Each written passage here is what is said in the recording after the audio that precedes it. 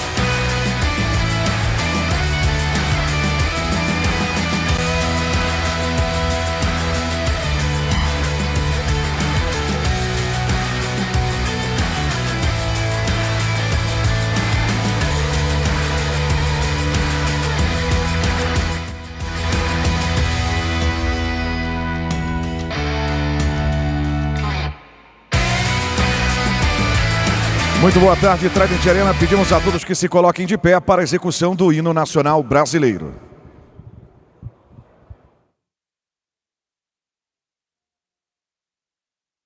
Olho no lance, lá vem.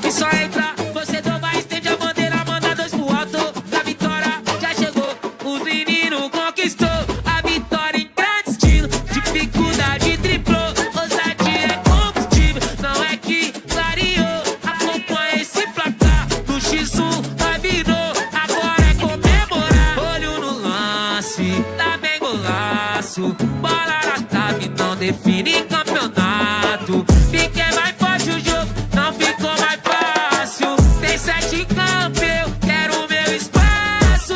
Olho no lance, lá vem golaço. Bola na trave, não define campeonato. Fiquei mais forte o jogo, não ficou mais fácil. Tem 7 campos, eu quero meu espaço. Pensaban que no, pero nadie puede contra las bendiciones que tira Dios. Enfoca en lo mío, no escucha a nadie, mira que se me dio. Todo lo que soñaba cuando era niño con tiempo se logró. Valió la pena todo el sacrificio, somos ganadores, no fallamos un gol. Números son solo números, pero el joseo no puede comprarlo. 725, eso no da, por eso le hice caso abajo. Ahora estoy viviendo bien y mami tiene vira la cuenta de banco. Olho no lance, lá vem golaço. Bola na trave, não decide o campeonato.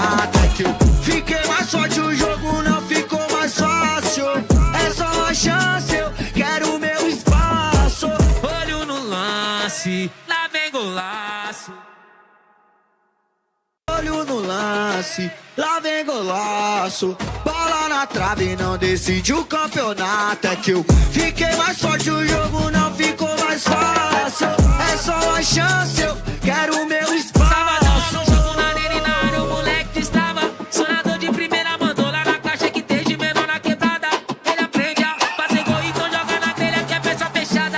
E só entra, você toma, estende a bandeira, manda dois pro alto. A vitória já chegou, os meninos conquistou. A vitória em grande estilo, dificuldade triplou. Ousadia é combustível, não é que variou. Acompanha esse placar, no X1 vai virou. Agora é comemorar, olho no lance, lá vem golaço. Bola na trave, não define campeonato. Fiquei mais forte, o jogo não ficou mais fácil. Tem 7 campos, eu quero o meu espaço. Olho no lance, lá vem golaço. Bola na trave, não define campeonato. Fiquei mais forte, o jogo não ficou mais fácil. Tem 7 campos, eu quero o meu Pensaban espaço. que no, pero nadie puede contra las bendiciones que tira Dios. Enfoca en lo mío, no escucha a nadie, mira que se me dio. Todo lo que soñaba cuando era niño con tiempo se logró. Valió la pena todo el sacrificio, somos ganadores, no fallamos un gol. Los números son solo números, pero el joseo no puede comprarlo. 725, eso no da, por eso le hice caso a Guapo. Ahora estoy viviendo bien y mami tiene vira la cuenta de banco.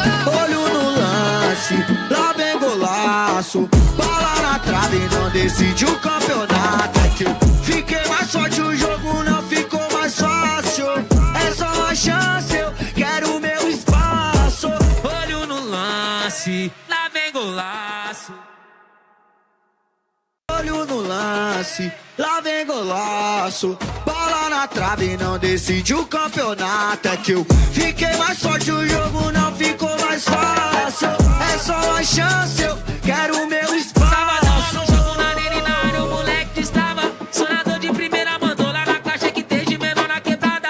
Ele aprende a fazer gol, então joga na grelha que é peça fechada. E só entra, você toma, estende a bandeira, manda dois pro alto. A vitória já chegou, os meninos conquistou. A vitória em grande estilo, dificuldade triplou. Ousadia é combustível, não é que variou. Acompanha esse placar, no X1 vai virou. Agora é comemorar, olho no lance, lá vem golaço. Bola na trave, não define campeonato. Fiquei mais forte, o jogo não ficou mais fácil. Tem 7 campos, eu quero o meu espaço. Olho no lance, lá vem golaço. Bola na trave, não define campeonato. Fiquei mais forte, o jogo não ficou mais fácil. Tem 7 campos, eu quero o meu Pensaban espaço. que no, pero nadie puede contra las bendiciones que tira Dios. Enfoca en lo mío, no escucha a nadie, mira que se me dio. Todo lo que soñaba cuando era niño con tiempo se logró. Valió la pena todo el sacrificio, somos ganadores, no fallamos un gol.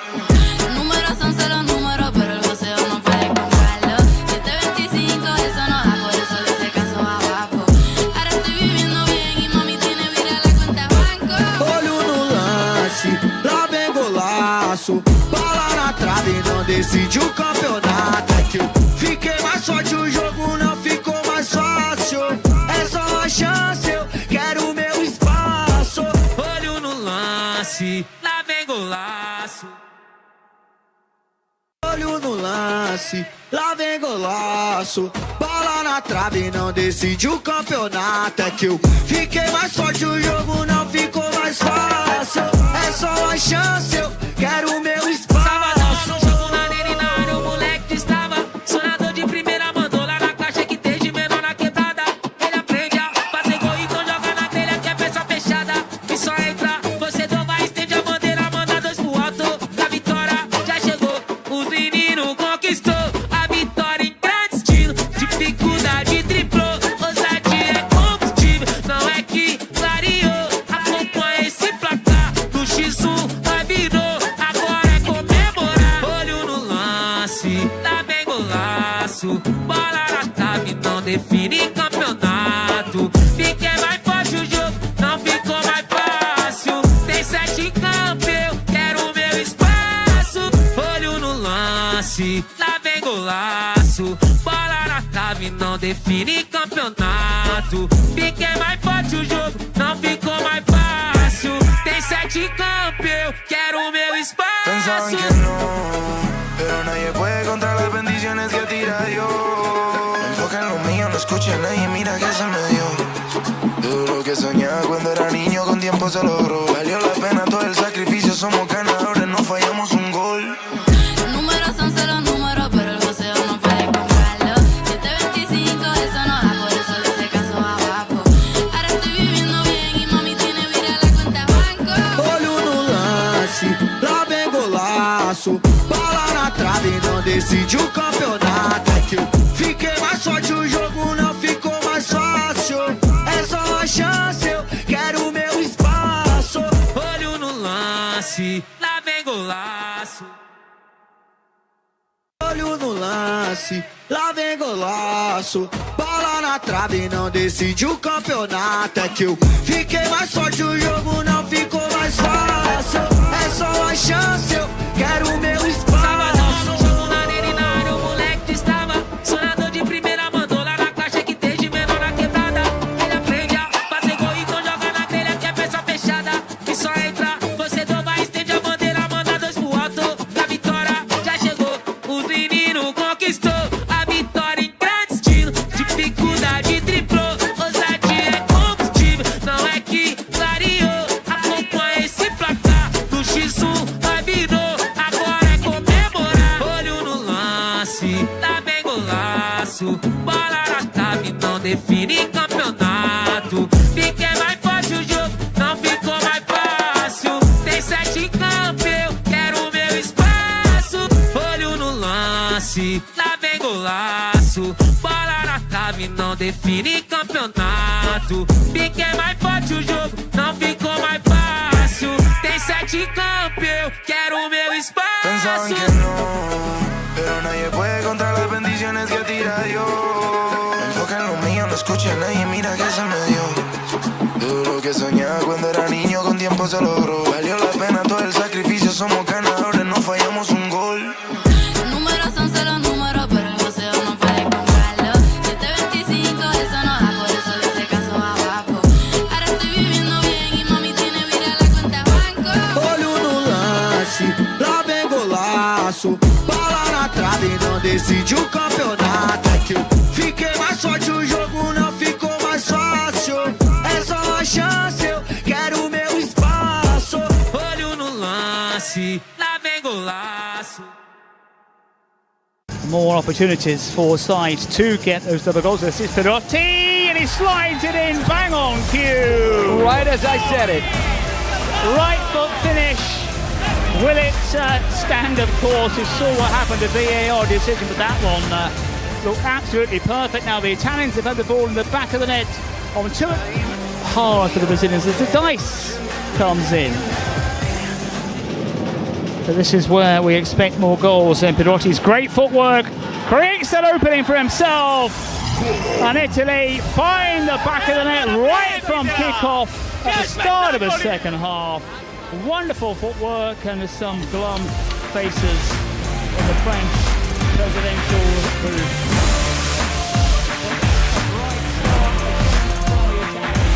A very good chance here for the number 10 to add to his total.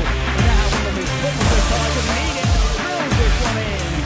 A first full goal. All struck by the number 10 shirt. Now it's starting to put the goals. So a little bit of data on the team. Together we are scaling up.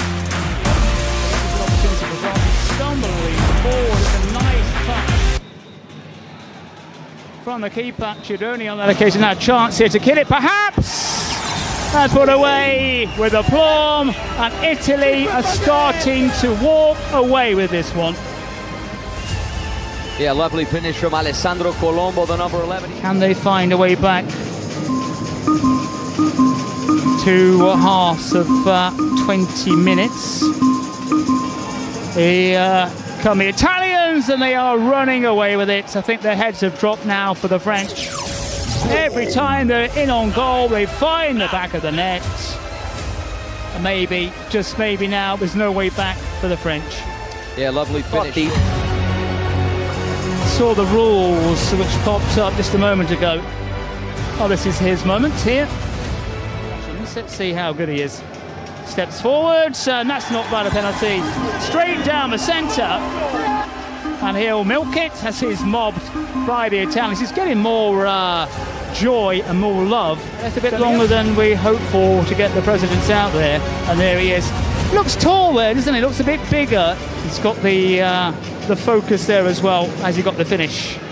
Well, there's the answer. A little bit of egg on the French faces. Make the most of the contact there, even though it's a slight contact. They want to make the most of it to try. Yeah, impressive to see. Still 0% there on Perotti. He would be my vote, of course. Maybe Geely and co got the family members voting. Yellow card flashed on the far side. We've seen him do it before. It's easier said than done. This is the moment, and it just drills it into the back of the net. And the Italians celebrate a significant win over France by 8-0. France, a real drubbing here and our opening match. Side in support. Knocks it out wide. We've seen some brave keeping from the goalkeepers as this one flies into the back of the net from a long, long way out. Audacious stuff from Herrera. And from the punch on his own goal line, great vision because Van der Sar had come forward in attack and Chile take the lead. Yeah, you have to risk it for the biscuit. Such vision of the Kings World Cup of Nations 2026. Chance here for the Netherlands to get themselves on the score sheet, but danger not clear, but some brave defending from Chile. Still can't get it clear, and they pay the price in the end as it's drilled in low. Pressure from the Netherlands, who find themselves back on level terms. But the goal! Ekecheta with the finish in the Chilean president. He won the Mr. Chile. Interesting. Well, this is penalty Pedro takes. Canales, the streamer. And it's a streamer's finish in the end. You've really got to break it down and analyse it and try to assist one as oh well, that's going to go down as a goalkeeping error, I think, really. Maybe it swung in the air to deceive Van der Sar. It was going the wrong way, but a stoppable shot ends up Zil in 2026. Yeah, it's interesting. It just gets shoved out. Oops! Oh, we've got to change. All right, We've just got to change. And the terrific work they do as Chile move forward and just put this one wide of a target. We certainly are connected, John. There he is, Chatmo. He's kitted up. Is he going to fall into? We shall find out. Well, he did enough. Sent the keeper the wrong way. That's a confident look, and that's a despairing look. It's out the card, and the other side responds. Remember, in the second half, it's a goal times 2. And the Joker, this is the first time in the competition we've seen the Joker. Striker. Nacho on his back and drives it into the back of the net. A joy for this man here in his comfortable chair. 39 years old, and he's still active. Oh, that's a cracking strike, and the Netherlands are back in it. Wonderfully hit from a long way out. And that has really rocked Chile. the chat. Really forward. This is a big moment here for Chile. What's he going to do? Drills it forward, and he finds the net. The Netherlands, number 4. Really has to find the net. Can he do so? Goes round. He's going to run out of time. And Chile celebrate here. The Netherlands beaten on the shootout. Time a factor. And all smiles for this man here. Sees his side scrape through on a shootout. Anthony, your betting feelings were...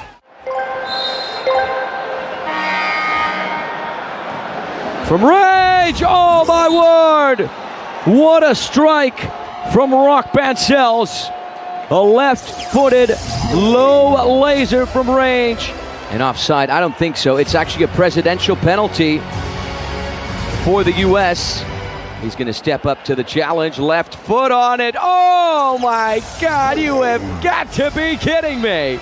The Panenka. He's got ice running through his veins.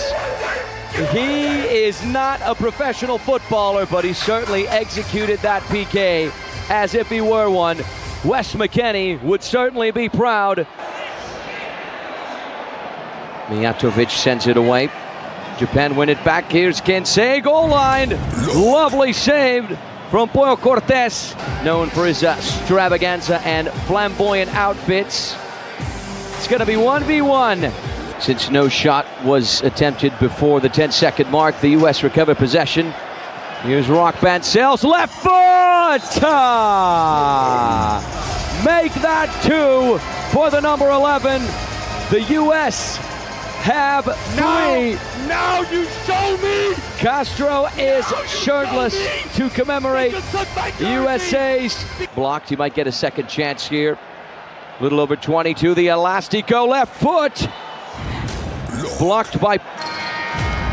The countdown is on. The shootout is good, and the goal is good as well. Tanabe looking for an angle, cut back, 4-1. I heard a whistle beforehand. Japan get one back. Look at the celebration from Keisuke Shigenobu just before the presidential penalty. And this is an important rule, right, John? All the presidents Has to make this one count. and it certainly does. The finish is good, very well taken from the Japanese president. A little over half an hour of playing time, goal times 2. Crucial. 8, 7, Gabriel Costa. 5. Here's Roque Bancells towards the goal line. Still going. And there's the effort into the back of the net. And that seals the deal for Team USA. The Brazilian-American Gabriel Costa scores the winner for the U.S., who beat Japan 5-2 on their open space for a finish. Oh, it's an excellent through ball. Easy tap in. Mexico, 21 seconds in, break the deadlock and draw first blood. It's a dream start for Mexico. 1-0 for the Latin Americans. Yeah, as you said, it was a dream start, really. This is Abdullah works his way inside and he finds a great goal. What a finish from the number 19, Abdullah Al-Akili. Saudi Arabia on level into the near corner. No chance. Number 11, Martin Lara. He went for the through pass, intercepted by Nawaf.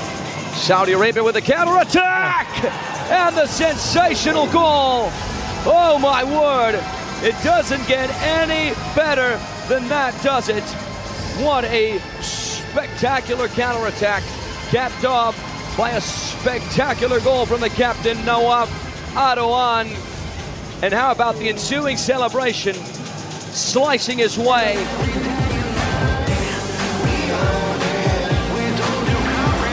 dice time. We had 1v1 to kick off the second half. Italy-France match when the Italians smashed France. Obed Martinez on his left foot. Is he going to get a goal? And he certainly is going to get not a goal, but a golazo. Obed Martinez, the Mexican star man, grabs his first of the Kings World Cup of Nations, and just like that. Half. Here's Abdullah trying to make it 3-2. just wide. The effort from the number 19. Up now for Saudi we have Hussam Ribia, the number 5. Another lovely run. Oh my word. How did that not go in? Martin Lara did everything. Here's Eddie Sanchez. Oh, this is a great ball, and it is a great goal for Mexico. They turn it around. They make it 3-2. It's the big man, the number 90, Alexis Silva. Right place, right time.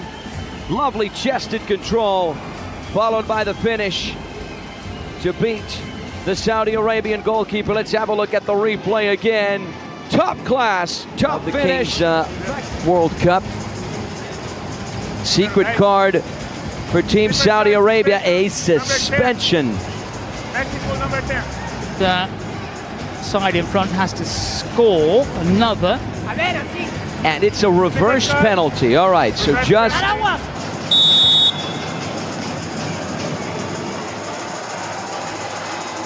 Ribia to take it, and he delivers. If there is a golazo off a penalty kick, that's what it looks like. Working the ball well from player to player, from foot to foot. It's loose and alive in there. That just might be the equalizer. This ball's ricocheting all over the place. And you do not want to be Antonio Monterde, the Mexican goalkeeper, in this situation. Caught the front of the challenge right on his hand there. Ouch! Here's the replay. Ooh. La working his way inside, changes direction, pulls the trigger! Oh my word! You have got to be kidding me! What an absolute golazo from Abdullah Al-Akili. Right, Askenazi and Obed Martinez on the Mexican side. Abdullah and Nawaf for Saudi Arabia, through ball!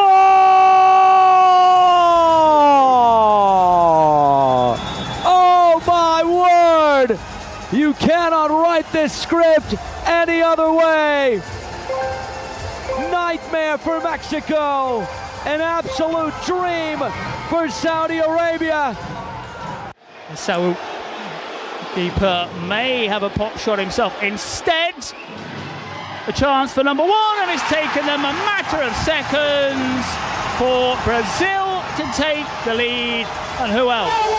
It just had to be Kelvin Oliveira on the score. Listen to the energy, listen to the atmosphere. Spain with a chance for the equaliser. That is a fabulous stop. Work there from Dedu to track back on that far post, getting his place, getting his body in the right place to steer it away. And finally, the secret card will be unveiled. It is a star player, so this means that if said star player scores, the goal will count for 2. Basically what it means. We saw that in the first game today with Berotti.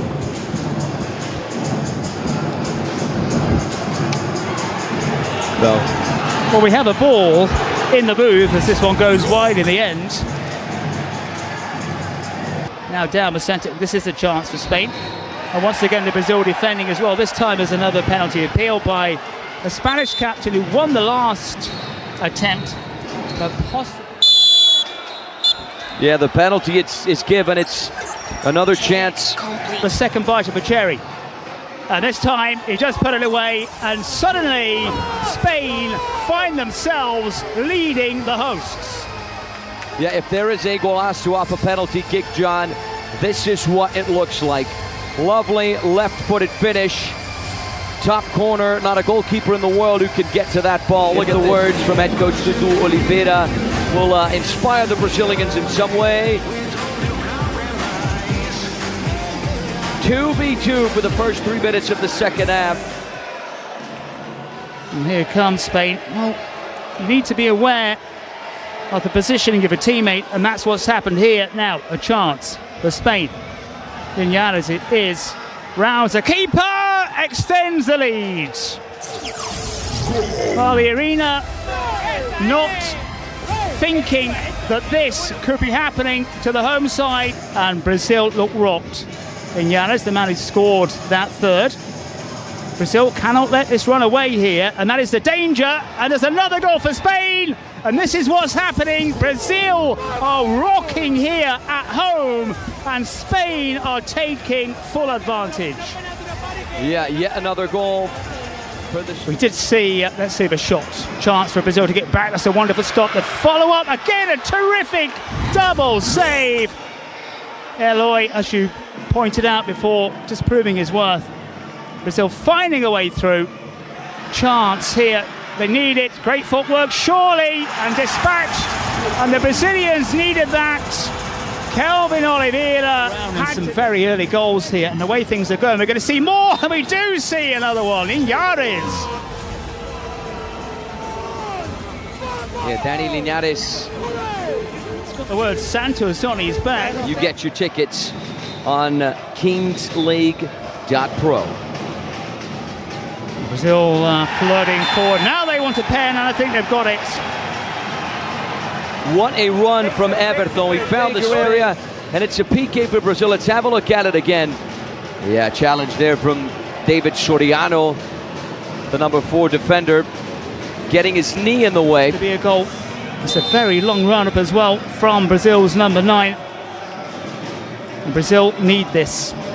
Stuck a step, picks his space. The keeper almost gets there, but goal number 3 from the captain and Brazil's number 9, which puts them really back into this match. Brazil, after that hat trick from Kelvin Oliveira, this is Gaules. He's going to pick his spot and lifts it over. Well, that record, which you talked about, has gone down the drain somewhat. Is it turning out to be what the secret card will produce? I believe it's a star player, if I'm not mistaken. I got a quick that would be glimpse of it. Would be the right suspension. thing. I stand corrected. You got the S right. This is we talked about big try to maybe being bad luck.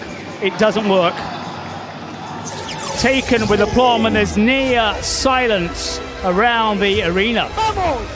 Yeah, things were looking hopeful for Brazil at 5-3. Now at 6-3, things just become a result. If that's what happens, will stun everybody. Threw it in low, and that's it. Spain take it. You have to say that on the night, the side in red deserve it. Tactically, they got it right. They came back from a goal down. As Anthony said, Brazil perhaps not at their best, but Brazil on the whole.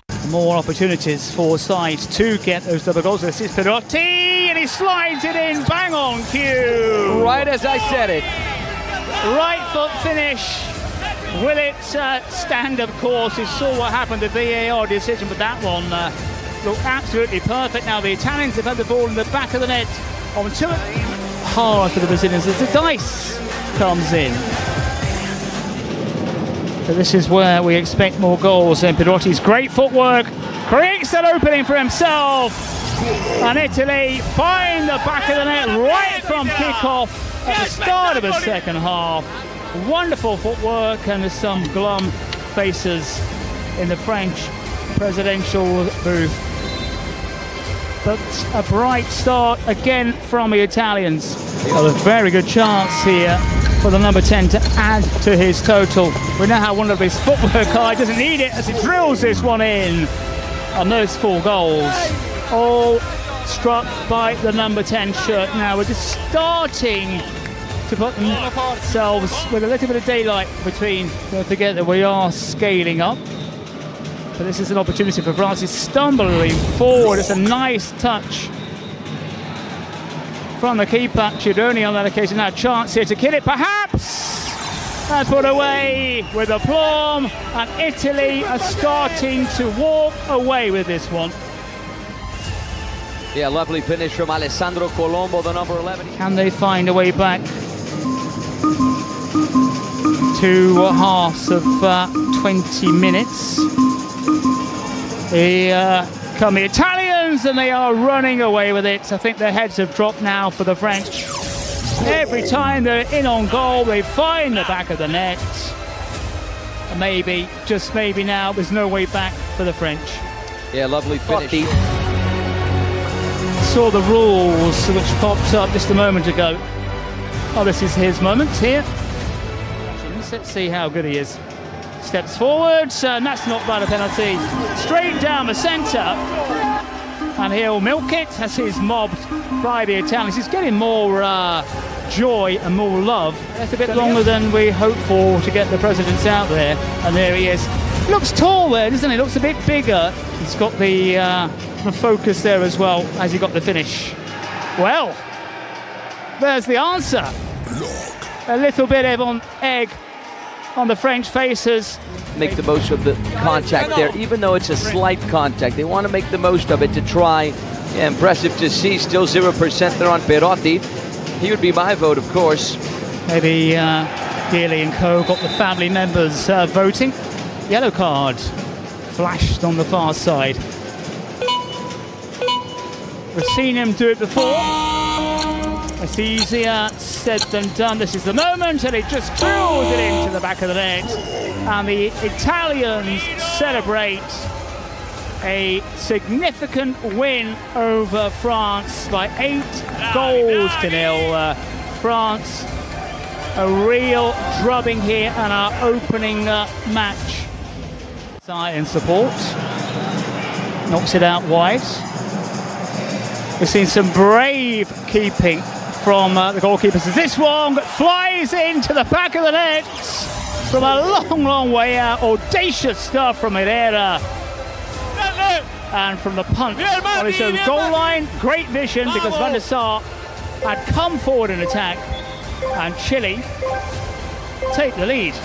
Yeah, you have to risk it for the biscuit. Such vision of the Kings World Cup of Nations 2026. Chance here for the Netherlands to get themselves on the score sheet, but danger not cleared, but some brave defending from Chile.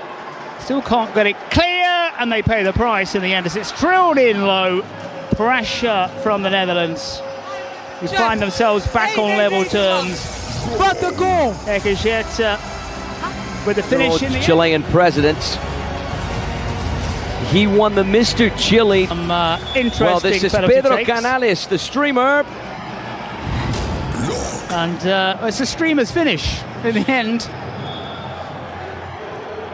You've really got to break it down and analyse it, and try to assist one as well. Well, that's going to go down as a goalkeeping error, I think, really. Maybe it swung in the air to deceive Van der Sar. It was going the wrong way, but a stoppable shot ends up in 2026. Yeah, it's interesting. It just gets shoved out. Oops! Oh, we've got to change. All right, We've got to change. And the terrific work they do as Chile move forward and just put this one wide of a target. We certainly. Olho no lance, lá golaço. Bola na trave, não define campeonato. Fiquei mais forte, o jogo não ficou mais fácil. É só uma chance, eu quero o meu espaço. Tranqui, yo me encargo de dejar a mi equipo en lo alto. Se siento euforia en la tribuna completa y me pongo la 10, sudo la camiseta. Salimos y puro choco bonito, arriba en el marcador esa era la meta. Aquí si yo gano, todos coronamos. No fue un día pa' otro, nada regalado. Yo soñé con esto sin falta en el mercado. Y si mi equipo gana, todos coronamos. Dime, dime.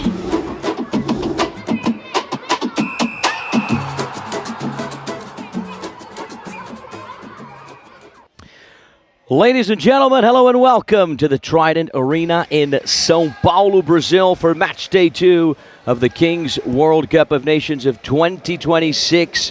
We're live here in the largest city in South America. I'm Anthony Wells. Such a pleasure to be in charge of your commentary alongside John Cottrill. John, what a privilege it is, my friend. Yeah, absolute pleasure to be here for this KWCN tournament. We had a great day of football, great day of action yesterday afternoon, yesterday early evening, and now we are back here for the second day. 5 exciting matches to come. Yeah, T-minus 38 minutes away from the ball drop for our first game of the day. India taking on Indonesia, 2 teams making their debut on this very stage. But before we talk about that match, we want to talk about the song for this nations competition here in Brazil. All World Cups, of course, they have their own song, and this competition here in Brazil could not be any different. And what I can't get out of my head is really this incredible nations anthem. I really can't stop singing it. I'm talking about the song Lá Vem Golaço, the official anthem of the Kings World Cup Nations. Let's have a listen.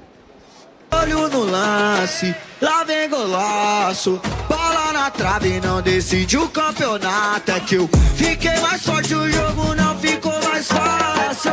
É só uma chance, eu quero o meu espaço. Sabadão, jogo na arena e na área, o moleque destrava. Sonador de primeira, mandou lá na caixa que tem de menor na quebrada. Ele aprende a fazer gol, então joga na telha que é peça fechada. E só entra, você doma, estende a bandeira, manda dois pro alto. Da vitória já chegou, os meninos conquistou. A vitória em grande estilo, dificuldade triplou. Ousadia é combustível, não é que clareou. Acompanha esse placar, do X1 vai virou. Agora é comemorar, olho no lance, lá vem golaço. Bola na trave, não define campeonato. Fiquei mais forte, o jogo não ficou mais fácil. Tem 7 em campo, eu quero o meu espaço. Olho no lance, lá vem golaço. Bola na trave, não define campeonato. Fiquei mais forte, o jogo não ficou mais fácil. Tem 7 em campo, eu quero o meu Pensaban espaço. que no, pero nadie puede contra las bendiciones que tira Dios. Me enfoqué en lo mío, no escuché a nadie, mira que se me dio. Todo lo que soñaba cuando era niño con tiempo se logró. Valió la pena todo el sacrificio, somos ganadores, no fallamos un gol. Números son solo números, pero el voceo no puede comprarlo. 725, eso no da, por eso dice caso abajo. Ahora estoy viviendo bien y mami tiene vira la cuenta de banco. Olho no lance, lá vem golaço. Bola na trave, não decide o campeonato. É que eu fiquei mais forte, o jogo não ficou mais fácil. É só uma chance, eu quero o meu espaço. Olho no lance, lá vem golaço. Olho no lance, lá vem golaço. What an incredible song composed by MC Ariel, MC Marques, Chris R, and De La Rose. What a massive hit. But right now, let's focus on the competition itself. Let's talk about the nation's format. Right, yesterday, the first 5 matches of the group stage took place. In this stage, very important to finish as the leader of your group. That way, you get to skip the last chance and move straight to the quarterfinals. So right now, let's review the format of this nation's tournament and the path the national teams have to follow to be crowned champions. Remember, the final at the Allianz Parque on January 17th. What will the format of the Kings World Cup Nations in Brazil be like? The 20 national teams are divided into 5 groups of 4 teams each. The nations in each group will face each other in a round robin. The group winners will advance directly to the quarterfinals, while the runners-up and the best third-place team will have to fight for a spot in the quarterfinals in an all-or-nothing match, the last chance. The 3 winners of the last chance will advance to the quarterfinals, where they will face the leaders of the group stage. The teams that advance from the quarterfinals will meet in the semifinals, and only 2 nations will reach the grand final. A great event at Allianz Parque in São Paulo next January 17th. Who will be the next world champion? Yeah, all very clear there, right? Only 11 teams will make it through this group stage, while 9 national teams will say bye-bye to the competition. Yesterday, we had 10 national teams that began their journey in the Kings World Cup of Nations, and these were the results. John, which game did you enjoy the most? I think we know the answer. Well, the game for me was it's probably not the biggest on paper, but the Mexico-Saudi game was absolutely fabulous. I think it had everything. Italy trouncing France, of course, and we had the Brazil-Spain match as well, which had a lot of big moments, huge win for Spain, but the Mexico-Saudi match, brilliant, absolutely brilliant for me because it was a thrilling end, some absolutely wonderful goals as well. It had everything you want from the Kings universe. Yeah, what a game between Chile and the Netherlands, the only one to make it in to the shootout mode on minute 36. The Italians, what a way to bounce back after that disappointing performance in Italy last year. An 8-0 drubbing over the French. An absolute heartbreak for Brazil, the hosts defending champions, losing at home on their very first game to the mighty Spaniards, who were very, very strategic. They got it all right, beating Brazil 7-3. Let's have a look at the standings. This is how the competition is looking after match day 1. Chile at the top of Group A, or rather Italy at the top of Group A. Chile at the top of their group.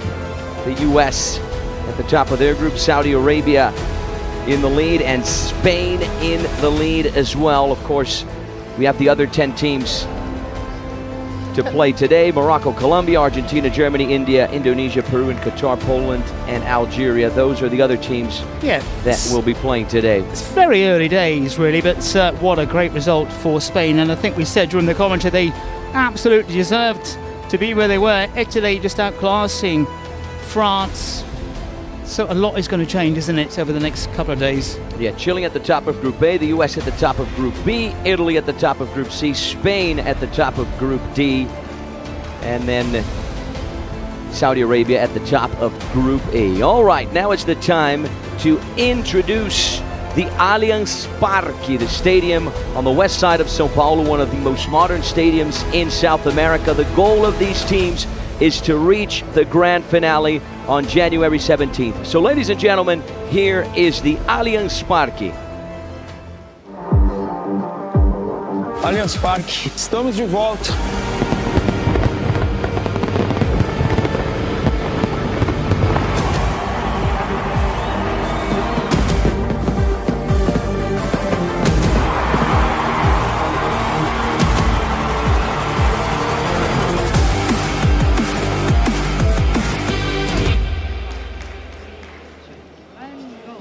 And there you have it, ladies and gentlemen, the Allianz Parque, west side of Sao Paulo. You can fit over 40,000 people in that stadium. The final there, January 17th. Make sure to get your tickets on our website, kingsleague.pro. All right, a lot of stuff went down yesterday, so it's time to review the best moments from the 5 matches that were played yesterday. We are going to begin with the Spanish defeat of the previously unbeaten Brazilians. What a performance from the Spaniards. They didn't go very far at the competition last year in Italy, and after the performance that we saw yesterday, I think we're going to get a different outcome from Spain here on Brazilian turf. Right, the Brazilian national team, they made their home debut in this nations with their first loss. So we're going to check out some of the highlights in just a few moments, keeping in mind we have Spain and Brazil in this Group D alongside Peru and Qatar as well. Peru and Qatar will be facing each other in the other game later today. But here we have the highlights. Linares, the player who scored the 7th goal that would seal the deal for DJ Mario and his crew.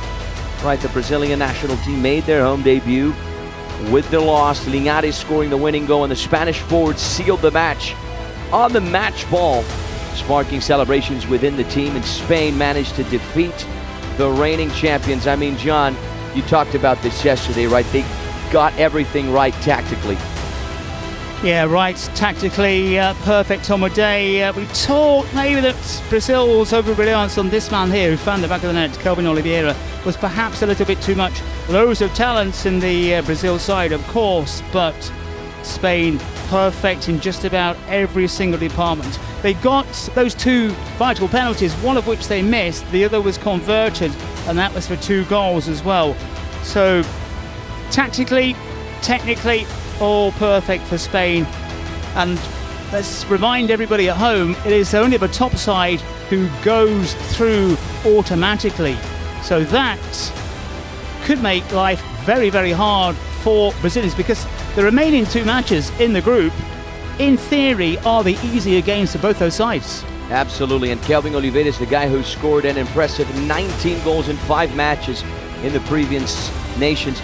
But despite the home team's defeat, right, this match left us with an incredible atmosphere at the Trident Arena. I mean, the Brazilian Kings League supporters really turned up, cheering at the top of their lungs. The crowd never stopped cheering throughout the match. So we really had the energy in the bleachers, the energy in the stands, men and women, young and old, filling the bleachers, really providing that energy, right? So the job was done off the pitch, on the field, not quite for Team Brazil yesterday.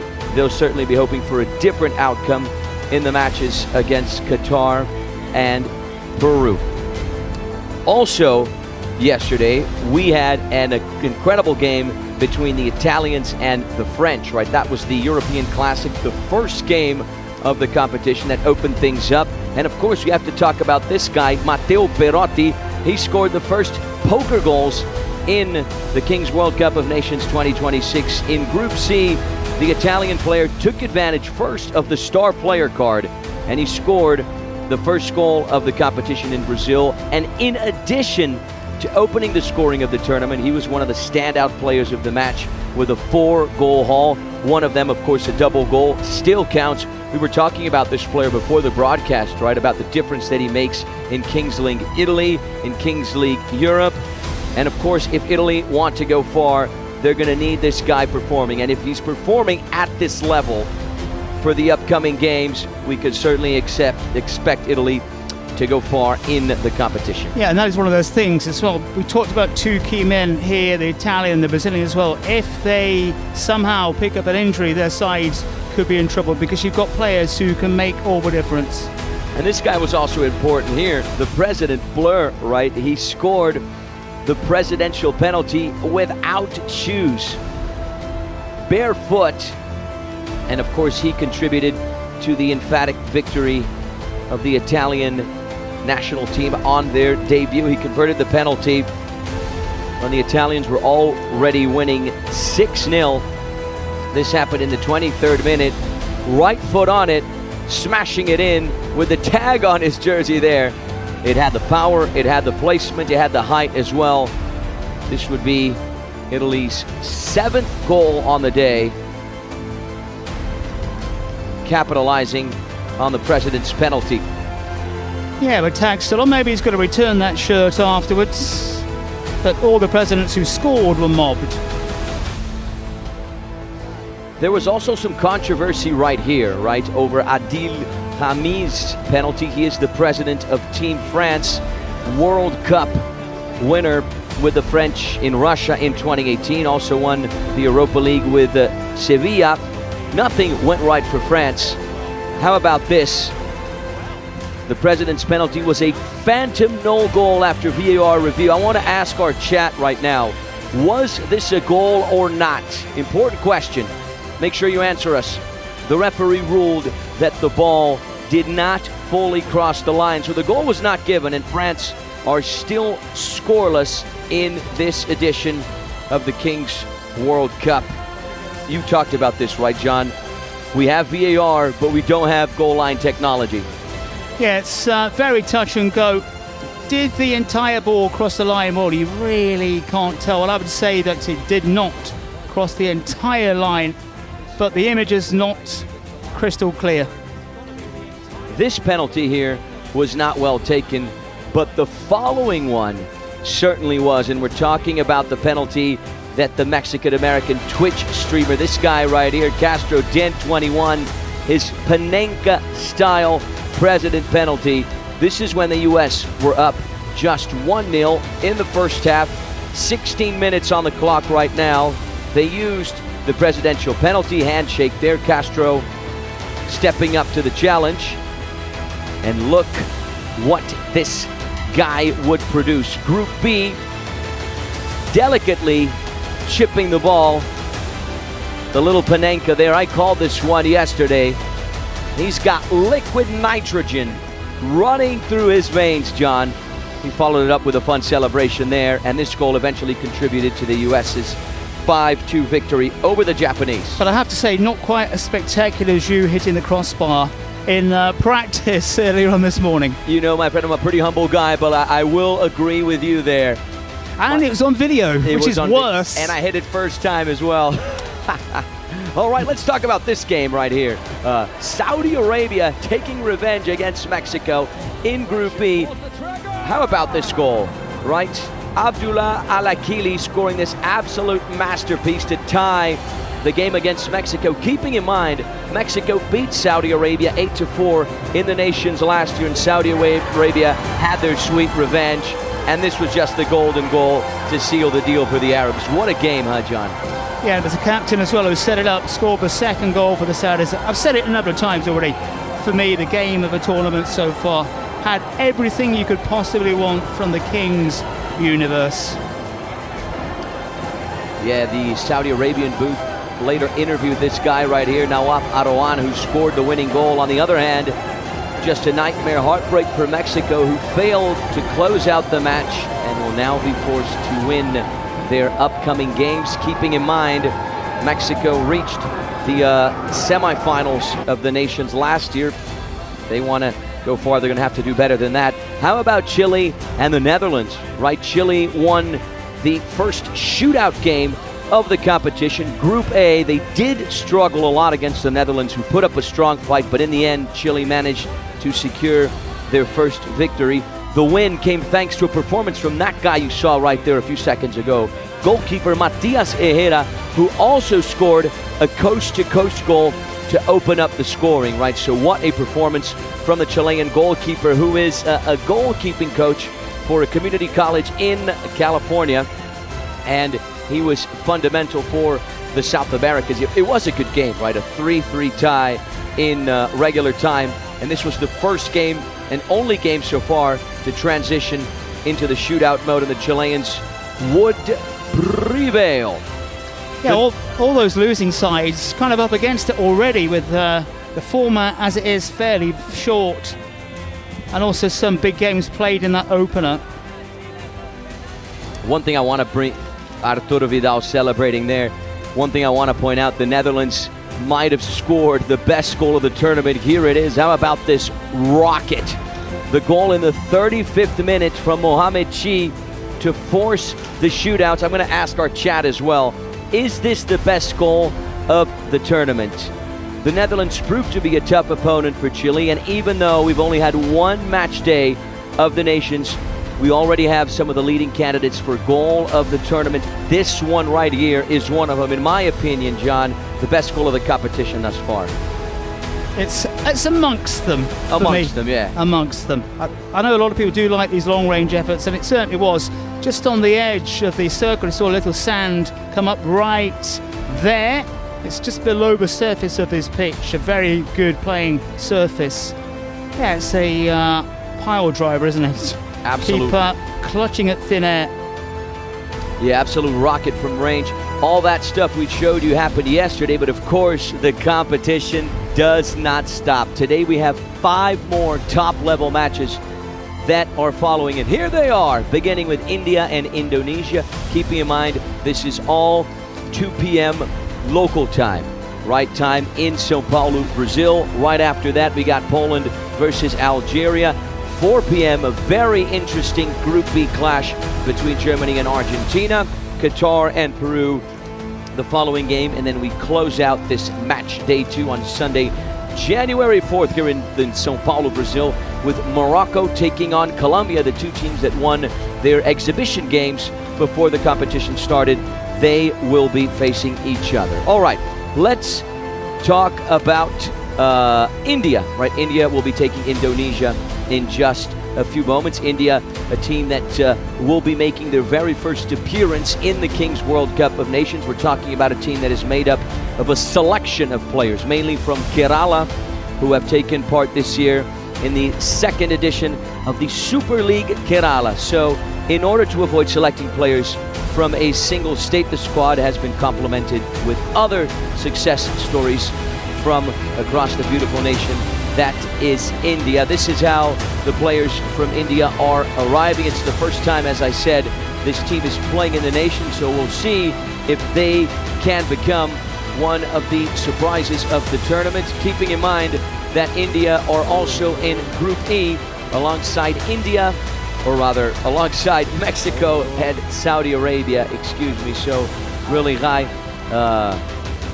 expectations here for what the Indians can do. The Indians that are led by their president, Kariminati, whose real name is Ajay Nagar. And also a couple of images there, what it's like behind the scenes here at the Trident Arena. Well, the temperature's outside on the warm side. If you're wondering about kickoff times, its local time is 1:43, so around 17 minutes away from kickoff here, our first big match. India, India, and maybe Indonesia to some extent, more cricket nations than football, but they're moving towards the soccer scene. Yeah, and we saw there the president of the Indonesian team, Atta Halilintar, Indonesia, arriving at the Trident Arena here in Brazil.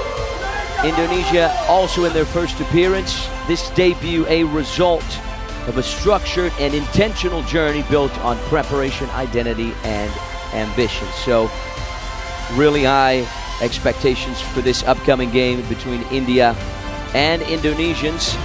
Next up, I want to talk about another South American team. I'm not talking about Chile.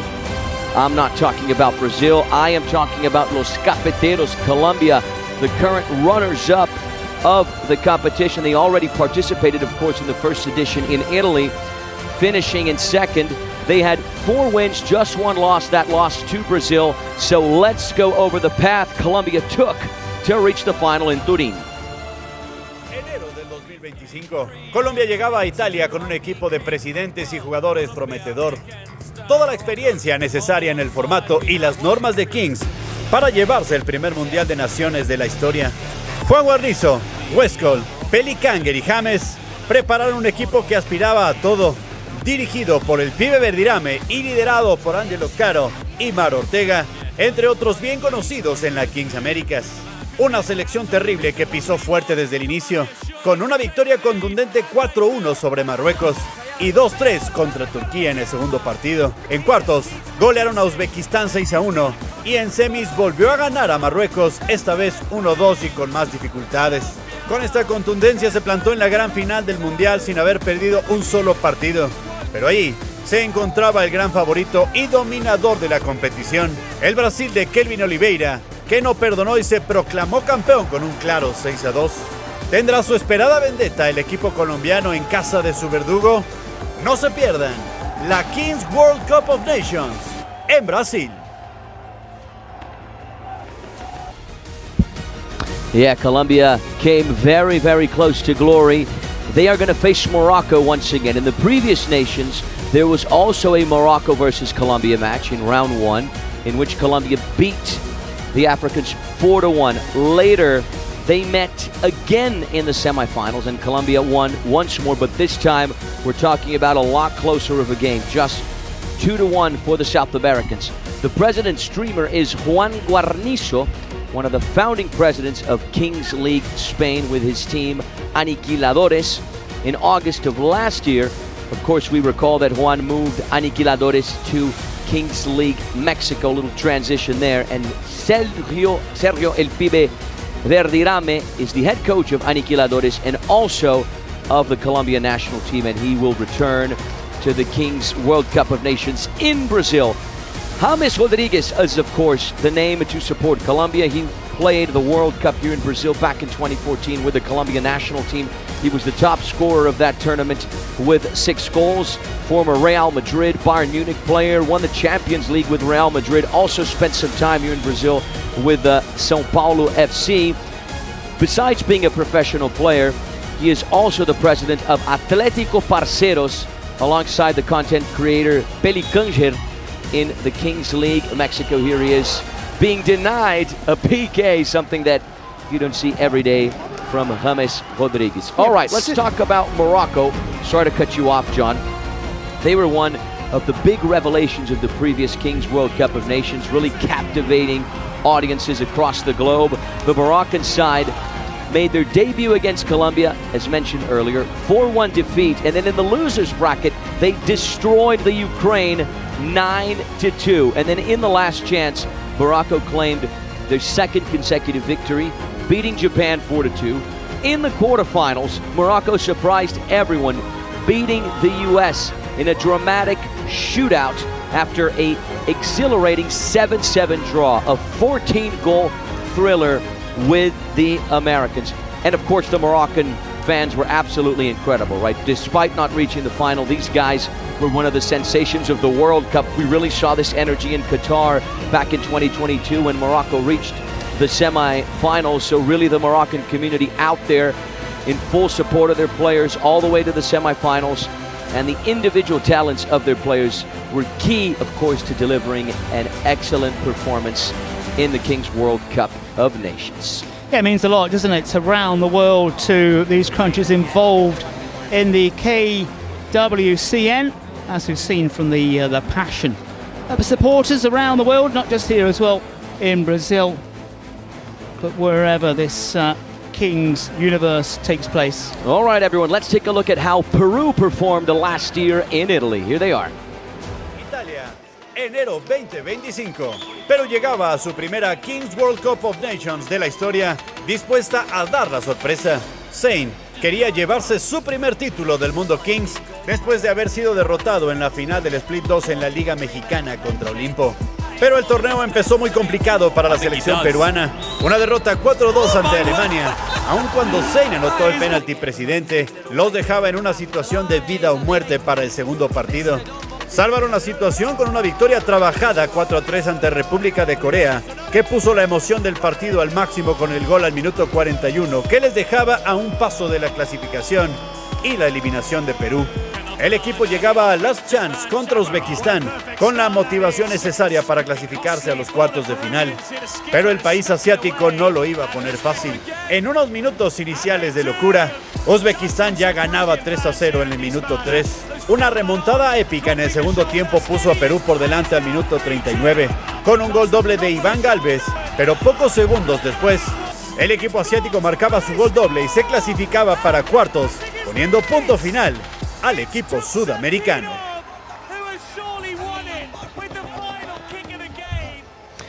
And Qatar will be Peru's first opponent in the KWC Nations. Both Qatar and Peru were unlucky as they have been drawn in a group with Brazil and Spain at this very group stage. As you already know, only the top two teams from each group and the best third place team advance to fight another day. So let's get to know a little bit more about the streamer Abofla, who will represent Qatar.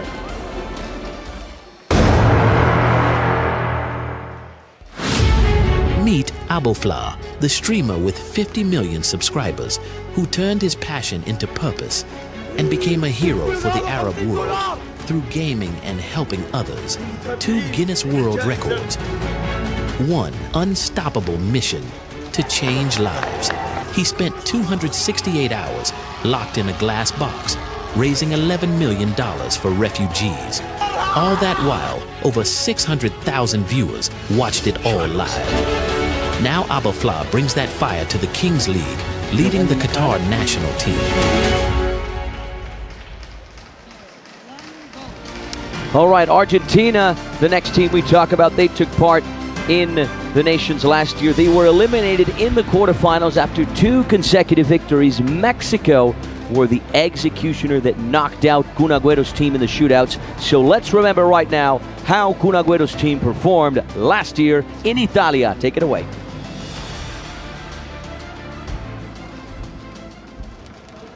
Enero del 2025. La primera Kings World Cup of Nations de la historia reunió a las mejores selecciones del mundo. Y Argentina no podía faltar tampoco en el universo Kings.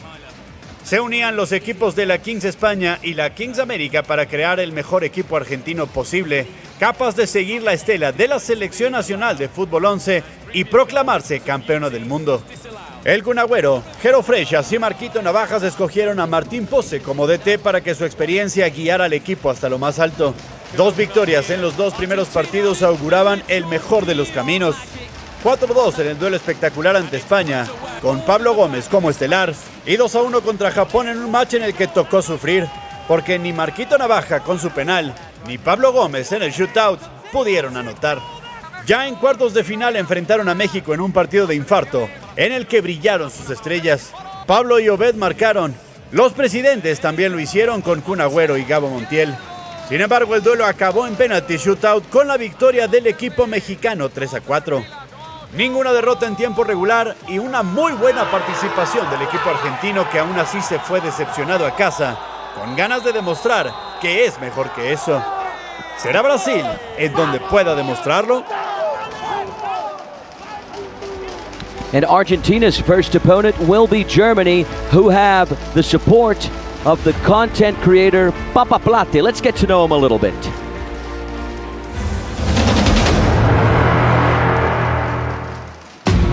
Papa Plata is not just one of Germany's biggest creator. He is the creative heartbeat of a generation. With millions of followers across Twitch, YouTube, and podcast platforms, he hasn't just grown an audience, he's built a very unique style and culture. Kevin Papa Plati is a storyteller, entertainer, strategist, and voice of youthful energy. Through every live stream, every edit, every off-the-cuff conversation, he channels authenticity, humor, and a digital spirit. Passion is his core asset. Strategy and heart will determine if it becomes victory. Well, let's talk about another European side right now, Poland, who have the support, of course, of Robert Lewandowski, but also of the content creator who will also be supporting the Polish national team is Izak, one of the country's most well-known commentators and streamers. Let's get to know him a little bit. Polônia. Polônia. Polônia.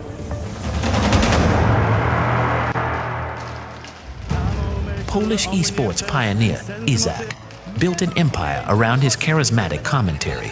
A former Counter-Strike pro, he transitioned to streaming and quickly amassed a massive community. But Izak didn't stop at esports. He crossed into mainstream sports, commentating every Poland match at Euro 2016 and joining Poland's national broadcast team for the 2018 FIFA World Cup. Today, Izak's unique blend of gaming expertise and football passion makes him Poland's ultimate digital sports voice, perfectly positioned to bring his electrifying style to the Polish national team. Fun fact about Poland, they will be debuting and revealing a secret player at 2 p.m. local time. Let's take a closer look now at their opponent, Algeria, whose captain is the content creator, HMI. Hashmi, it's time. What? Do you know what I mean? Do you know what I mean? Do you know what I mean?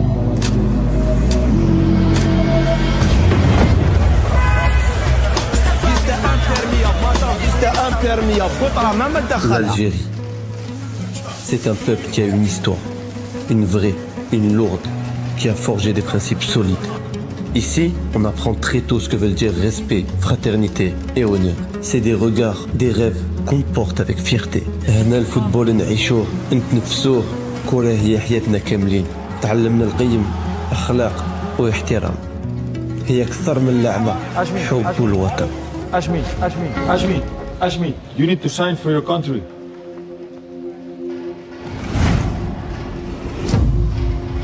Hop, hop, hop, tu as oublié quelque chose là. Tahia Djezaïr.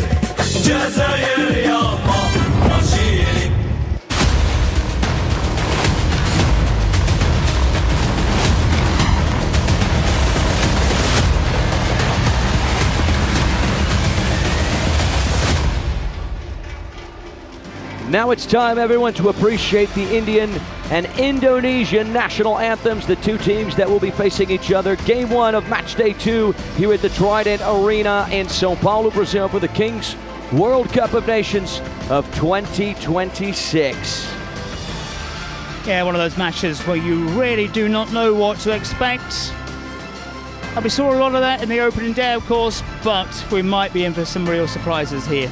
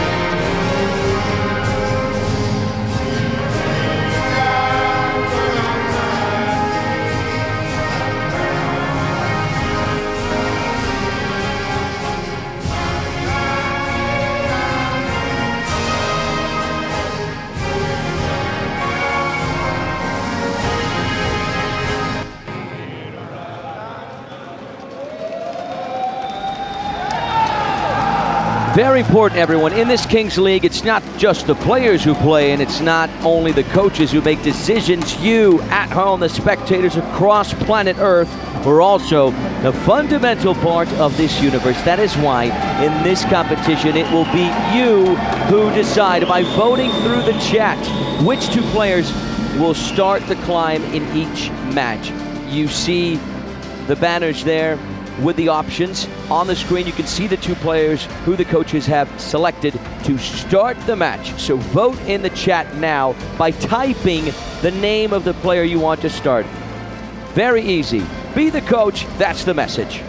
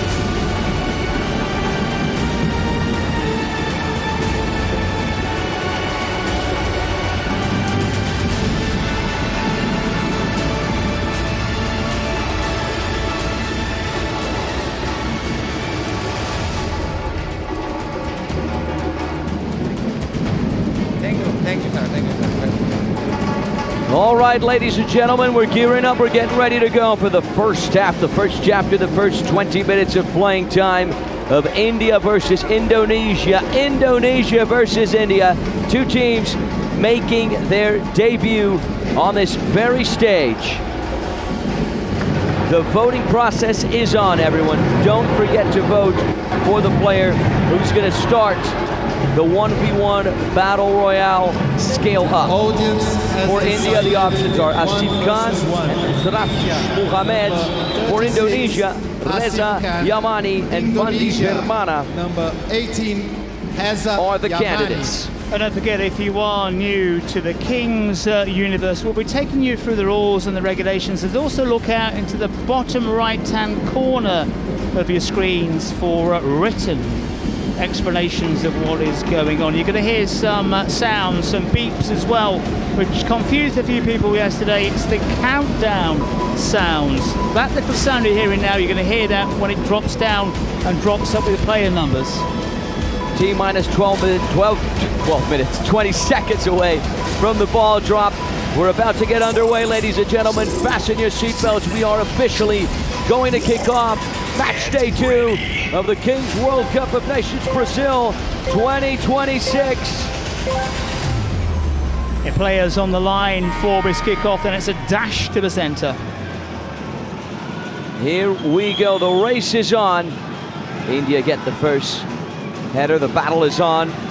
Nice little touch there from Reza Yamani. Able to flick it out, a sideline throw for India on that left-hand side. These are the first movements of India versus Indonesia. Here's the effort from range, blocked. Yeah, it's 2v2 right now. The goalie is way off his mark. You can't do that. Handball outside of the box, and that's a red card. Oh my word, what a dramatic start to this one, John. The first red card of a tournament. We've seen yellows before, which means suspension for players, but a red card here means he's going to be off for a few minutes. Yeah, it's a deliberate handball, isn't it? There's no question about it. Rush of blood to the head. I think he forgot exactly where he was. So they're also, this is going to be very interesting as well, because they're down a man. They've only got 2 players out there. Red card for Jaime Joy, the Indian goalkeeper. So now one of the teams will be short a player for 5 minutes, then a replacement will be allowed.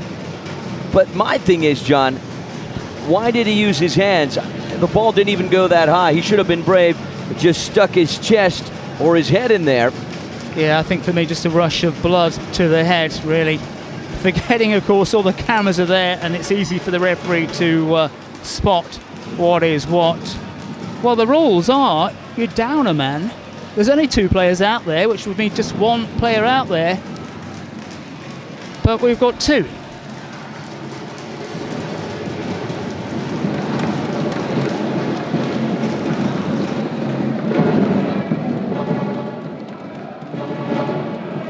Whistle, okay? Wait the whistle, okay?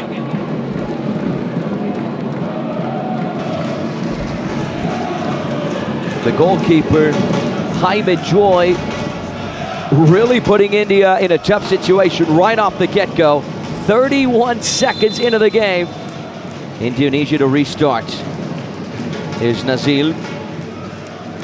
Yamani back towards Nazil. Can he pull the trigger? He decides against it. No angle there. Yamane!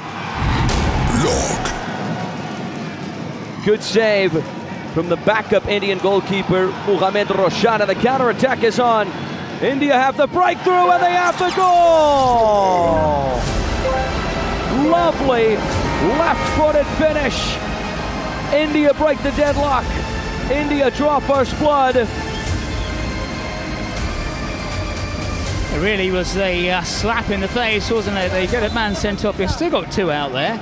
And then a quick thinking counter-attack. I think for my money as well, there was a shooting opportunity not taken. Mushraf Muhammad scores the first for the Indians. Indonesia try to respond the first few minutes of the game. It's now 3v2. This is where that red card is kicking in to make India play a man down. Okay. You have to do better than that. Reza Yamani, left foot on it. Way too much power. It goes out of bounds. India with a chance to restart. India will be playing a man down for the next 4 minutes and 20 seconds.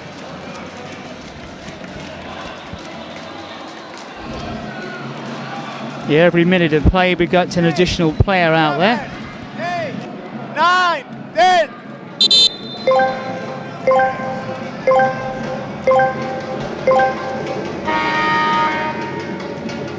A player to step in on each side. The question now is, will Indonesia take advantage of the fact that they're playing a man up? Yeah, we've said it before. Normally, the more players you get out there, the fewer goals. But even now, there's still plenty of room, plenty of spaces. 3v2 when it comes to the outfield players. First time finish. Roshan's going from way out. It's an audacious attempt. And that was oh so close. Inches wide of the post. Almost 2-0 for India. Yeah, they've been the quicker thinking of the 2, apart from the horrendous mistake made by the goalkeeper. And Indonesia just need to be a little bit more alert and take the hard chances. Maybe 1 or 2 touches too many from them at times. Is Peter Jr., the number 11. He's got support on the right-hand side. On frame, good save there once again from Mohamed Roshan, the Indian goalkeeper. That's another tame finish, wasn't it? Here's the through ball. A little too much pace on it. Indonesia with a chance to restart on the left-hand side. Peter Jr. once again on his right foot. These last few finishes, though, they don't quite have the power. You know what reminds me of? It reminds me of my shooting earlier on today when we had a kick around on this playing my friend, surface. I think yours might actually be a little bit better. And that is saying something. Here's the counter-attack off the post. What a run from Roshan. Is he going to make it 2-0? Absolutely incredible. Mohamed Roshan against all odds makes it 2-0 for India. He went all the way. And how about the manner in which he decided to place it over the line? The Indonesian goalkeeper didn't have it. The Indian one certainly would. A man down, India lead by a couple of goals. You cannot script this any other way. What a manner to start off match day 2 of the competition, John. Yeah, India taking the mickey, aren't they, really? They've been a bit quicker. They've been quick thinking. Down a man, of course, as well, Indonesia. I've got a lot of time to go. They can turn things around very, very quickly. It might be an opportunity to throw a card in. This is they've got a man extra still at the moment for another couple of minutes. Use a card and try to amplify your advantage. If you're trailing by 2, you've got to do something tactically here. They're only going to have a man up for the next minute and 50 seconds. So Indonesia, if they want to muster a reaction, they're going to have to do it right now. Finishing has been poor, hasn't it, from the side in red. They've got shots, and they've got more shots in total, but those shots they've had have been weak. A huge shout out to our viewers across India and Indonesia who keep checking in to our chat. India, I really do think, on the footballing world have got a massive potential. Not just here in the King's Universe, but also at professional football level as well.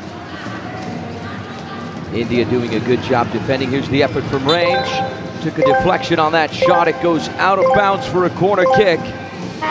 Ken, that beeper you're hearing is more players arriving. We had a lot of queries about this yesterday. Corner kick taken short on the left-hand side. It's Abdulaziz. He's got the support from Peter Jr. India working the ball from player to player, from foot to foot, trying to find some space. The through ball, the idea was good. The number 77, Gurpreet Dillon, couldn't quite get on the end of it. Yeah, we saw a lot of that attempt to get the ball down the centre. There's not a lot of space out there, and even the likes of Brazil and Spain to some extent, and Italy as well, both tried it, but it rarely worked. That's heading straight out.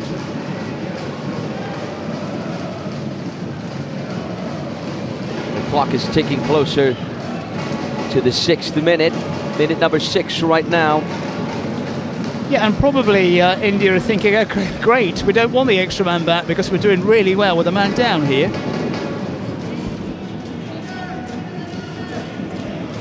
Here come Indonesia down the left-hand side, goal line, cut back. The build-up is looking nice. And that's an excellent save from Mohamed Roshan. Peter Jr. pulling the trigger. They've had countless chances, the side in red. It's a good stop.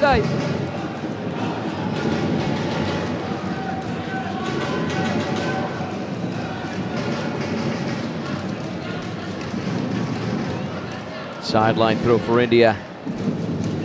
Indonesia with almost 80% ball possession, yet it's India who are in the lead by a couple of goals.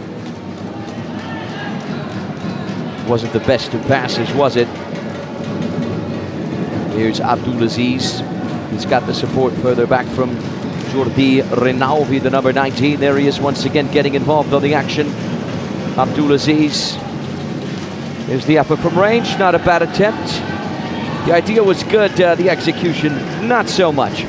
Well, important message. UNICEF works in more than 190 countries to protect and improve the lives of the world's most vulnerable children, ensuring access to health, education, and protection against violence, conflict, and poverty. Yeah, in 2025, Kingsley joined forces with UNICEF to promote essential causes such as mental health, gender equality, digital rights, supporting UNICEF's flexible funding so that the organization can act quickly where the need is greatest. Log.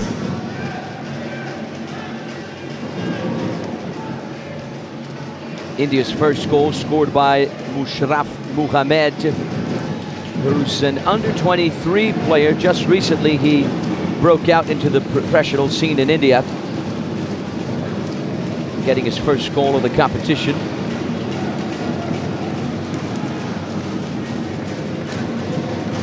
Here come Indonesia once again down the left with Van Per working his way inside, looking for an angle. He's got support. India with the bus very much parked. Good defensive discipline from the Indians.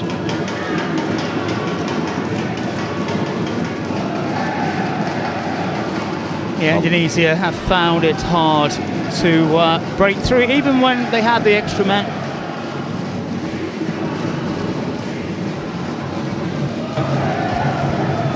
Have you a quick look here at the Indian dugout. Here's Abdulaziz.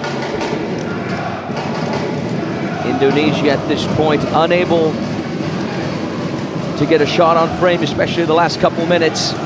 Here's Peter Jr. The support further back from Jordi Rinaldi. Here's Van Peer.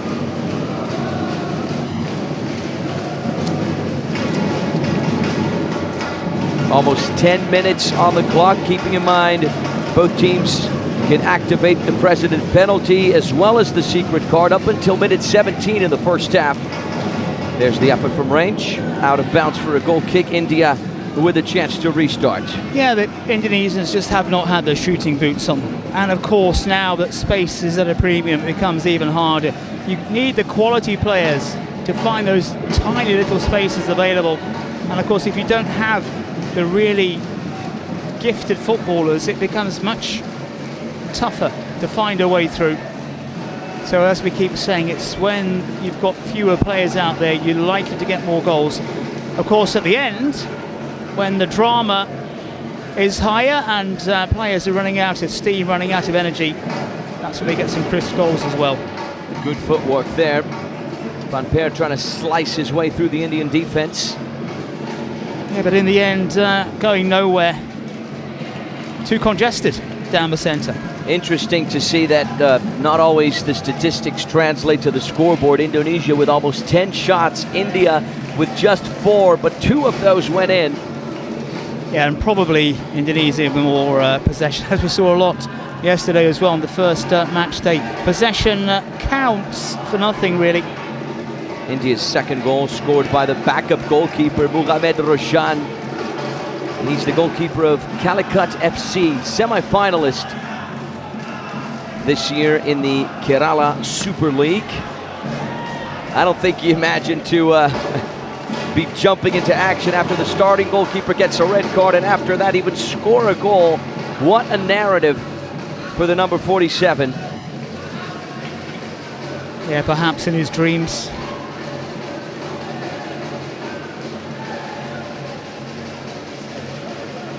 Sideline throw for Indonesia, who restart. This is Jordi Rinaldi. He's got support on the right-hand side from Abdulaziz. There's the effort from range. Great save from Mohamed Roshan, and you saw the little smirk there. He knows it was good. Let's have a look at the replay. Tell us in the chat, ladies and gentlemen, where you're watching this game from. Are you enjoying it? Did you expect the first half so far to turn out this way?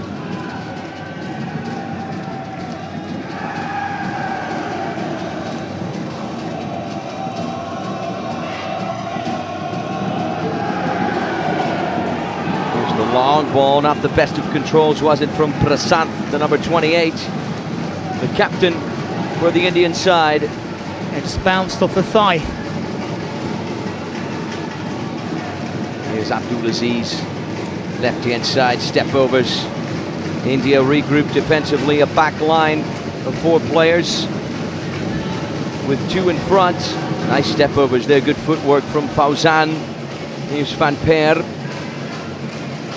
Indonesia could really use a goal to try and get back into this one. Almost 13 minutes on the clock. Poor chemistry there between the pair of Indonesians. Roshan is going to make the most of it.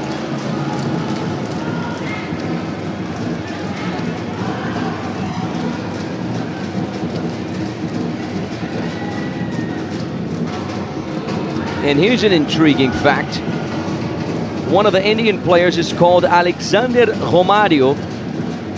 And an intriguing aspect of his name is that his first name derives from Alexander the Great, and his second name, of course, in honor of Romario, who won the World Cup in the US in 1994, and also the Golden Ball that year. Yeah, it's not exactly Well, you think about the name, it's piling pressure on him somewhat, isn't it? One of the world's greatest ever leaders, Alexander the Great, and one of the world's greatest ever footballers. It's asking a little bit too much, I feel. Anthony, you're named after... There's a shrug of the shoulders. St. Anthony, I guess. But certainly understanding my name here in Brazil became a lot easier after Anthony, the São Paulo footballer, rose to prominence with the Brazilian national team, playing for Manchester United in Europe. So at least I'm thankful for that. Well, at least Alexander Romario from India is playing a role within the footballing world, right? Within the Kings universe. I'm sure his family must be proud of him in that aspect. And don't forget, if you are new to the Kings universe, keep an eye out on your right-hand corner where we have little explanations of what's in store. At the moment, you're looking at a secret card, which is flashing up the top right-hand corner now. Yeah, secret card activated by Team Indonesia. What's it going to be? Perhaps a secret card to try and get them back into this game in the final stretch of the first half. Minute 17 right now. That's when the teams have to stop using the secret cards and the president penalty in the first half. Keeping in mind the final 3 minutes of the first half, that's when we get the double goal privileges. Yes, it's a game of 20 minutes in each half.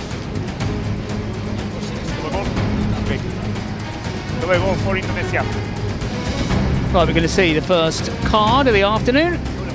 Secret card. Double goal. Double goal for Indonesia. So basically till the end of the half, if India score, they'll automatically equalize. Corner kick for India on the left-hand side, taken short.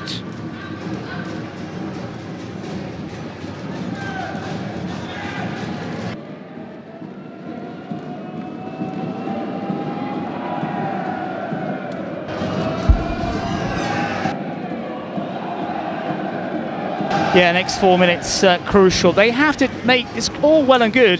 This one fires into the stands almost. There's a net behind each goal in case you're wondering, but they've got to take advantage of the card. The cards are there to be used, the cards are there to be exploited. It's a question now of putting the ball into the back of the net at least once and they'll be back in it. And we get a secret card on one side, a secret card on the other. And I stand corrected, the double goal, of course, for Indonesia. If they score, they'll automatically equalize. Here's Van Per trying to squeeze his way through. The run was looking promising. Again, space hard to come by. And remember to play now the Kings League Clash of Captains, available on the App Store as well on the Google Play Store. What's this secret card going to be? A suspension by the looks of it. So India get the chance to select one player from Indonesia who Secret card will be suspended for a few minutes. And since we're late in the half, I imagine they're not going to play the rest of it. The suspension for the card, okay? So India will get the chance now to play a man up, right? After playing a man down in the beginning of the half, while Indonesia have the double goal privileges. We're going to see how these secret cards affect the final minutes of this first half. And Anthony, if you had a choice of those two cards, which one would you? Of course, the situation here, your side, Indonesia, playing the double cards, trailing by 2. But now they've got a man fewer. And of course, I think they've been second best as well, so it's interesting use of cards. Yeah, I think I would choose the double goal, because if I take a shot from range and it's powerful enough it goes in, it'll count double. If I'm playing a man up and I score, it'll still just be 1 goal. So for the next 4 minutes, India will be playing a man up. Well, a little over 3 minutes at this point. Indonesia looking for the equalizer at this point. And now it's a double chance to score for both sides as well, because we're into the final 3 minutes, and we will come back shortly with a different colour ball. So sometimes the balls are brought out and placed right in the Trident Arena sponsor logo. Sometimes they're dropped from the cage in the ceiling. India in a good situation right now, John, because they're going to be playing a man up. And they've got a double score. And they've got the double goal, exactly.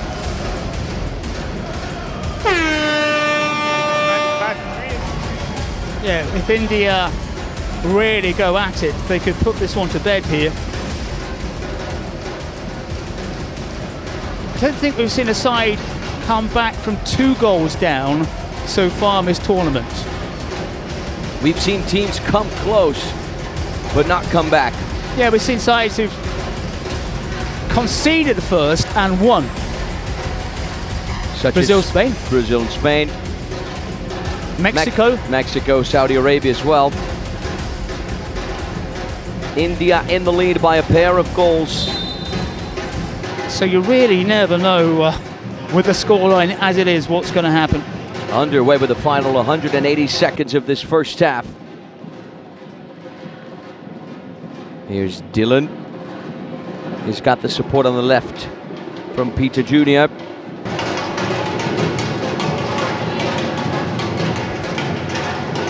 Indonesia working the ball.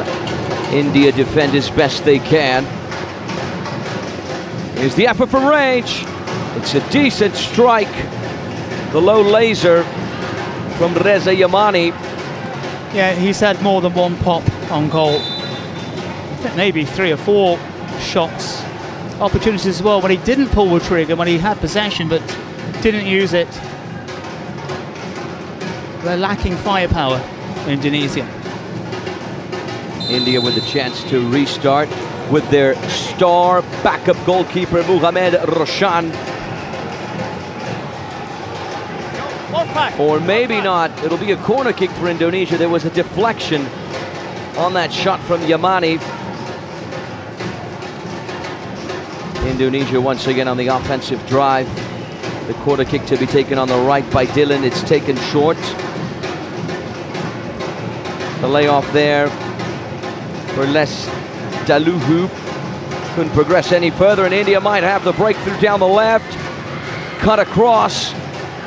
Peter Jr. getting his body in the way just at the right time to tap it out.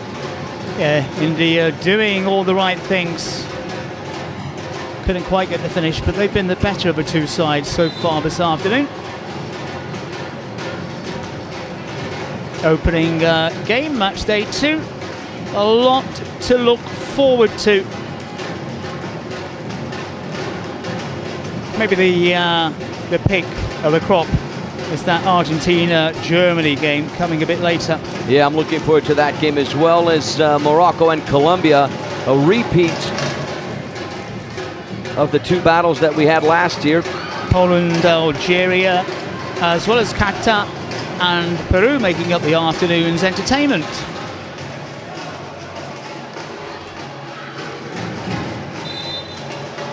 .30 seconds left before we wrap up this first half. Still in the goal ×2 privileges section. So far, none of these teams able to capitalize on it.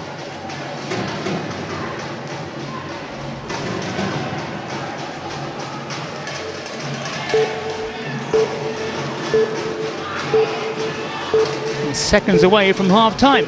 Pick it the ball, okay? Okay, wait.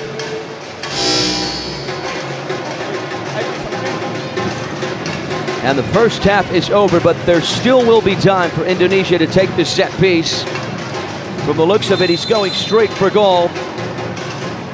The referee sounds the whistle, and it certainly had the power, but it did not have the placement, and that wraps up the first half. It is halftime. India in the lead by a couple of goals, courtesy of the strikes from Mushraf Mohamed and the star backup goalkeeper Mohamed Roshan, who went all the way from coast to coast, from goal to goal, to find the back of the net. So now both teams off to the dugout. On one side, we have the head coach for India, Sunash Raj Palanikal, who's passing out his instructions, his vision of the game to his players. On the flip side, we got Fandi Primadana Putar Batar, the head coach for Indonesia, passing out his instructions, and that is the man we are looking at right now. John, what did you think of this first half, buddy? Do you think India deserved to be in the lead? Yeah, they were the better of the two sides. I'd say we're going to hear from the presidents as well. Very short, but India on top. That shot right at the end from Indonesia sums up their efforts on goal. Yeah, the president of Indonesia will have a word. Let's listen to what Atta Halilintar has to say, the hugely popular Indonesian YouTuber. Pengalaman satu kita biasa buat gol menang. Ayo Reja, kenapa kau gol? Hey, yakin. Halo semua, thank you for support us. I hope we can win this match. But it's still hard. Indonesia, dia tetap support, dia tetap dukung. Mereka sudah berusaha sebaik mungkin. Memang tadi di awal belum memberikan gol, tapi insya Allah di babak kedua semoga dapat gol, guys. No worries, you got this. Yeah. I believe in Indonesia. You know, you also have to. Yeah, the captain's take, right? A quick word there, a quick message from Atta Halilintar, hugely popular Indonesian YouTuber. His YouTube channel has over 30 million subscribers, billions of views. He's the eldest member of the Gen Halilintar family, a well-known clan of digital creators and entertainers in Indonesia. And he was alongside Chatmo, right, who is the president of the Dutch team. We got a message as well, I believe, from the Indian president, Kari Minati. But before that, let's get to the statistics. Look at that, shots on target. 13 shots for Indonesia, 9 of those on target. Just 2 shots on target for India. Both of those went in. This is that typical story, right, John? Not always more ball possession, more shots translate to goals. Yeah, you've got to take the stats with a pinch of salt and able to read through the numbers as well. As we look at all the booths inside this arena, the KWCN, it's the second match day. I think the scoreline pretty much reflects of what we've seen so far. India for my money, the team on top. We're going to see the dice lobbed out in any second now. Gaules, one of the presidents of Team Brazil, in charge of the dice roll. 2v2, my man John. So for the first 3 minutes of the second half, it'll be 2 Indonesians versus 2 Indians, 2 outfield players those are. And of course the explanation right there, the dice roll determines the number of players that will be competing in the first 3 minutes of the second half. And the King's Universe is an interesting one, isn't it? Because we've got a lot of kind of crazy rules and regulations. Influencers, of course, it's all about the internet, it's all about gadgets like this. But then on the other hand, we get like the physicality of a big dice being thrown in. And we've had photos of that taken today. Yeah, all incredible elements of this King's Universe. Underway, ladies and gentlemen, the ball drops, the dash is on. Indonesia get first possession in the second half. This is Van Per. Hopefully in these first 3 minutes we get some goals. 2v1 when it comes to outfield players right now. This could be the equalizer, or rather, the goal to reduce the damage for Indonesia. For a split second, I thought we were in double goals. I was wrong. 2-1 right now. A powerful strike from the number 7, Mohamed Pausan. Right foot on it, back of the net. This effort here providing no chances for Roshan, the Indian goalkeeper. And we have ourselves a game, John. Yeah, Indonesia needed that. This is where we expect the majority of goals. Finally, Indonesia getting a breakthrough. India trying to regain that 2-goal lead. They have a corner kick from the left-hand side, take it short.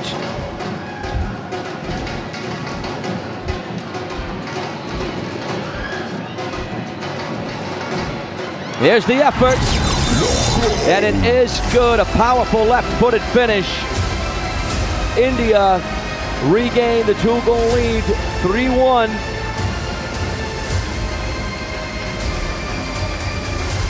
.21.5 minutes on the clock. An exhilarating start to the first half, an exhilarating start to the second as well. The goal did not count. There might have been an offside on the play. Here come Indonesia once again, the equalizer! Indonesia have 2, Fauzan has 2, and Atta Halilintar is certainly happy with what he's seeing. Have a look at the replay, 1 touch to control it, the second touch to smash it in, and just like that, now John, we are level. Yeah, game on, isn't it? Well, Indonesia, maybe they heard the talk from the president, and India from a very good position where they really waltzed through that first half. Suddenly find themselves pegged back. Indonesia certainly making the most of these first few minutes. There's the effort from Rang, and just like that, they go from 2-0 down to 3-2 up. This time, the number 76, Van Per, Fandi Permana Van Per, is going to grab the goal. A completely different Indonesia. India haven't quite returned from halftime. 3-2. Yeah, that's putting it mildly. But we have seen this before. We've seen sides in a dominating position come through, as this one is put wide off a target. We have seen sides, as I said, first half it was all there. Suddenly they're not quite at full strength, not quite mentally prepared, still in the changing rooms, as the old saying goes, and they're paying the price. And India are certainly paying that price, and it's all joy for Indonesia, who at times look dead and buried.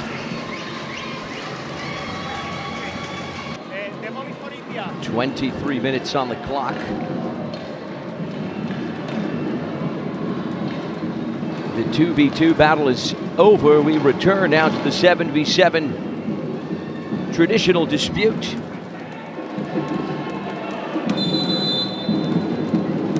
Underway once again. Double goal privileges for Indonesia. Fandi Permana now, the star player. Or rather the player who was suspended in favor of India, I believe, for a little less than 3 minutes. And this is a good card, isn't it, for Indonesia? For the double goals, has certainly found the shooting boots. India choosing to suspend the player who scored the third for Indonesia. Here's the long ball. It's an excellent control there. Followed by the pass inside for Mordeep. He's got the support over on the left. Here's Abdulaziz trying to weave his way forward. Only got so far. India recover on the counter-attack. It's now the Indians who were vying for the equalizer. This is very, very common in the Kings universe. The quick turnarounds. Again, as we were saying, sides coming back from conceding first, but not from not from trailing 2 goals to 0. Will Indonesia be the first team to do that? There's still a long way to go here. And the player who attempted that finish earlier was the one I was referring to in the first half, the Alexander Romario. Alexander, named after Alexander the Great. Romario, named after the Brazilian football legend who won the World Cup in 1994. Here come India. The pass up the field on the goal line. Cut back. Romario! Block. Denied the equalizer by the Indonesian goalkeeper. Yeah, a terrific one-handed stop. I think Romario would have hit it low on this occasion instead of a bit high. And he would have been inside that small area there. As I said, a lot of pressure being named after Alexander the Great and Romario the Great. My name's Jonathan.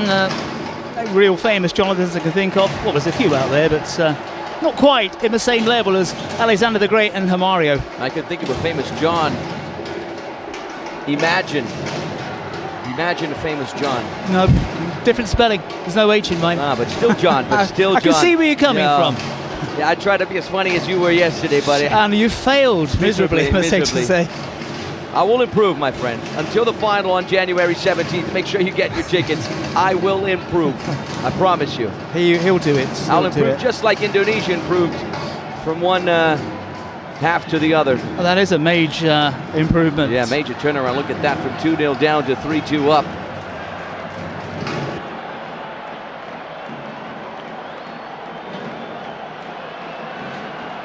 No one there for that long ball. India to restart with Roshan. Most of the noise coming from the north stand, which is screen left. Just came into your vision there. 26.5 minutes on the clock, keeping in mind both teams still have the precedent penalty that can be used all the way up to minute 36. Sideline throw for Indonesia. Vying for that fourth goal to try and get some more comfort on that lead. India recover possession with Mushraf Muhammad, able to pick out a teammate. The teammate, though, not able to pick out a control. Come on, my friend. Come on, Mr. Prasanth. India and Indonesia in the group with Mexico and Saudi Arabia. I'm sure they're looking on. It's a very open group, this one. Absolutely. Nice little cheeky touch there from Hordi. Here's Abdulaziz driving it back. India trying to press. Indonesia able to venture forward. Here's Yamani. And it's a sensational strike. Indonesia go from 2-0 down to 4-2 up. They got a 2-goal lead. Who would have imagined for the first time in the Kings World Cup of Nations we have a team coming back from a 2-goal deficit to lead by a couple of goals. It's very interesting as well, the goal scorer here, who's at bags of chances throughout the match. Indonesia, as I said, left the shooting boots at home. Here come India in the first half, and now India seem to have that same problem in front of that goal as well. In Indonesia absolutely blowing India away in this second half. Fabulous stuff from them, and India don't know what's hit them. It's all about confidence, I think, in this second period for the side in red. And we have seen how important team talks can be at half-time. I think in particular the one I go back to is the Brazil team. Everybody getting in on the action, not giving the coach time to get his viewpoint across. We looked at the Spain bench, everybody listening, and it made such a difference. You know, now that you say it, John, that really might have been a turning point in that game. Concentration, the capability, the maturity to just listen. Here come Indonesia once again. That wasn't a bad strike, was it? No, they're flying. Absolutely flying. Confidence is key here. It's a great turn. It's a nice idea. And then I think his first touch was just a little bit heavy. Took him wide of a target. India needs something here. Here's the laser from range, blocked in its path.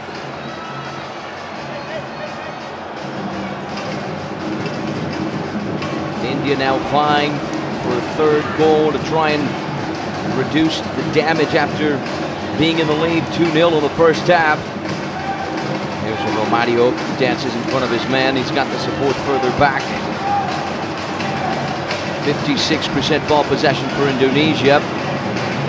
44% for the Indians, keeping in mind both teams have a little less than 6 minutes to to use the precedent penalty. Atta Halilintar, the president for Indonesia, is in the booth ready to go at a moment's notice. May get a chance, no he won't. Ball stays in play. 30 minutes gone.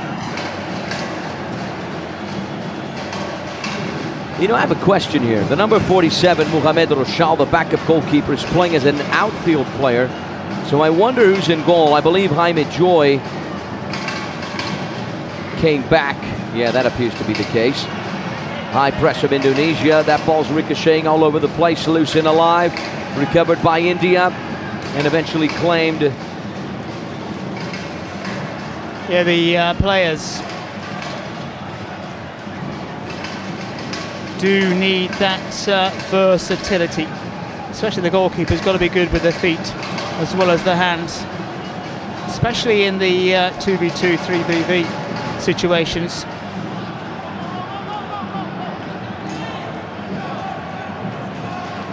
"31 minutes on the clock."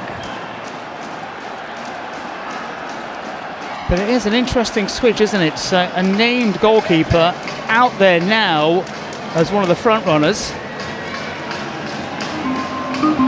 Yeah, but I really want to look into this, John, because in goal we still have the number 47, Mohamed Roshan. So I think there might be another 47. There is the 40s, there's maybe two 47s on the page. Because this guy here is the Rochal. President penalty. Speaking of him, Atta Halilintar will be stepping up to the spot. Yeah, the president, as it says in the bottom right-hand corner, rather, and they have to be jostled along, and they're not ones for taking much notice. There's a few bits of jewellery coming off, but they do like to milk it a little bit, and they do get mobbed as well at the end if they find the back of the net. A lot of congratulations so far, a lot of encouragement. It's got to do the business. For any of the presidents who are here at the stadium, if they get the card, they have to take the penalty. Yeah, the president of Team Indonesia very much welcomed onto the pitch by his players. This is the guy who won the title of Mr. YouTuber Asia back in 2018. And he has the golden opportunity to put 5-2 on the scoreboard for the sides in red and black. He's got his boots on. Seen some presidents take their boots off. He's got his boots on. It's a heavy, standard-sized football. Almost 32 on the clock, and he does not deliver. Way too much power on that penalty from Atta Halilintar. There is, you know, in the old days, people were talking about penalties being the lottery. It is not. It is a lot of training, it's a lot of practice, and if you don't do that training and the physical practice and the mental training, which is just as important, you're going to end up with egg on your face. Having a laugh there with our drone operator. The score remains 4-2 for Indonesia. India still have their presidential penalty. Almost 32 minutes on the clock right now, keeping in mind India can only use that president penalty up until minute 36. Yeah, I think tomorrow when we're here we might do some penalties just to sense what it's like. It's going to be an empty stadium, more or less. There'll be people training, I think.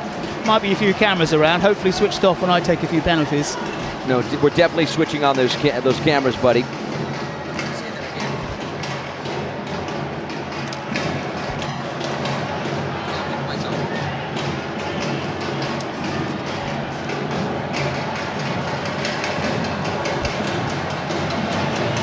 Yeah. I will definitely be going for that crossbar challenge. You got that 100% right. Complete fluke. Maybe we'll switch, you know, John, maybe we'll switch the penalty kicks for some crossbar challenges. You saw me earlier today, right? Getting in right on the first. I don't remember that at all. I was my friend. somewhere studying for the games. I had things to do. I was busy, man. You were Uh-oh, here we go. 4-3. India reduced the damage. The interception there.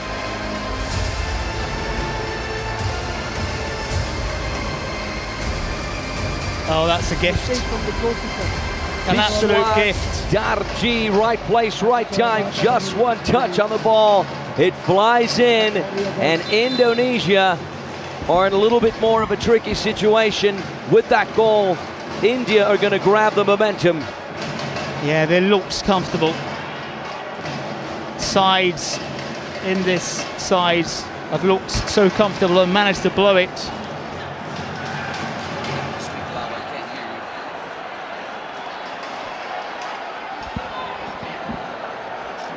Tough contest, a little bit more even here between these two now.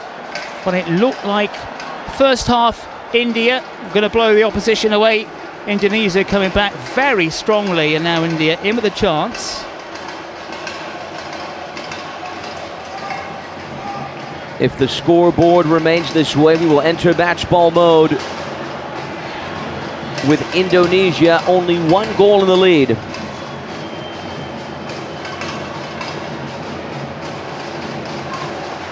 Don't want to go to national stereotypes, but India, of course, more associated with cricket. And Indian food, Anthony, you may not know this, but it's the most popular food in England by far. I absolutely adore the British version of Indian food. Well, it's like Chinese food in Brazil. It's been modified to suit the Brazilian taste. And I think the Indian food, in inverted commas, because there's all sorts of stuff, has been modified to suit the British taste. And we have a big influence from India, including tea and a lot of the English, or a lot of the words we use in the English language as well. So we have a big association with India. You know, my friend, I didn't know that, but I 100% believe it. I am a big fan myself of Indian food, cuisine. full stop. Of food, full stop, but especially of Indian cuisine. Some nice chicken tikka masala, some chicken curry, some biryani chicken, naan bread, some lassi as well. Oh, don't get me started, my friend. Some of those things, I think, don't exist in India. This is what I'm talking about, the British taste and stuff. So we have the same taste, that's what we're saying. This is what we've been catered for us, yes, as non-Indians. I'll take that any day of the week, my friend. But Indonesia and India, places we really, really want to go to.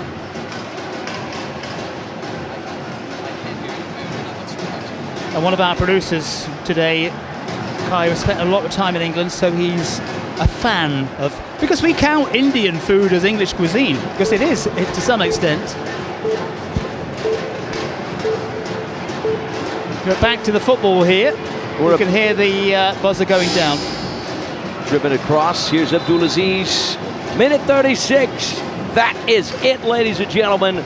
We will be entering match ball mode. You see there, Chatmo and Atta Halilintar, the presidents of Team Netherlands and Team Indonesia, respectively.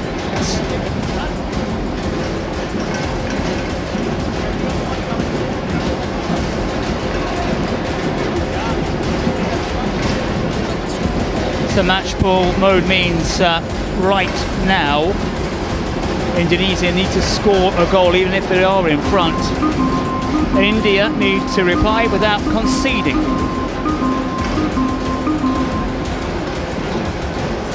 By the way, my friend John, I wanted to ask you, buddy, have you seen what's in the shop of Fortnite, especially with the Winter Festival going on?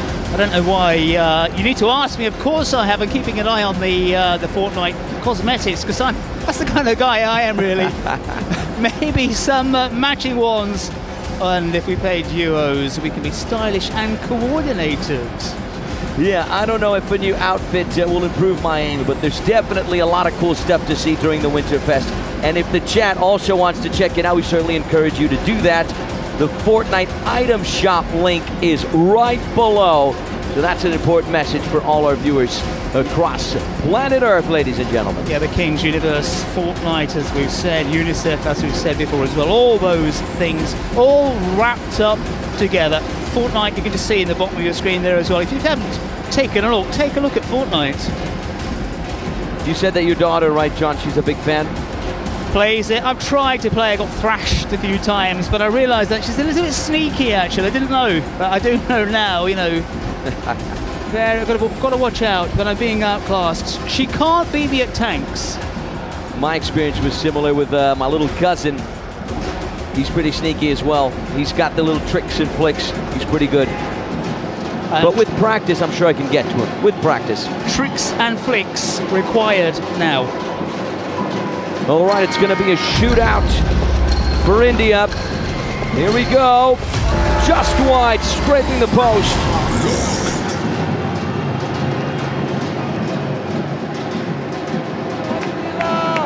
Well, they've got to release that ball quickly as well, within 5 seconds. Sometimes it means a hurried shot, and as Anthony said, kiss the upright, and the chance goes begging. Yeah, keeping in mind India had that shootout because Indonesia used the presidential penalty. They had the right to respond. Since they didn't score, we're going into match ball mode since Indonesia are in the lead. So the match will only end when one of these teams score goal number 5. That's how it's going to work from here on out. That means right now India are in the driving seat.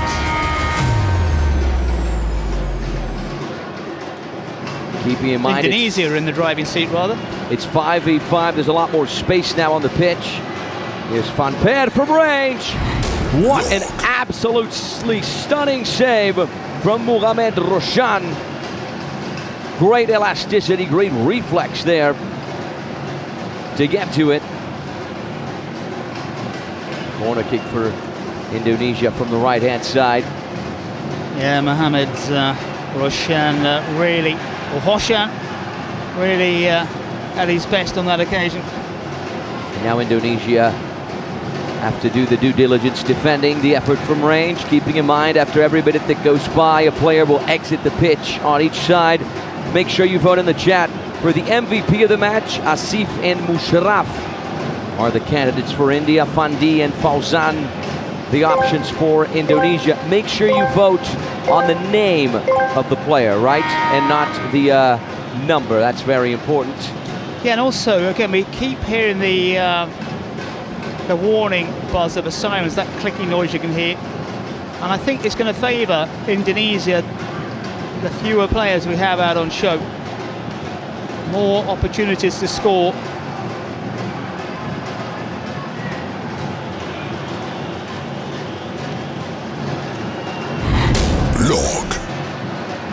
Vote on the name of the player. Tensions rising here. Niho Gilbert to restart with Rajon going for the give and go. There it is, good. The finish though didn't quite have the power, did it? Almost 38 minutes. Here come Indonesia. Fauzan. Yeah, and Yamani is right to be furious with his number 7 because it was wide open. You need to look around. It's all well and good going for glory, but who knows if that's going to cost his side or not.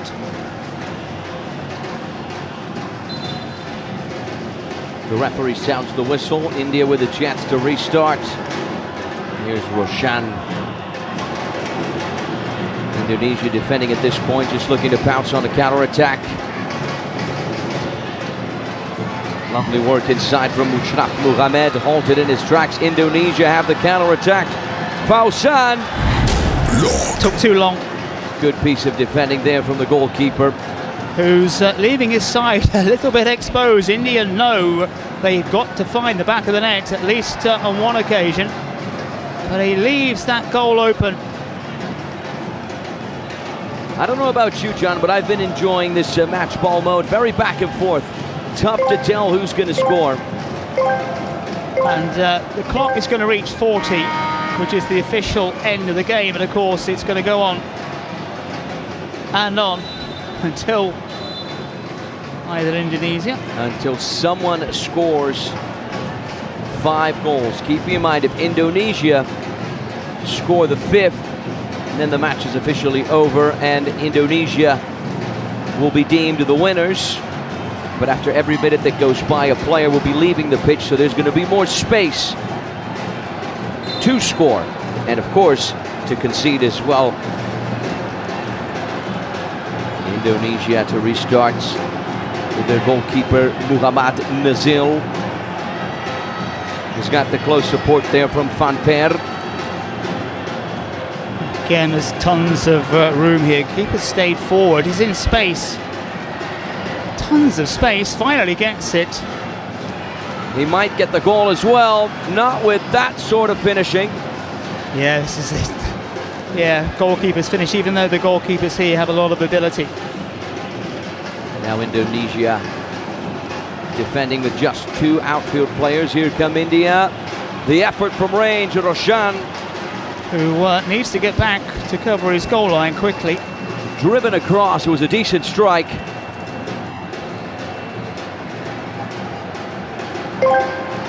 Just 3 players on each side. Soon it'll become 2.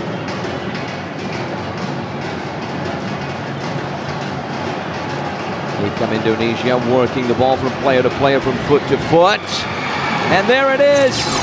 And that seals the deal for Indonesia. Reza Yamani scores yet again. Make that 5-3 Indonesia. Will you look at the celebration? A debut win for them in the Kings World Cup of Nations. Well, it's another terrific goal on the left foot. Again, he's cutting in from that left-hand channel to score a very similar goal to what he had earlier on. And from our angle as well, we thought he smashed it into the back of the side netting. Yeah, one of the things I think we're finding about the player of the match is the votes take time to come in. So get your votes in as soon as possible, really, so we can get maybe more accurate reads out with the players of the match. Asif Khan has been voted the MVP of the game. In just a few moments, we'll be getting underway with Poland and Algeria. Game number 2 of match day 2.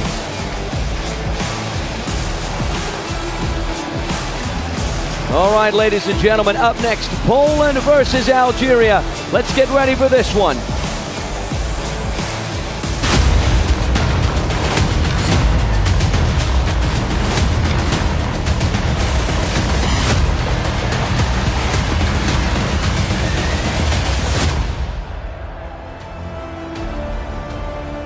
Well, we hope you're enjoying our coverage of the KWCN live and direct from Sao Paulo, Brazil.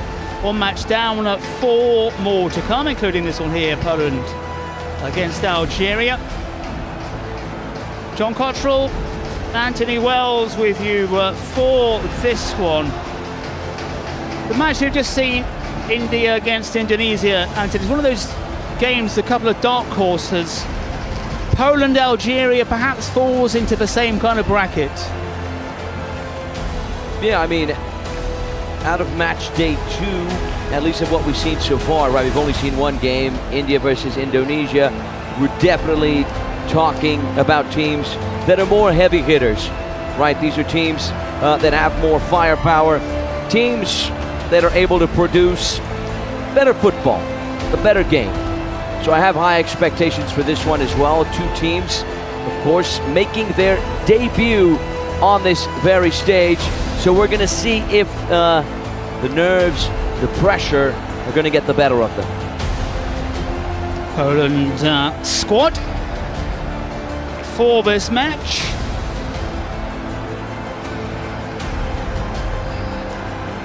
A lot of little accents on the names, so forgive us if we're not 100% accurate with the Polish. And there's a player there in the Algerian squad named Zidane. He's got the name. The question is, does he have the game? We've seen Romario. We've seen Romario, yes. We're going to see Zidane now. Romario almost scored. Let's get the national anthems.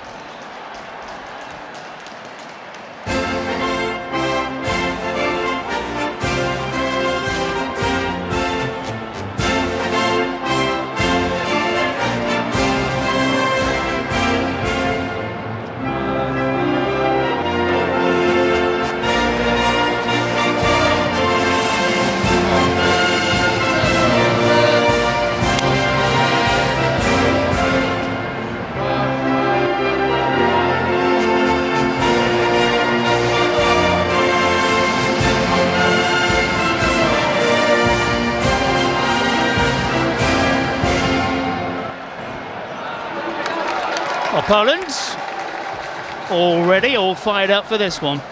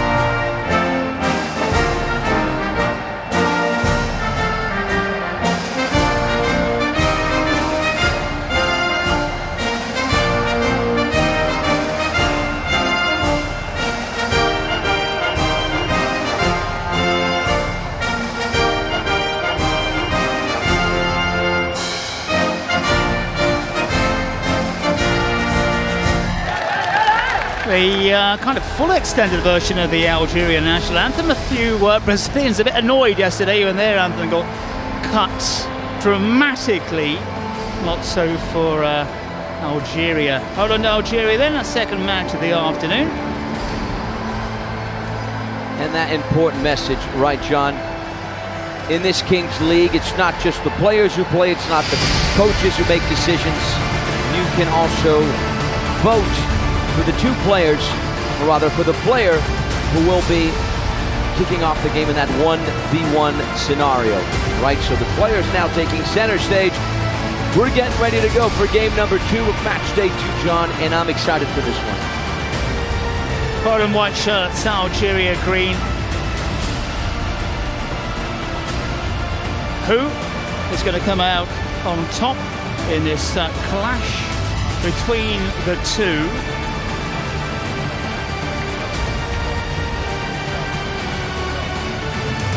Group C action. France, Italy in the same group. We saw Italy pounding the French yesterday by 8 goals to 0. Very one-sided match. Secret card record to your left. Shootouts generally the favoured choice for most of the teams.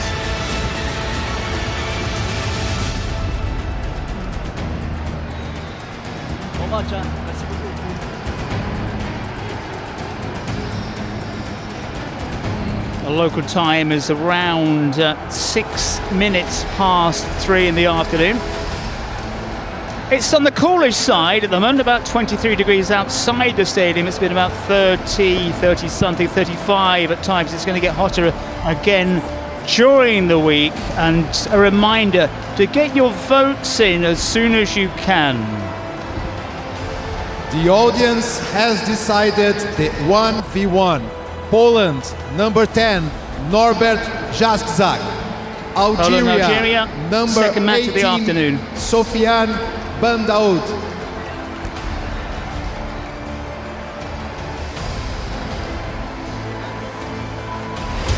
Well, here's the countdown. Players on their lines. It's a foot race to the centre circle. Some decide to let the opposition get the ball first, but normally there's very little in it. Two of the quickest players set to race out from the goal line. Here we go.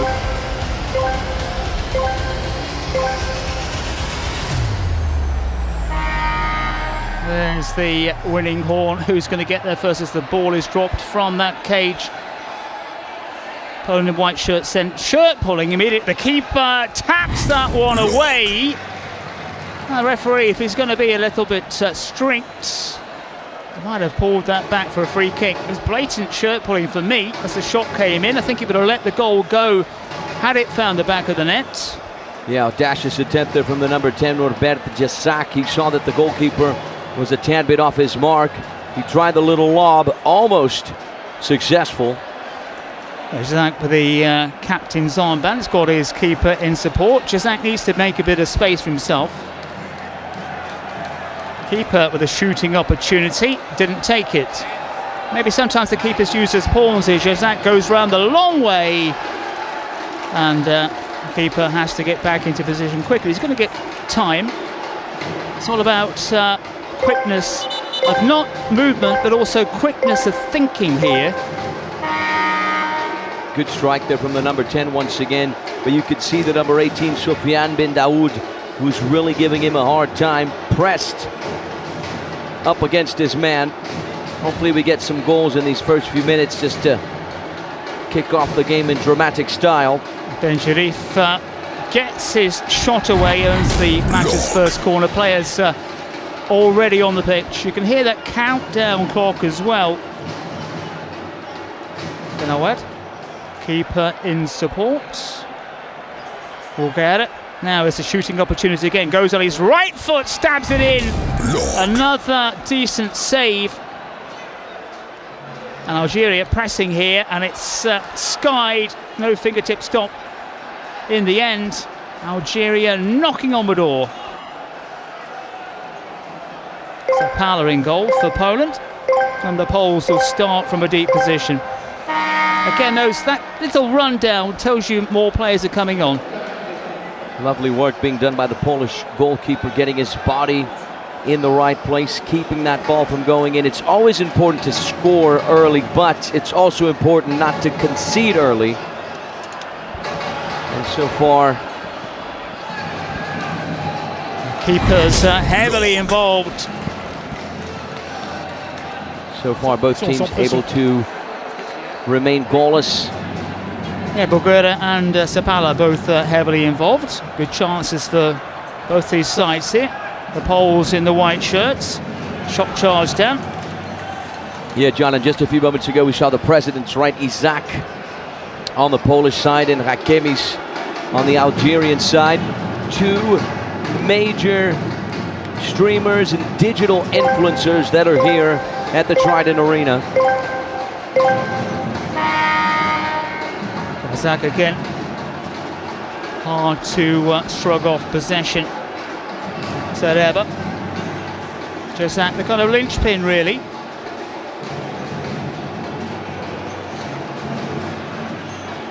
Both teams defending very well. Not quite going to say that they're doing a good job attacking, but man marking so far on point.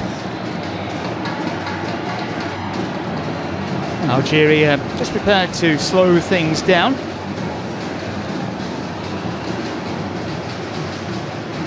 Benouat gets it wide.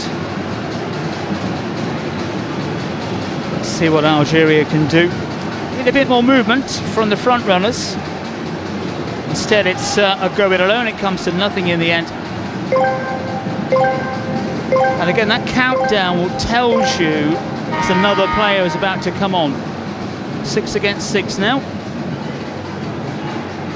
Algeria in possession. It's a flamboyant effort, which goes well off target.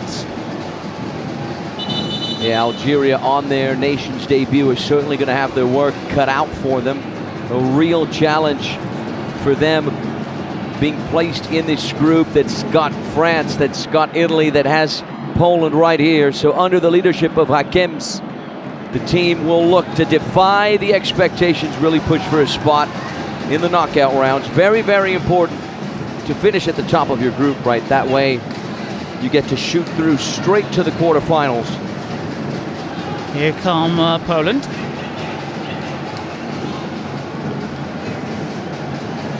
Moving the ball from wing to wing. Again, it's going to go congested. Jazak tries to pick a way through, drills in a shot. And so far, with 5 minutes gone, it's scoreless here between the Poles in the white shirts against Algeria. Yeah, so now that we have entered minute 5, just to explain to our viewers, the teams can use the secret card, the presidential penalties as well. Really interesting to see this Polish team, right? A team that has been built really around the players and staff of one of the best soccer teams in the world for years, right? The team recently won the World Championship in Mexico and previously claimed the European Championship last year, so it's a formidable side. Fairly slowish starts though from both these teams. Just feeling each other out. A bit more of a high press from the Poles. Algeria with just a little bit more ball possession, right? We see the numbers there, 57 against 43. Well, that's a bit sloppy. Poland got away with that one defensively. Keeper has gone down in a heap. Both teams more concerned with not conceding than scoring, right? Yeah, it's been cagey in this match. Really not trying to make mistakes. From up here, my friend, I know it's a different situation when you're down there playing, but I'm a fan of the mistakes, because when you make mistakes, things happen. You get goals, you get assists, you get penalties, sometimes you get some controversy. So far, a very lethargic game. Yeah, it's yet to get going, really. Cautious approach from both these sides, remembering that France and Italy in the same group. Italy pounding the French by 8-0 yesterday. The most one-sided match, and it was the opening match as well. And Algeria and Hajduk just running out of space.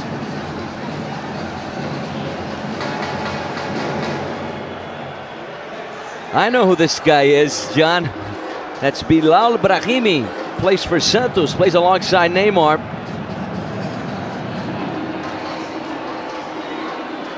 Played in the French League, Ligue 1 with Nice. Played with Brest as well. Here come Poland. It's one of those things now, Brazilian football attracting players from all around the planet. A kind of player which hasn't really seen before on the national setup in Brazil.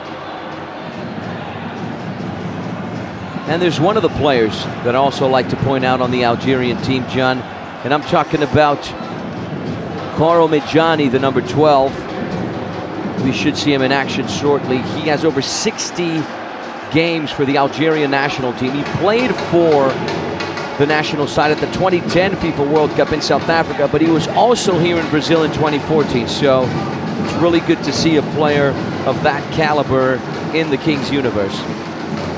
Yeah, there's a lot of ex-pros, some very, very big names involved in this organisation. Played for Liverpool as well, so you can really tell just how good he is.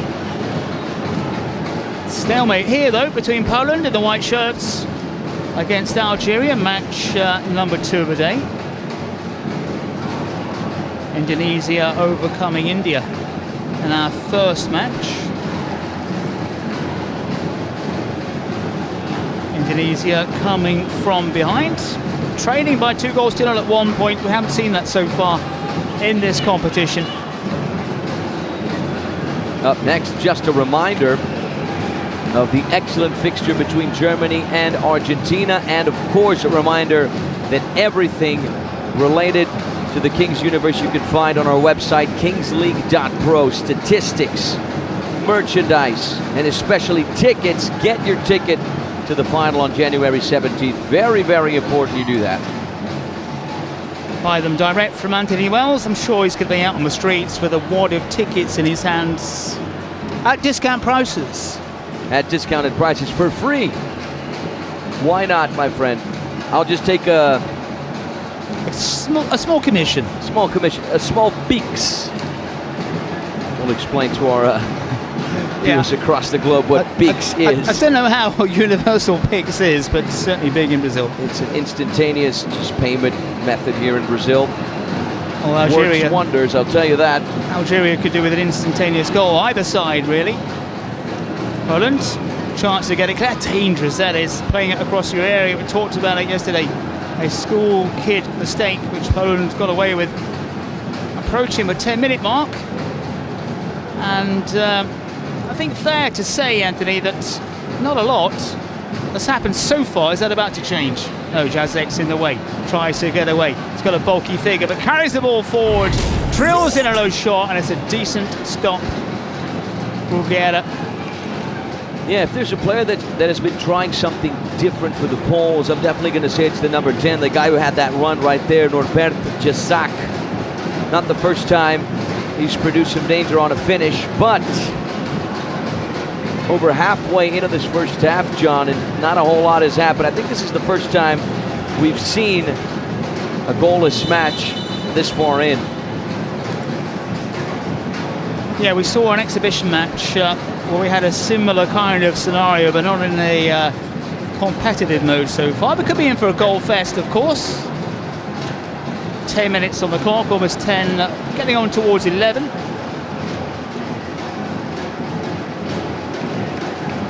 Well, you can hear the rhythm of the fans in the background. There's not a great deal of rhythm out there on the pitch, we have to say. At this point, John, with the match panning out like this, after what we've seen, maybe a secret card or a precedent penalty will get things going. Yeah, it's something, isn't it, for the coaching staff to think about.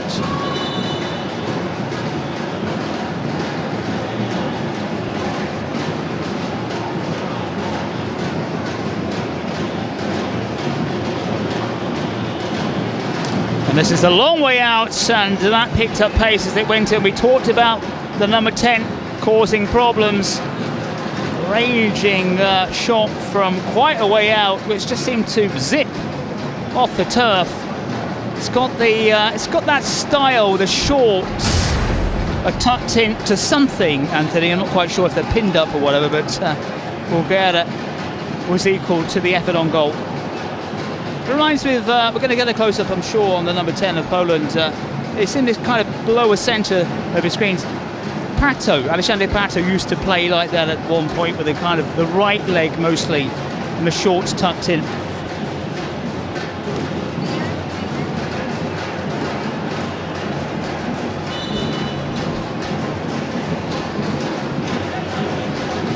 Well, the snacks have arrived, so if you do go a bit silent, that is the reason why. Yeah, and if people start hearing yum yum yum yum yum, that's it's probably because I'm indulging in the snacks right here. But yeah, you were talking about the number 10, right?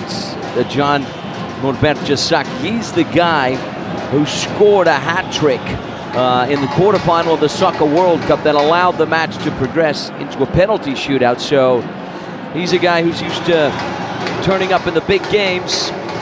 Yeah, and I think we've seen snippets from him already. He's looking the man most likely for the Poles, at least. For Algeria, I don't think any standout candidates so far, at least. 13 minutes on the clock. Straight at the keeper, Bulgaria, who just plucked the ball out of the air. Well, 13 gone. Scoreless. It's certainly not for the lack of effort.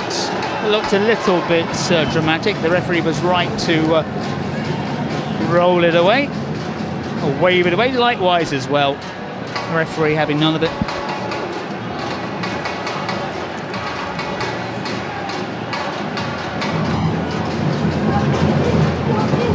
And this is the secret player that was unveiled. Algeria stabbed that one home! They look across the line. I think it's going to be ruled out for offside. Sorry to interrupt you there, buddy. I was just about to explain that the man we saw a few moments ago is the secret player unveiled by Team Poland. He's got the hairstyle. His name is Michael Mata. It's offside. Okay. Finally, when I thought we were going to get a goal, offside. Yeah, again, it is interesting, isn't it, that on the 7-a-side format, which is what it is really, we've got VAR, we don't have goal line technology. If I had the choice between the two, I'd go for the goal line and ditch the VAR. The VAR, though, probably here to stay. That's a nice idea. Block. And there's lots of goodies around. Check out the site. And there's some flash shirts available. That one might have inspired Algeria, but not with that finish in the end. So we've had the ball in the back of the net here as we look again at what's available on the site. Some great jerseys to choose from. But it remains scoreless here in the Trident Arena. Poland thwarted once again. Bulgaria has really got his body in the way on more than one occasion. talked about a standing player, I think, for Poland. Their number 10, I think, so far at least, the number 30, the keeper, perhaps the best player for Algeria. Yeah, Yuni Bougherra. He's the guy that has been able to maintain this match scoreless. 15 minutes on the clock right now, just 120 seconds for these teams to use the secret card or the precedent penalty. After that, it's going to be double goal privileges, but I can't see any of these teams scoring, at least not the first half. They've really balanced each other out, cancelled each other out, some may say, so far.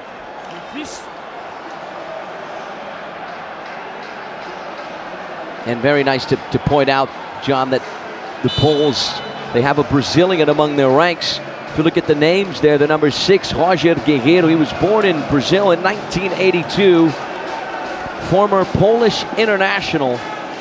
You might remember him.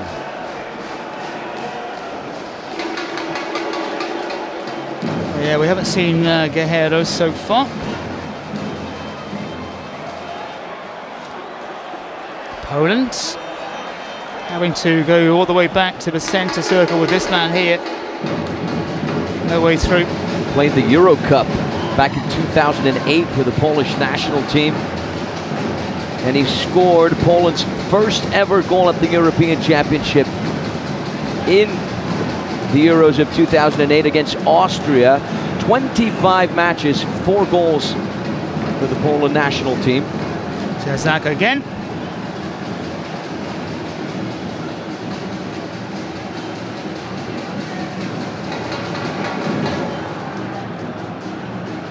The crowd playing on here at Trident Arena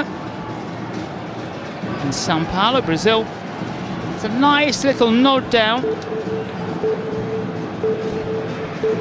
That warning bleep tells you we are at the 17th minute. Double goals. Which means a change of ball. Yeah, double goal right here would certainly add some momentum and action to this game, because if one team scores, automatically they'll be leading by a couple of goals, which will put some pressure on the other team to try and bounce back in the second half.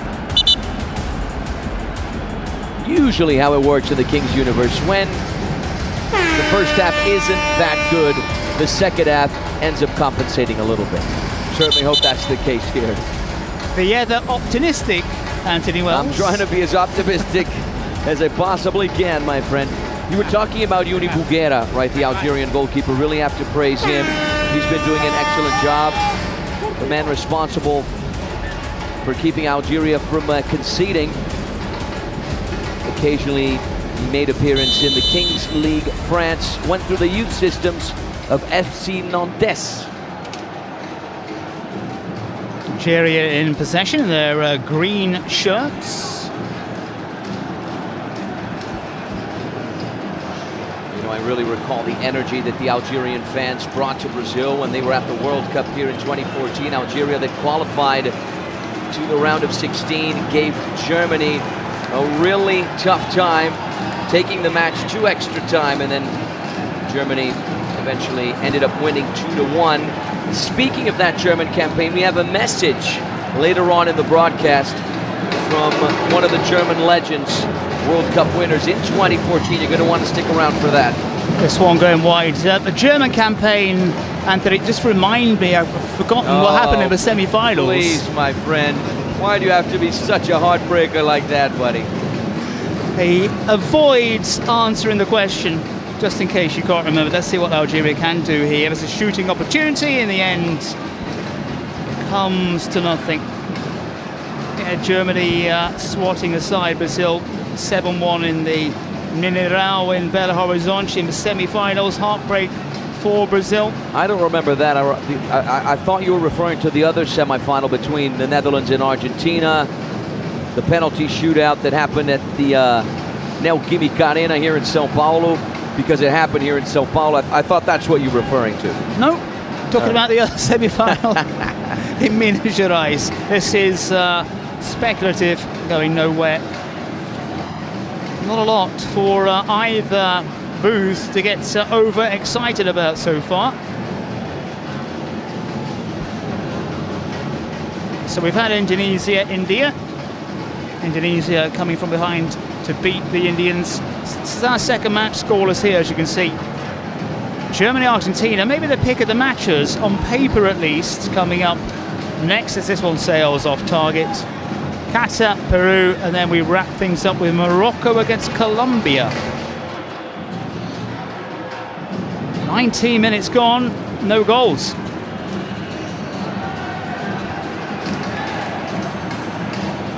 Can one of these two produce a little bit of magic or pounce on a mistake? Game needs something here. And we're approaching half-time. And neither side's really been able to get the shot off on goal to claim what would be a double scoreline for them. Clock ticking down.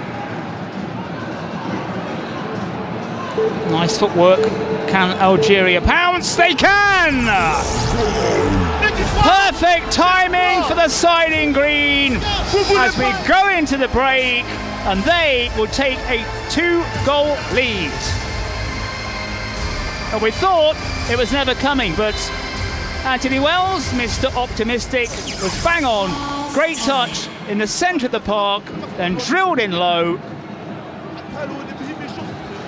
Yeah, lovely left-footed finish there from Amin Ben Sharif. He was the player who offensively perhaps was the more dangerous for Algeria. Just a great finish there. He saw the little bit of angle he had, the little bit of space between the goalkeeper and that near post. He took the risk and he found the back of the net. 1-0 for Algeria. I tried to be optimistic, my friend, and in the final play of that first half, we get the goal. So hopefully this goal sets us up for an exhilarating second half. Hopefully we get a more aggressive Poland, a more aggressive Algeria as well, and hopefully more goals in the second period. Listening now to the head coach of Poland, right, passing out instructions to his players. I thought Poland were the more dangerous side. They came a little bit closer to scoring, but at the end of the day, what matters is finding the back of the net. Algeria were able to do that, Poland weren't. So we're listening right now to Claudius Hirsch, who's the manager of Team Poland. Yeah, and I think as an accordion player, the way he's moved those fingers around like that. Good old-fashioned technology has got a magnetic board and those little you can see how the counters. players are concentrating. And it's all wrapped away now. Let's listen to a message from the president of Team Poland. Here's the digital streamer Isaac. Tam było blisko, prawda? No, szkoda, że się tutaj nie udało. Teraz jesteśmy przez chwilę na ekranie, więc cóż możemy powiedzieć wszystkim kibicom. Polska górą! Polska górą! Polska górą! Lecimy po zwycięstwo, mimo że jest ciężko, ale niejednokrotnie podczas Mistrzostw Świata Dwa gole przewagi to jest nic w Kings League. Widzieliśmy już takie mecze, widzieliśmy jak drużyny wracały, chociażby w poprzednim spotkaniu. Myślę, że tutaj na drugą połowę zdecydowanie wyjdziemy silniejsi i wygramy to spotkanie. Au! Polska górą! Polska górą! Jedziemy! To jeszcze nie koniec, nie powiedzieliśmy ostatniego słowa. Cała hala nas słyszała teraz? Wiem, że tutaj jesteśmy w stanie wrócić, bo podczas Mistrzostw Świata w soccer my przecież też przegrywaliśmy w praktycznie każdym meczu po pierwszej połowie, a wracaliśmy. Mamy jeszcze tyle atutów, mamy sekretną kartę, mamy naszego sekretnego gracza, mamy naszego prezydenta, który strzeli karnego. Wszystko układa się.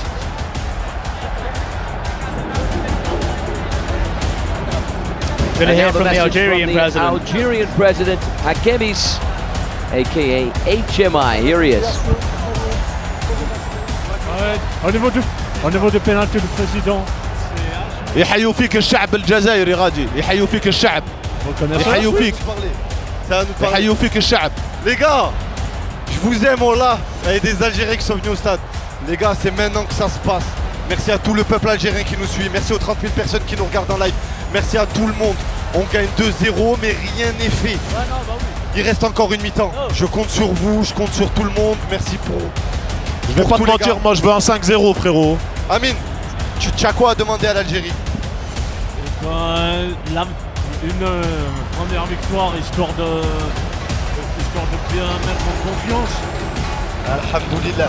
Tahia. Tahia Jazair. Voilà les gars, il a tout dit. C'est maintenant que ça se passe. I got a lot of thank yous, and that was about it from that message. Yeah, merci tout le monde. Thank you everyone. I got magnifique. 2-0. So maybe 2-0.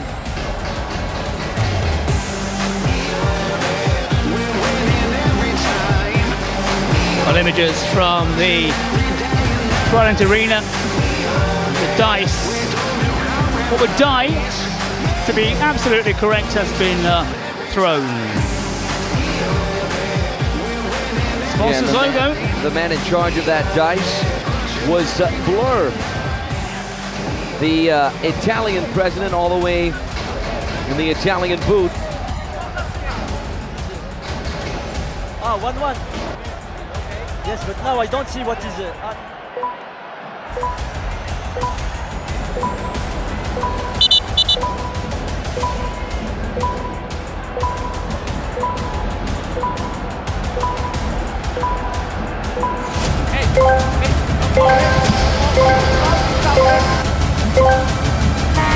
Well, here we go. Forward second half. Chance here for Poland to get themselves back on level terms right from the kickoff. That's exactly what they wanted. And of course, it had to be this man. We talked about him. Skill and ability to pick his way through. Yes, that's right, John. Who else but Norbert Jasak? Accelerating 1v1, as I like to say. Ice running through his veins. Lovely way to just drift off to his right there. Open up the space, open up the angle. Just punch it in. Log.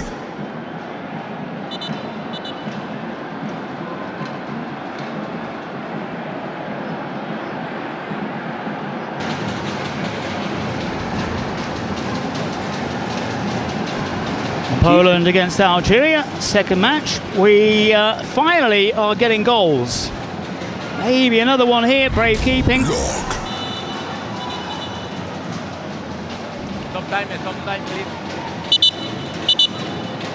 Of the injuries we've seen, most of them have gone to goalkeepers. I don't know. Accidental.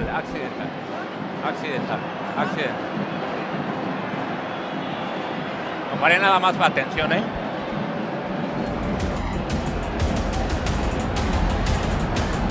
No, Joan. No, lo paré nada más, fue accidental, Fue accidental. Lo paré nada más, no, lo paré nada más accidental. Are you ready? It's okay? A conversation with the players and the officials. No harm done in the end.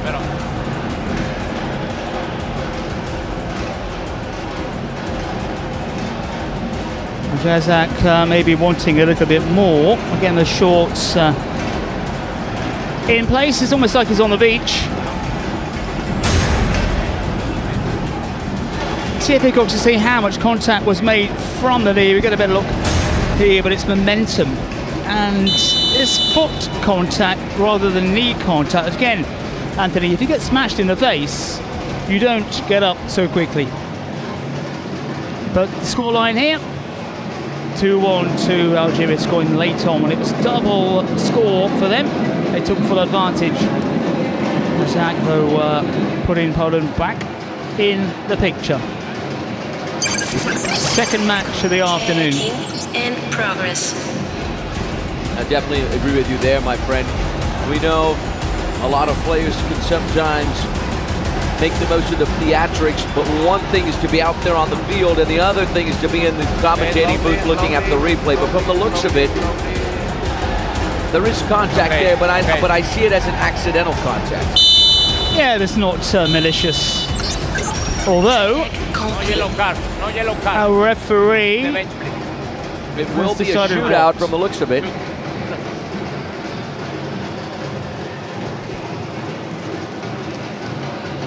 Got a chance here for Poland to get themselves back on level terms very quickly.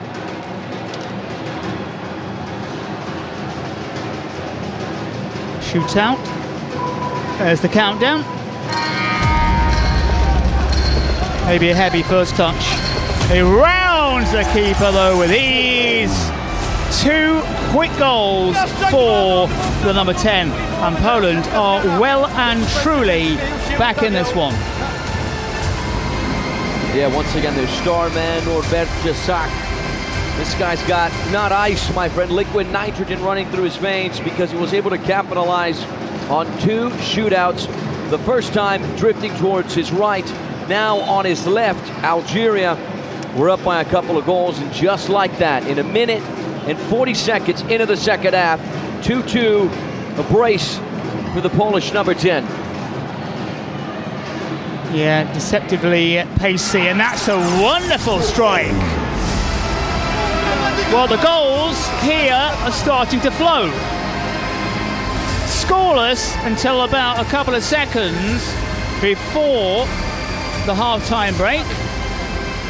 And this is an interesting number on the back of Harris. It's a 0. Yeah, Harris El Moutaki. I've never seen an outfield player wear the number 0 before. Must be a superstitious thing. Well, the goals now are aplenty. Almost a goal fest between Poland and Algeria. Yeah, I've said this before, John, and I'll say it again. Usually, when the first half isn't that good, the second half tends to compensate, and that has been the case here. Few goals now. Yeah, how many times have you seen things turn around at the break? Harris with a good challenge. We talked about the deceptive pace of Jasak, but it doesn't have lightning pace, and it was caught out there.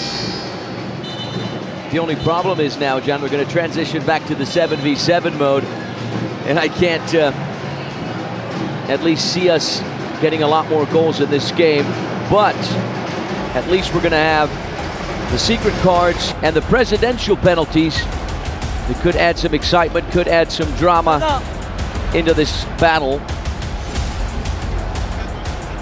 Algeria in the lead, 3-2.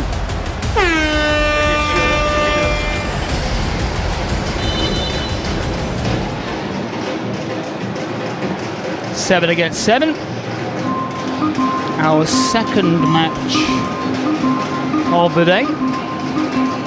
23 minutes on the clock. Don't forget Germany, Argentina, Qatar, Peru. Let's see what Algeria can do. We haven't seen any header goals. No, we have seen one actually, but headed right on the line in our opening game. So Germany, Argentina coming up, Qatar, Peru, and then Morocco, Colombia. And guess what, John? We're going to have the presidential penalty from the Polish side. That means Isak.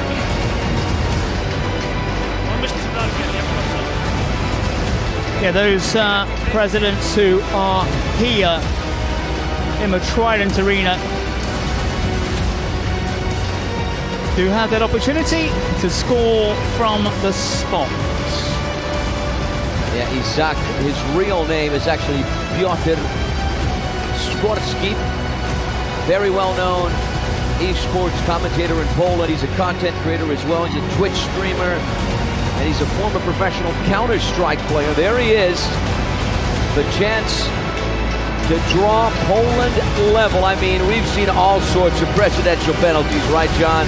We've seen good ones, we've seen bad ones, we've seen former professional footballers miss.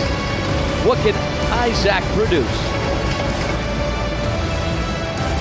Well, he's got the ball, he's placing the ball just to our left of our commentary position. I think he was on the same tier as us, so he had to come down some steps. Does it tide him out? Better find out. Good opportunity though here for Isak. He steps forwards and drills it in low and hard. And maybe he needs to work on his celebrations, but we've seen this before as well. Presidents getting swamped. Of course, the president is the big man or woman, of course, and yeah, the players, yeah, boss. Remember, I'm out there as well. So he's done the business. Yeah, 6-goal game at this point, not bad at all. Low and hard, but he certainly needed a certain amount of luck to fly it in. It wasn't very well taken, but for his luck, the Algerian goalkeeper went the other way, went the wrong way, and we are level once again. Keeping in mind, Algeria have their president in attendance as well, so they could activate their presidential penalty at any moment, of course, before minute 36, that is. Yeah, it's going to be interesting as well if the Algeria president takes the hat off or steps forward with hat in place. Was he dragged down? Referee says no. 24 minutes gone. We've got goals here. I think that late strike just before the break set the tempo for the second period. Now 3-3, it's anybody's guess where this one will go. Was a little bit cagey at times.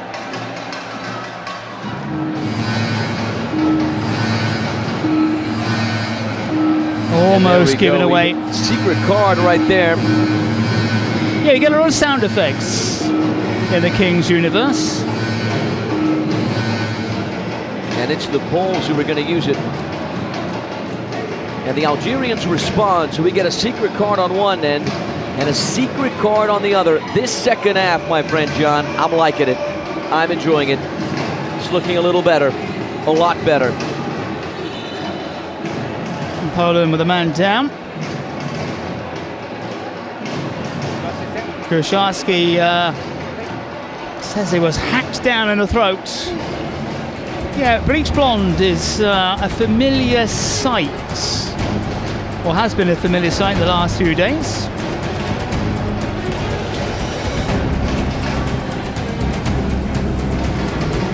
Right, secret cards on their way here. Secret card.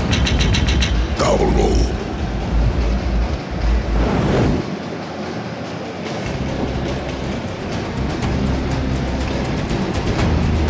Well, that is the choice with the secret card number one. What will the response be? For Argelia is Joker. Penalty. And that's the Joker. That's secret perhaps card. the best card of them all. You get to steal your opponent's card or pick any other card. And of course, the Algerians picked the penalty. And the Joker, which can be used, as Anthony has just said, to reverse that and take it away.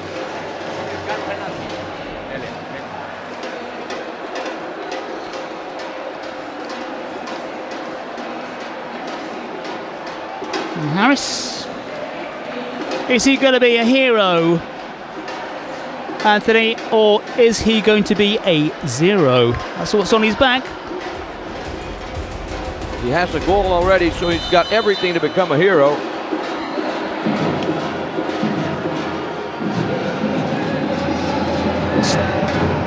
Well, took it well.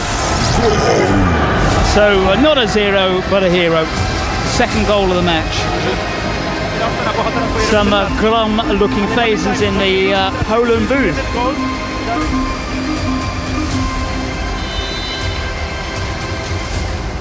Bottom corner. Doesn't matter how you do your penalties, as long as they hit the back of the net.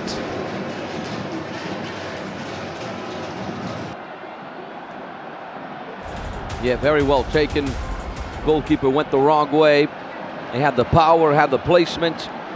A very confident finish from Haris El Moutaki, who gets another goal. Oh, deflected. How about that save? Yeah, deflected shot, smashed away.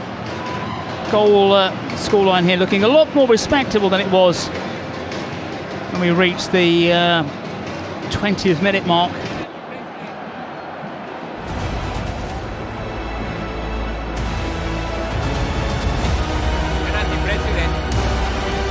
Are we hearing the word president? Yes, we are. Now, will just the hat stay on? That's my big question. And there's the answer. Yeah, it's all about the strategy, isn't it, John? I can see what Algeria are doing here. They're taking advantage of the fact that they have that one goal lead. It's not a whole lot, especially in an even game like this. But thanks to that secret card that ended up being a joker, they used the penalty, scored the penalty. So the Pachemis converts his presidential penalty, Algeria will regain that 2-goal lead that they had late in the first half. So it's a good strategy. I can see what they're doing, and I'm liking it. Now he adjusted the right boot. Did he undo the shoelace?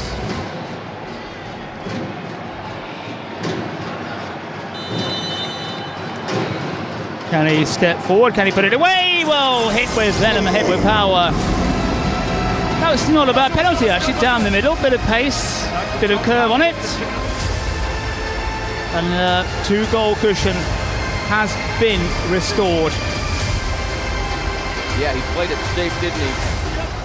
He took advantage of the fact that it's a tight game. Goalkeeper flew to one side. He drove it down the middle. 5-3. What a game, my friend. Rather, what a second half. Yeah, vastly improved. They're going to say offside.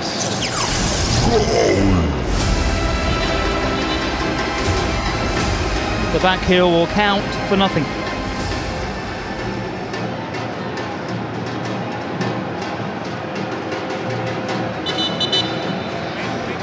Algeria wanting to get a move on.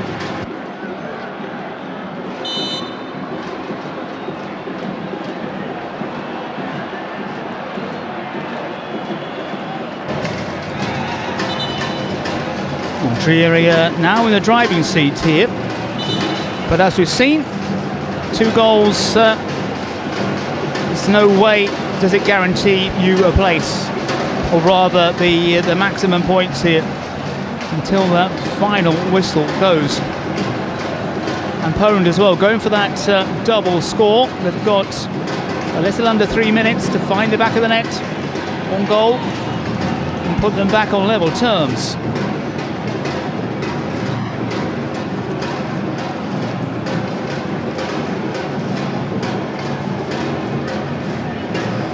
Atmosphere picking up in the Trident Arena. The game has picked up. Good little turn. Prodded forward, and no joy for Poland on that occasion.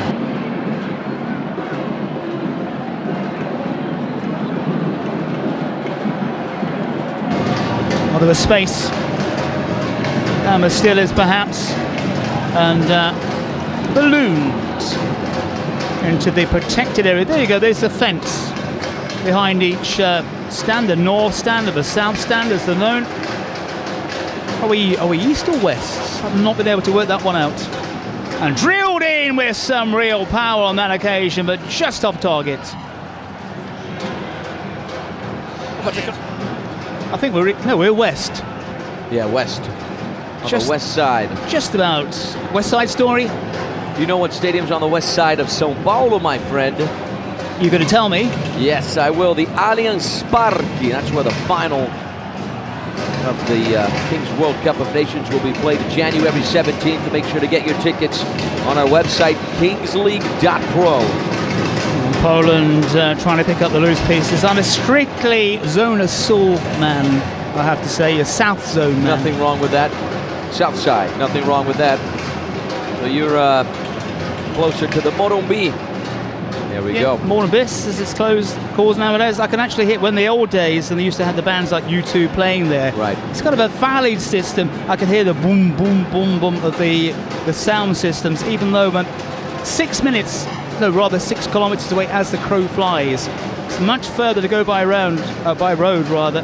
But the sounds from the Morumbis, as it's called nowadays, moving forward. Likewise, Algeria, that's well taken.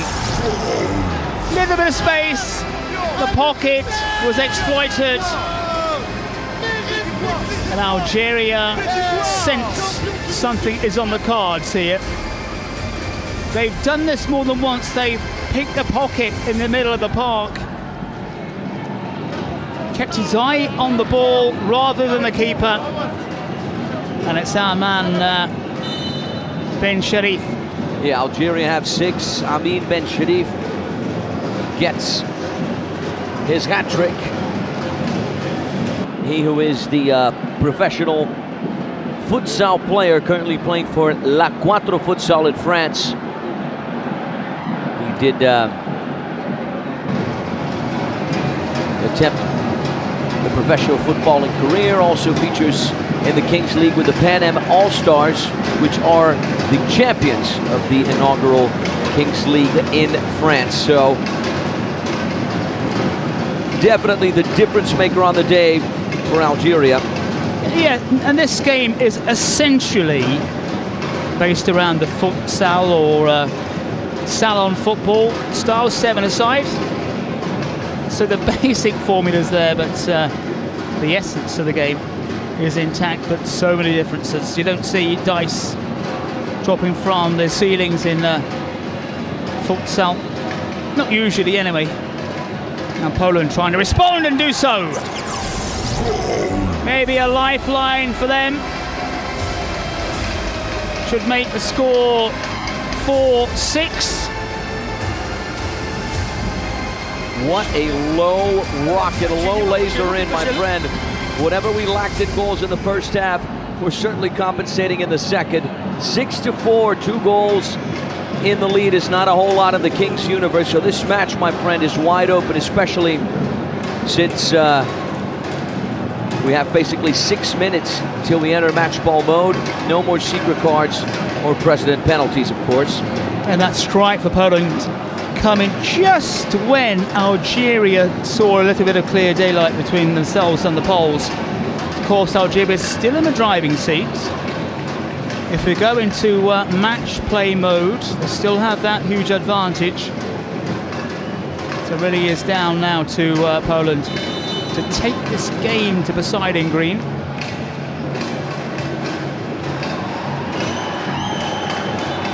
Beale's fan ball have fallen on deaf ears, or have they? Wait.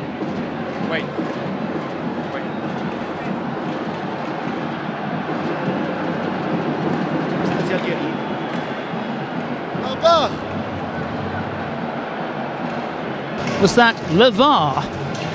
I heard.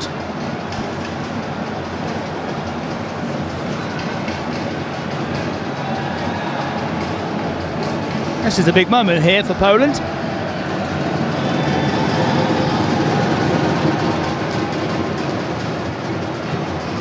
And they're taking the time. We're not seeing the images, which we normally do.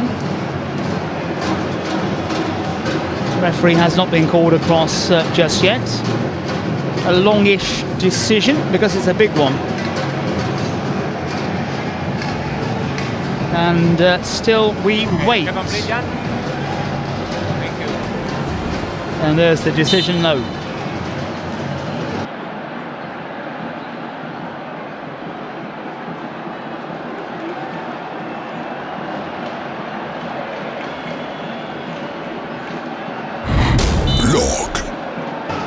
Well taken down. Clock ticking down here.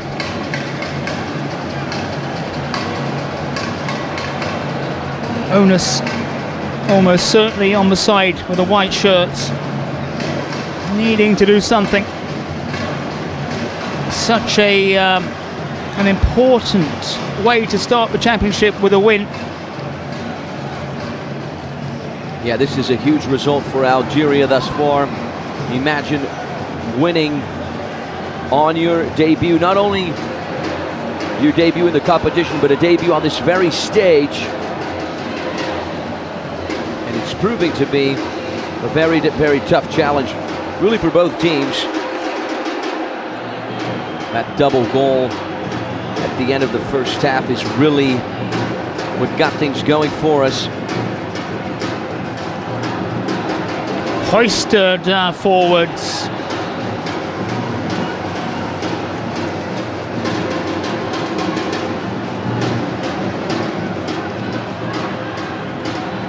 Well, they're looking a little bit concerned in the white shirted booth.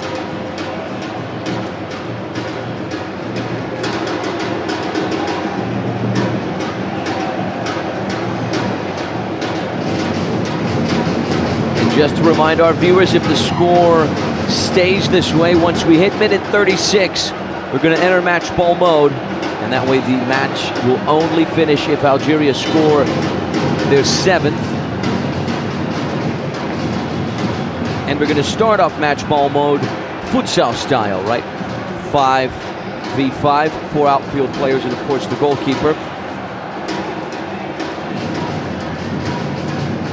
We are slowly ticking down in this second match.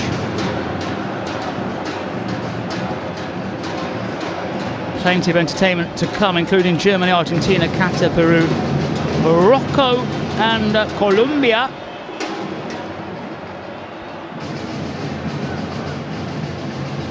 Poland seeing plenty of the ball. Algeria won't mind too much, but they've got to be a bit careful. That shot was whipped in.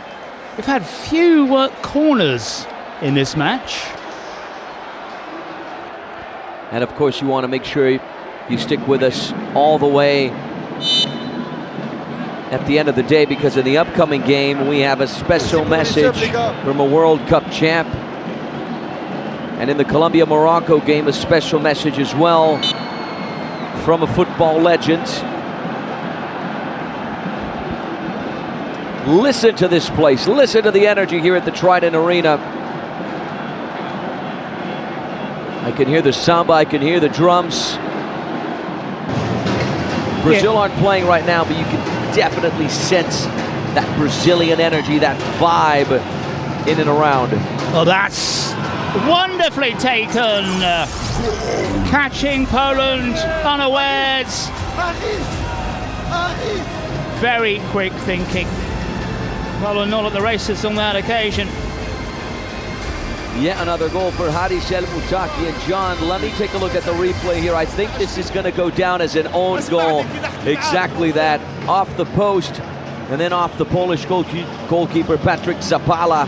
Back of the net to make that 7 for Algeria. Now, my friend, I think things are going to be a little bit tricky for the Europeans.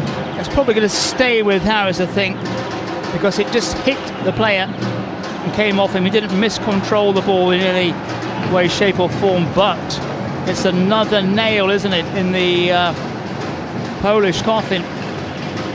Such quick thinking, such speed of thought. Again, the countdown, the warning as we reach the 36 minutes.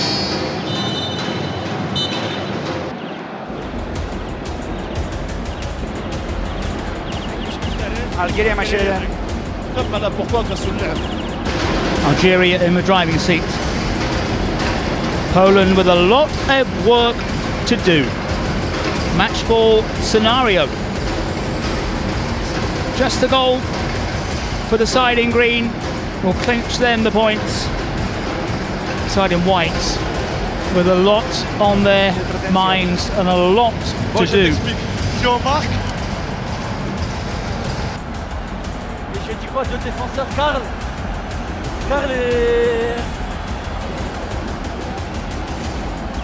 Isma, viens. Isma, viens avec Karl. Je sais que c'est pas trop ton rôle, mais tu vas derrière avec Karl. By the way, John, I keep hearing that people say, with all the World Cup chaos, they still haven't sorted their late holiday gifts. Well, I have the solution, no stress. I've got a simple tip. Fortnite, the Bucks card, works for everyone, nieces, nephews, friends, even yourself.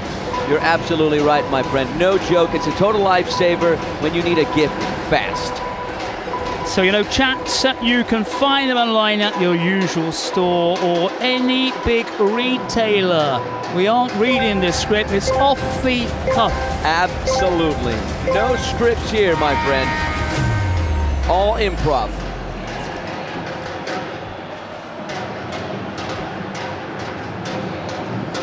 Well, big moments in our second match. Algeria on top. Poland with a lot to do.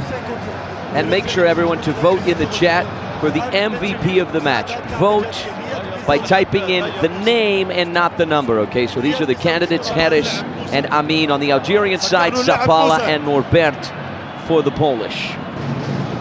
Who need a lot.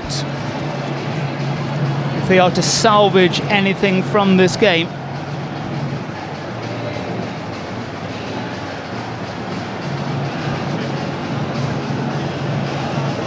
Linker tried to make a bit of space for himself, couldn't do so. There's a quick return. Out wide, almost drilled in by Guerreiro, the Brazilian. Who, we've seen him look a little fitter, I have to say. Look a little fitter, exactly. When he was playing at the Euros back in 2008 with the Polish national team, he was looking a little slimmer. Now Algeria, chance to clinch it! Oh my word, you can't miss that sort of thing. That's the kind of, that is my style out there. Oh my friend, you'll do better than that, I guarantee you. But it was drilled in, it has to be said, but maybe, well, I think the right foot was the right decision as well, but that was the chance to wrap things up.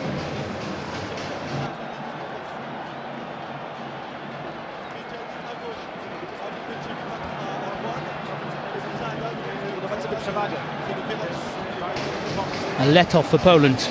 Trying to respond. More of a smash onto the metal frame.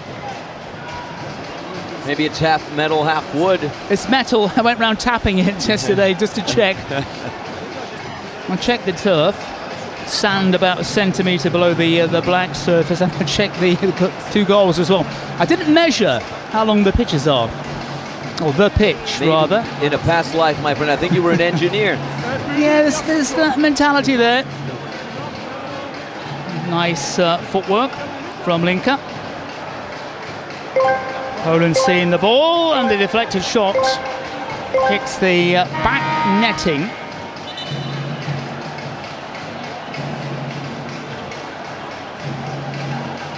We had an elongated first match.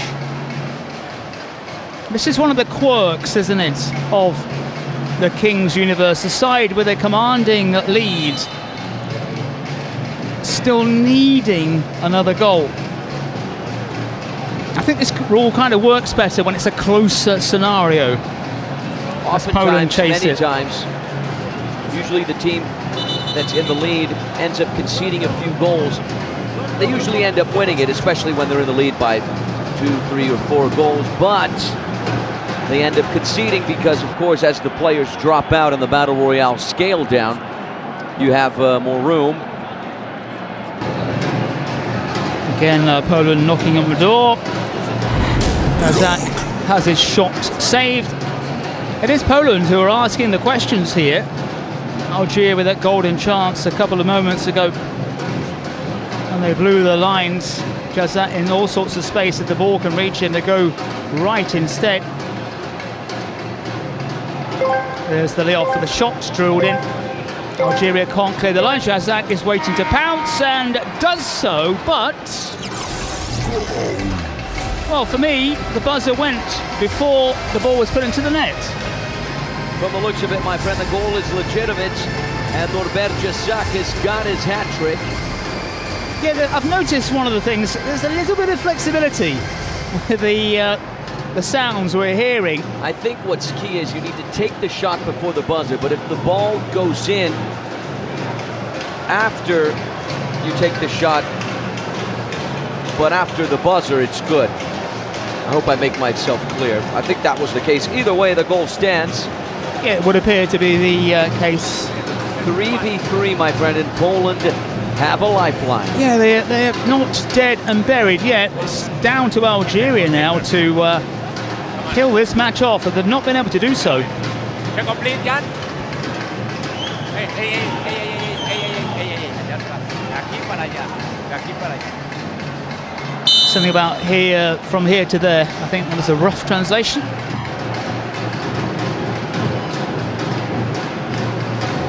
Now this might be the moment. This man has been all important, and it is the moment! And he does it for Algeria. One of the men you're going to pick out to score the goals. You would have put the money on the number 0. Where is this armband heading?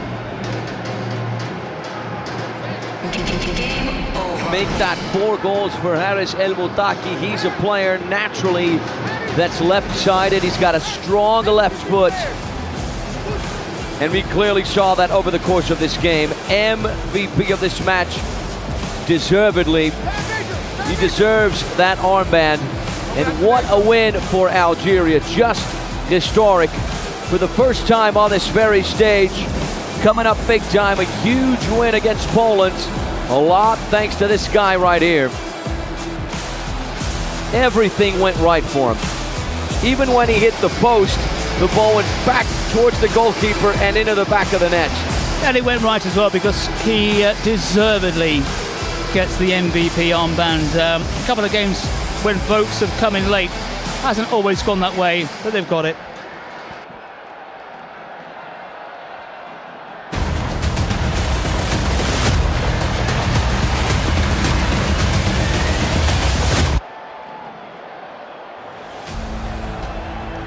Welcome back, everyone, to the Trident Arena in São Paulo, Brazil, where in just a few moments we will be getting underway with this match right here, the third game of match day 2, Germany versus Argentina, Argentina versus Germany. It's a world football classic. Argentina, a team that took part in the 2025 Kings World Cup of Nations, and they were eliminated in the quarterfinals after 2 consecutive wins. Mexico were the executioner that knocked out the side from Sergio Kun Agüero, the Manchester City legend. 4-2 victory over Spain, 2-1 victory over Japan, followed by that loss to Mexico. Let's get to the lineups. Here are the Germans.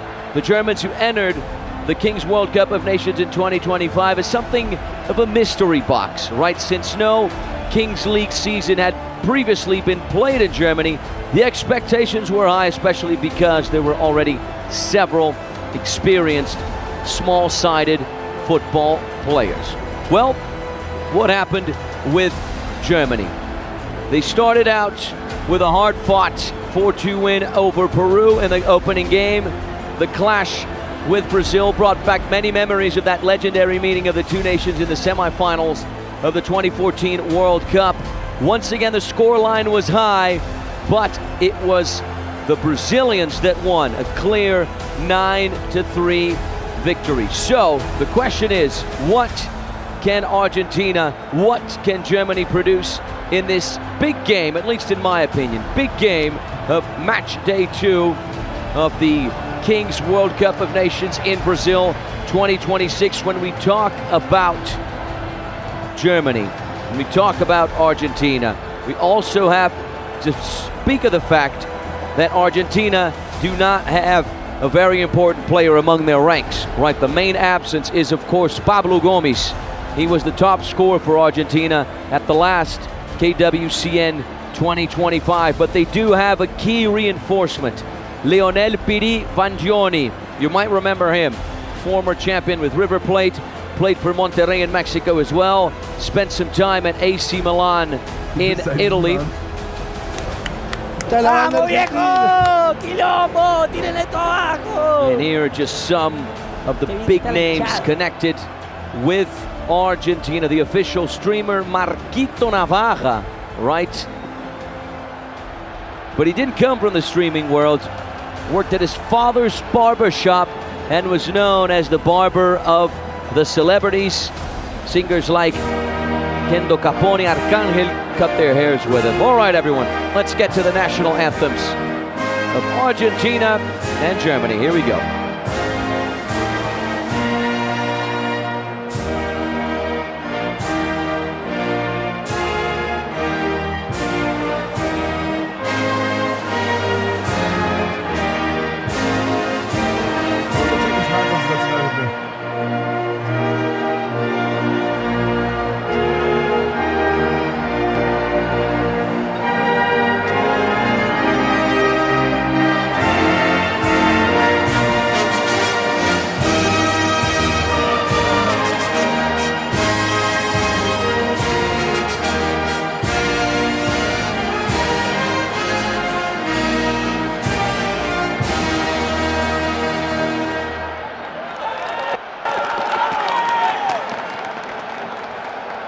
Hi, hier ist Mario. Kommt mir bekannt vor, die Begegnung. Deutschland-Argentinien in Brasilien. Habe ich ein kleines Déjà-vu. Von daher war eine mega Erfahrung für mich logischerweise. Das war jetzt schon ein paar Jahre her, aber ich schaue immer gerne drauf zurück und einfach eine unglaubliche Geschichte für mich, für Deutschland, für die Mannschaft damals. Und ich werde immer ein sehr positives Gefühl und eine sehr positive Erfahrung darüber haben. Deswegen viel Spaß, genießt es. Mega Sache. Ich drücke die Daumen und gebt einfach Gas. Ich habe den Moment genossen, so gut wie es ging. Von daher, liebe Grüße aus Deutschland, alles Gute, ich drücke die Daumen, viel Erfolg und bis dahin.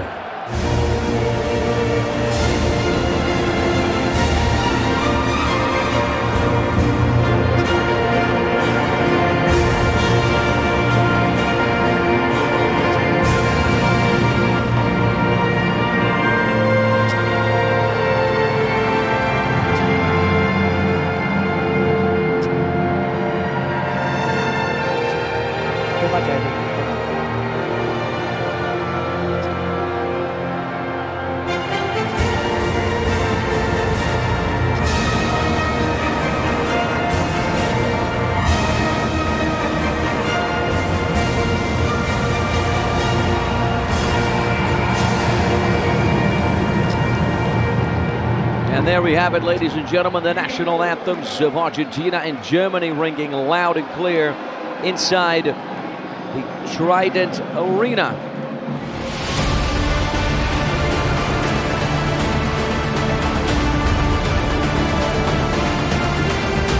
Teams and players taking center stage as we're gearing up, we're getting ready to go for the first half, the first chapter, as I like to say, the first 20 minutes of playing time of Germany versus Argentina, this World Football Classic. You saw a few minutes ago, we had a message from Mario Götze, former Borussia Dortmund, former Bayern Munich. He said the word deja vu, and you know why.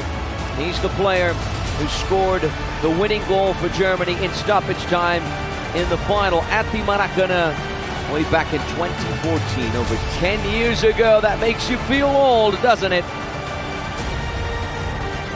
Well, you can speak for yourself. I'm going to stick with half. I'm a traditional, one of the old school guys. You're going to go for chapters, I'm going to go for halves. Chapters and halves. Sounds good by me, my friend. There are the secret cards. Everyone is wondering what they will be when comes the time for them to be unveiled. Here are Argentina, the Argentina of Sergio Kun Agüero, of Facuna Vargas Sanchez, of Franco Romero, of Leonel Vangioni. The vote is on, ladies and gentlemen. You can vote, you can decide. Just vote in the chat who will be the player to begin the 1v1 battle. Will it be Dago Campari or Santiago Rottenberg for Argentina, or will it be Amar Sekic or Nick Salihamidzic for Germany? The audience has decided the 1 versus 1. Germany, number 7, Nick Salihamidzic. Argentina, number 6, Santiago Rottenberg.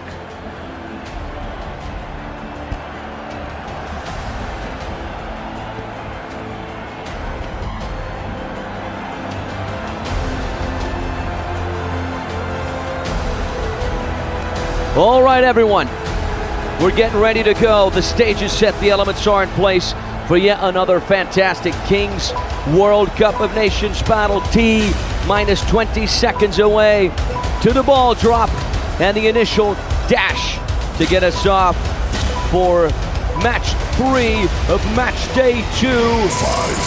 Argentina versus Germany, Germany versus Argentina. It's the dash for cash. The dash for cash, my friend. I like it. I think I'm going to copy that one from you, buddy. No way. You can keep the copyrights. Underway, ladies and gentlemen. Who's going to get first possession? It is Germany. With Jelicic, he's got the support from Dressen. Going for the return ball. It finally makes its way to his target. Good save there from the Argentine goalkeeper. Leo Silva. Germany still have it though. Is Dressen. Not enough of an angle there to find the back of the net. 30 seconds in. Now Argentina with the opportunity for their first offensive dash for the cash. It is good, my friend. That is good. I'm only going to use it once, though. Okay, I'm counting. I mean, it's two massive names in world football here, Argentina and Germany, so we've got the perfect setting, the perfect place for it as well. Robert Luis Sanchez turns. The pass wasn't ideal. He might get a second chance here. No time. Luis Sanchez, he's got the support from Facundo Romero, here he is, left foot on it!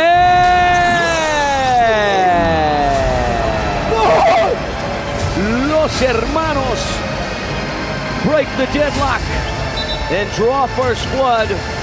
It's a sensational left-footed laser from Facu Romero. Here's the replay, ladies and gentlemen. Have a look at this beauty. Back of the net. The South Americans lead. Yeah, an early goal, which is what we like to see. And we've always said it, this is when you get your goals. Well, the majority of them, of course, in the opening stages. If you're not aware of it, there's a massive rivalry between Brazil and Argentina, neighbours, geographically. Oops. VAR intervention. We are not, was he offside? One thing I've noticed here, I think we're not always clear why the decisions are made. Was it a count? Goal for Argentina. It may have been the countdown. Heartbreak for the play-by-play guy right here. I enjoyed calling that one.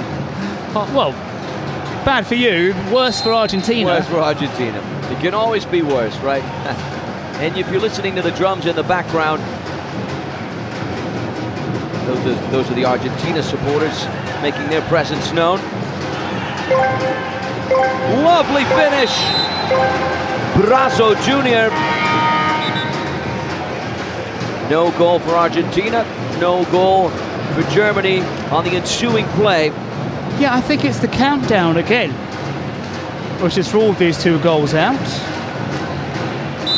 Moving the ball a bit quicker, get him a shot in before the referee counts down. It's the only reason I could see from both those being disallowed. So we had the ball in the back of the net twice. I think in that case it might have been the offside. Yeah, we didn't see anything conclusive, did we? There's Luis Sanchez. He's got the support from Facu Romero. There's the number 11, Franco Romero.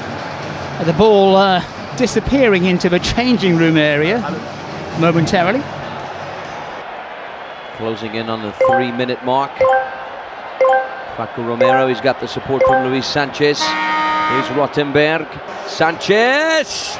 How about that save?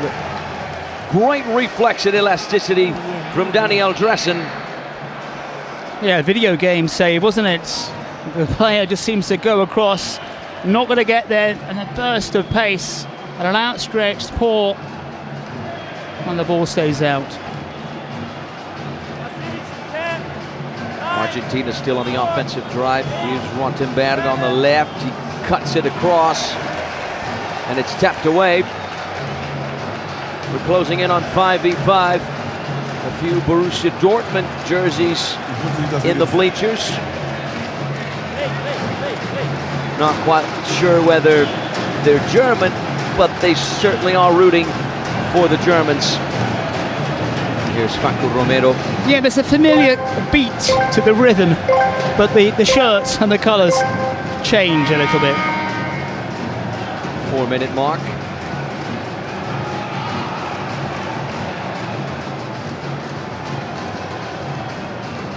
Argentina to restart with Luis Sanchez. So far, the South Americans enjoying a little bit more ball possession than Germany. Here's Cohen from range. There's a deflection. Again, you couldn't quite hear it, but the referee was there with the countdown. Again, the bleached blonde hair on show for both Argentina and Germany. Absolutely, my friend, seems to be a trend. There's the service towards that back post. It's loose and alive in there. Ricocheting all over the place, out of bounds for a sideline throw.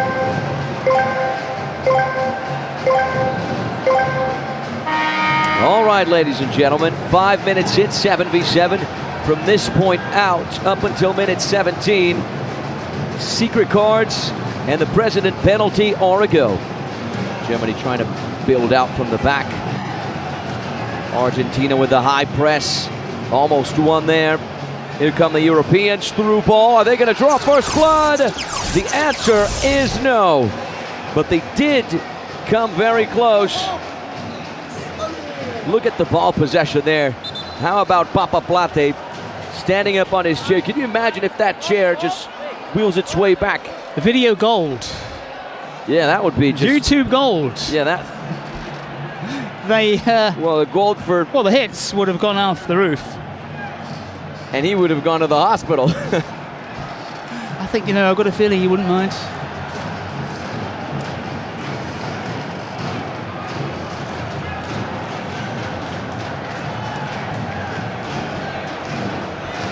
Here's the long ball, left-hand side. Caught back, first time hit. It's a decent one from Lionel Vangioni. Yeah, former River Plate champion. Yeah, well struck by Vangioni. You've called a few Libertadores Sudamericana matches with him, I'm sure. The name doesn't sound familiar. My spell in the Libertadores could be wrong, of course. I had that gap around the COVID time as well. A dangerous foul for Germany. Right in front of goal.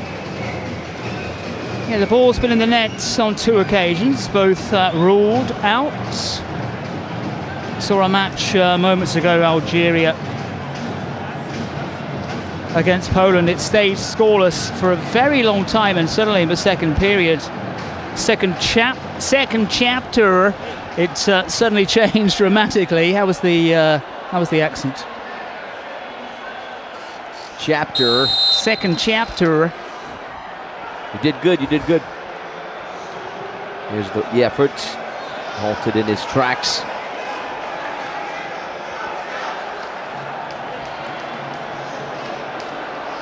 Plenty of hustle and bustle. And challenges are flying in. Another foul for Germany in the same position as the previous one.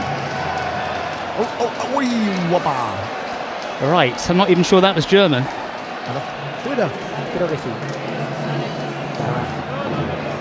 Yeah, the challenges have gone in between these two. There's a little bit of niggle between Germany and Argentina, the two group favourites, knowing how important it is to win this first match. Yeah, we can definitely tell it's a very physical game. The players aren't scared to drive into those challenges. Ezequiel Cohen picks up the yellow card. He'll be out for a couple of minutes. Left foot on it. No deflection there, just a goal kick for Argentina. Sequinho's effort, but the wall did its job. Amar Sekic, aka Sequinho. I wonder if there's influence there from a passion for Brazilian footballers. Yes, the little Inho, meaning little. Passion for perhaps a Ronaldinho, a Felipe Coutinho. Who knows?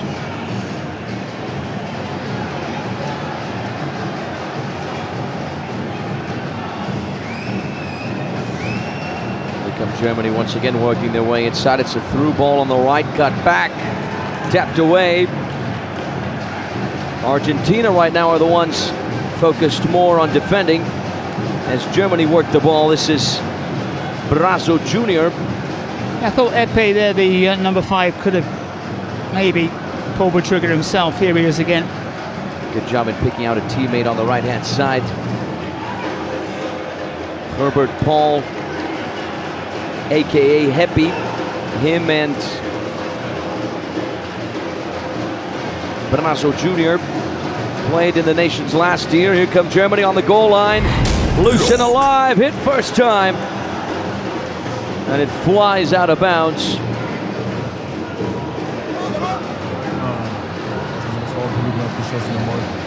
Enough to get a reaction there from Papa Plate, the German streamer. Here's the long ball. Almost to 10 minutes on the clock. 0-0 between Germans and Argentinians. No foul given there. Play on, says the ref. It's a heated game. I believe the referees are going to have their work cut out for them. Yeah, and Franco Romero quickly back on his feet when that free kick wasn't given. It is, let me try to word this very carefully. There are styles of play in certain countries where contacts, they're kind of trained to take advantage of minimal contact. Let me put it that way. I see what you're saying, my friend. It's a nice header.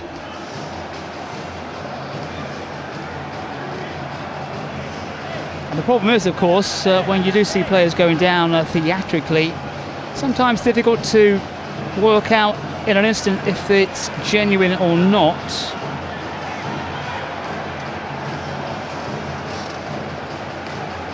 Ten and a half minutes. Here's Sequinho to restart with Daniel Dressen.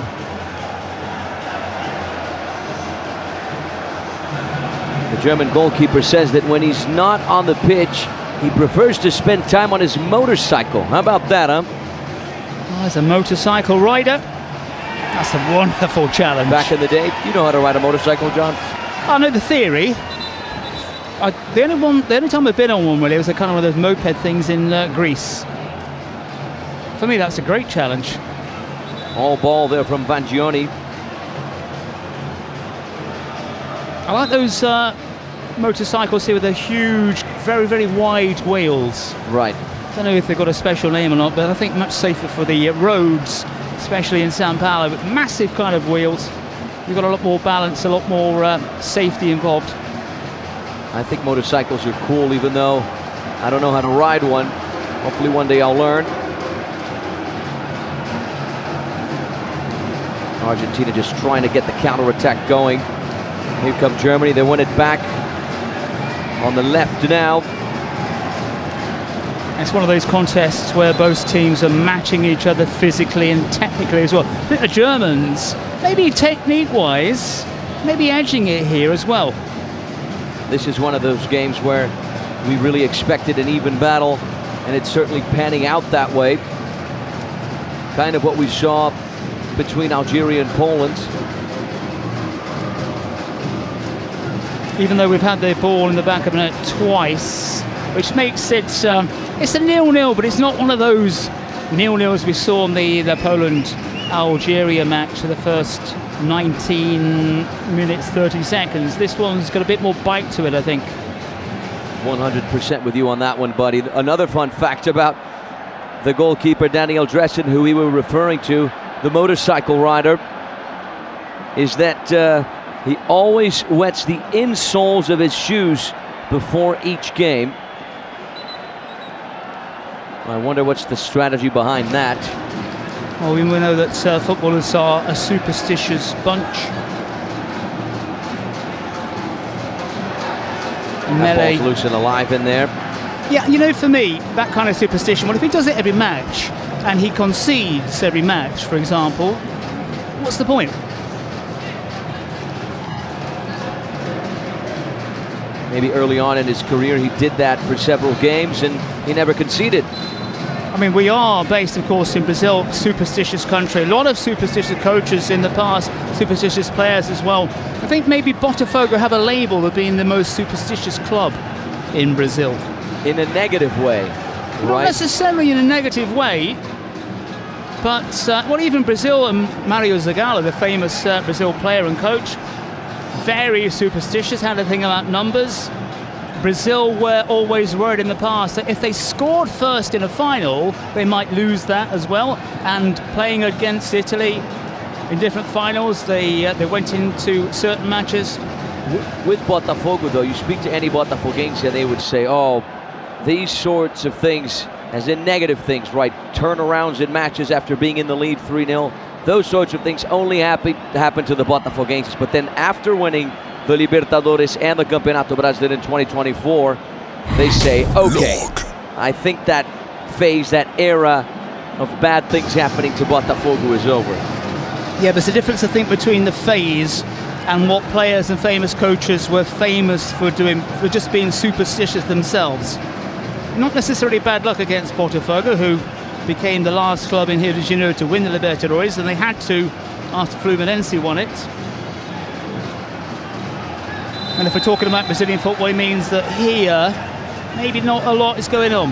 Yeah, speaking of the Libertadores, right, Vangioni, who's on the pitch right now, the number 21 for Argentina, he won it with River Plate back in 2015. Not only that, he's got a Sul-Americana title as well the year before in 2014.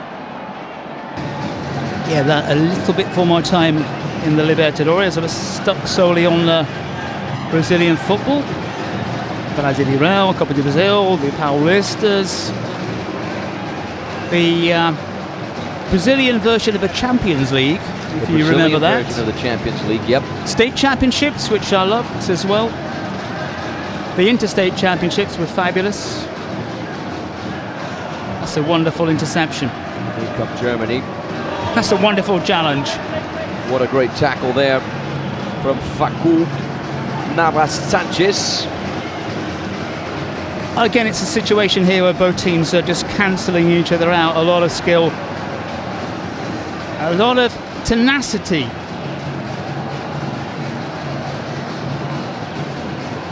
And a good pace about this match, despite the fact no goals, even though we've had the ball in the net on 2 occasions.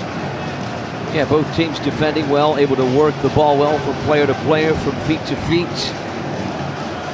Having a tough time, though, finding those openings. Very physical game. Uh-oh, we just might get the first goal here. And yes, we do. Gonzalo Lezcano draws first blood for Argentina, taking advantage of that mistake. The South Americans break the deadlock and draw first blood. Lezcano on the score sheet. Argentina on the scoreboard. Huge mistake there from Danny Bloom, giving Argentina just the edge they were hoping for. Well, a blooper from Bloom.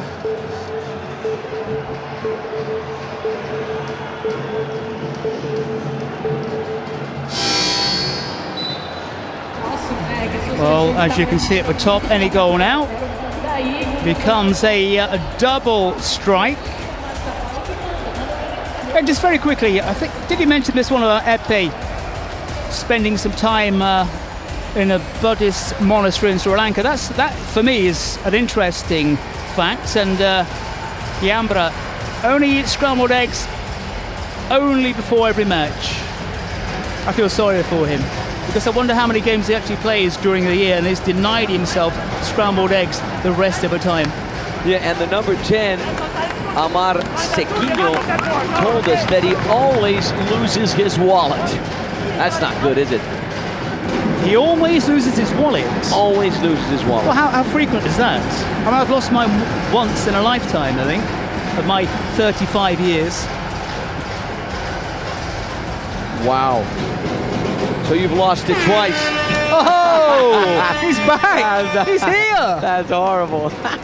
It's probably about right, actually. No, I'm just kidding.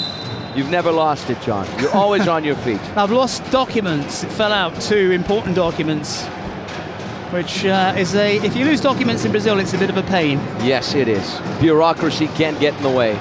At one point in life, everyone will lose a passport, a wallet, an important document.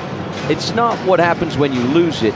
Well, it's not how you lose it, it's what happens after you lose it and how you bounce back from those situations. And that insulting remark from Anthony Moles has cost him the last snack on the dish. You can have all the snacks after that one. You can say I can have all the dish, but I'm taking it, and what is mine? Yes, okay. Fair enough. You know what I'm really impressed about, John, is the fact that all of these German players, they speak at least 3 languages. Es gibt Special Cards. Oh shit. A few words there from Yeah. Papa Plate. Scheiße. Maybe Do we need to translate that? I don't think we do. Concentrado. Double goals right now, minute 18. Marcajeles. Dale con las manos.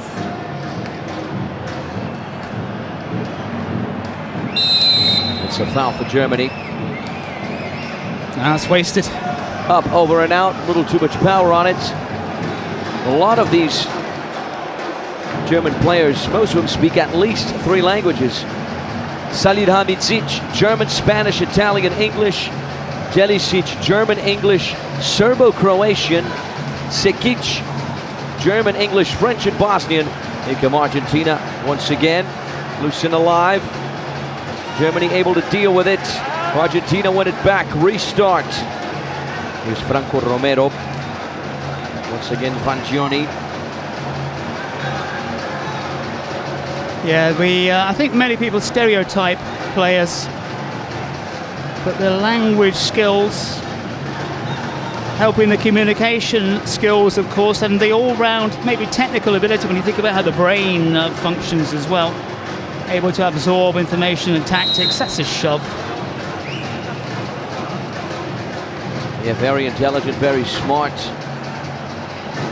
In the beautiful game, of course, you need that intelligence, right? The quick thinking to be able to pull off something creative that just might give your team the edge. We're about to wrap up. Final 30 seconds of this first half. Just 1 goal splitting these teams. Scored by Gonzalo Lezcano, the number 27, a few minutes ago.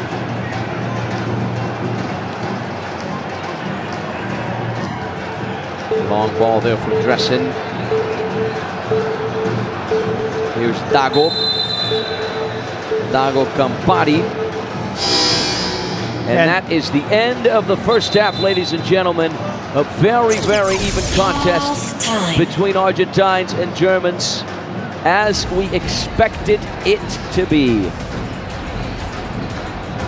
A very low scoring first half, as we saw in our previous match as well. No cards dished out by either side, which means it's going to be a compacted second half as well. See right in the centre, just right of centre, that the cage is down, the ball is fitted, waiting for the ball to get stuck inside that cage. It's not happened so far. Yeah, there's a tight frame of Lionel Vangioni once again. This is a good opportunity for the coaches to pass out instructions to their players, John. And how about this? The assistant coach for Argentina, Mauricio del Castillo, is Kun Agüero's brother. A little bit of nepotism goes a long way. Absolutely, my friend. And we just might have the last play of the game here. Vangioni to take it. Not the end of the first half just yet.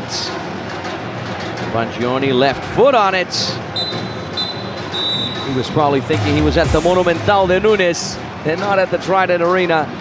Now we wrap up the first half. Yeah, I think even that shot would have headed out the Monumental as well, which is a fabulous place. Biggest stadium in South America.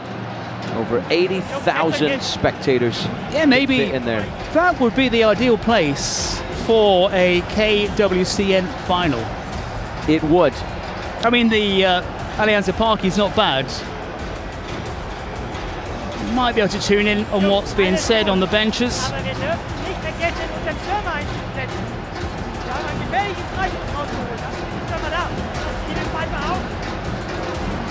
Here's a look at the Argentine dugout. We have the captain's take from official streamer.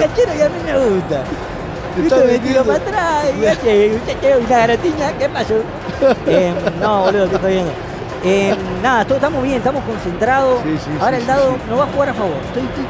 Para mí no va a jugar a favor, estoy con fe. Y ahí 4-4-3-2. Nah, es para la cámara, Estoy vendiendo uno. Pero nada, estamos bien, gordo, hay que mantenerse así. Sí, estamos, pero viste que acá el gol, un gol no es nada, ¿no? No, un gol no es nada. Hay que estar atento. Hay que estar atento. Mirá la hinchada argentina, es un espectáculo. Te hablan los relatores, no los escucho. Si me están hablando los relatores, les pido mil disculpas. Yo no tengo muy bajo, no sé. No escucho, perdón, los quiero mucho. Son los capos. Hay una promesa de por medio. Si me están escuchando, les pido mil disculpas. Están hablando los relatores y no tengo el relato. Claro, no está. Perdón, soy un golobo.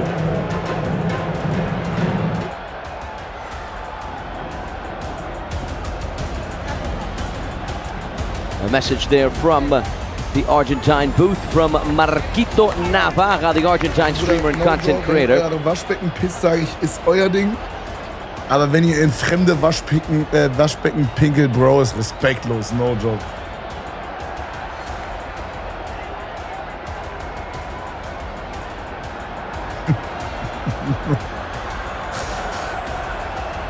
Bro, das hätte, es hätte kein schlechteres Timing geben können, Bruder.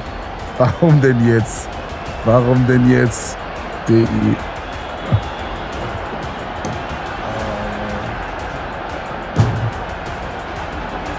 Ja, liebe Grüße an die Cars, ey, macht das super. Well, that joke flew over our heads as the last shot of the game flew over the crossbar on the north side of the stadium.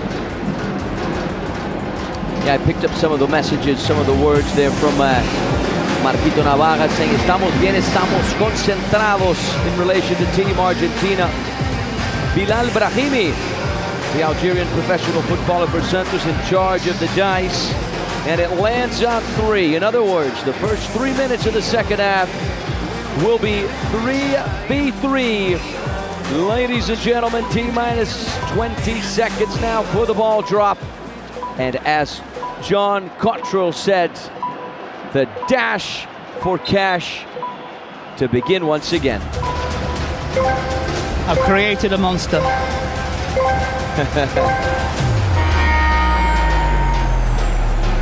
Here we go. Germany on the first drive in.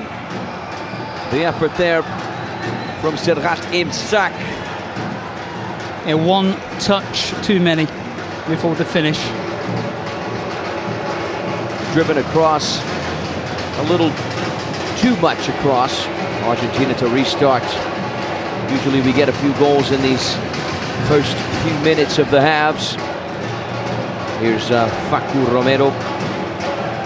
The goal scorer now, Lescano. Back towards Facu.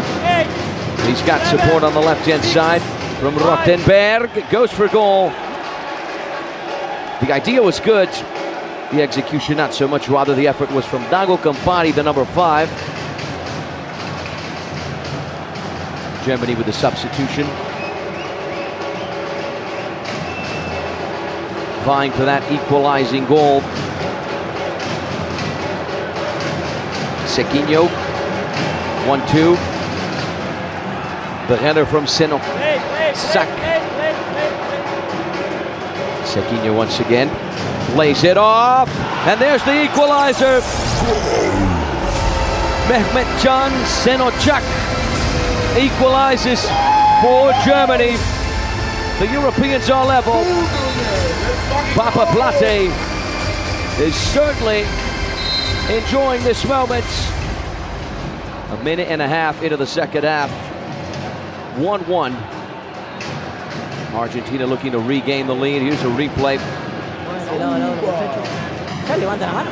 Şenocak with a certain amount of luck there to tuck it in underneath Luis Sanchez.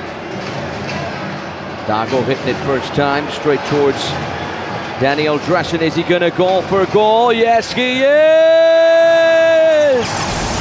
From coast to coast, from goal to goal. It doesn't get any better than this, does it?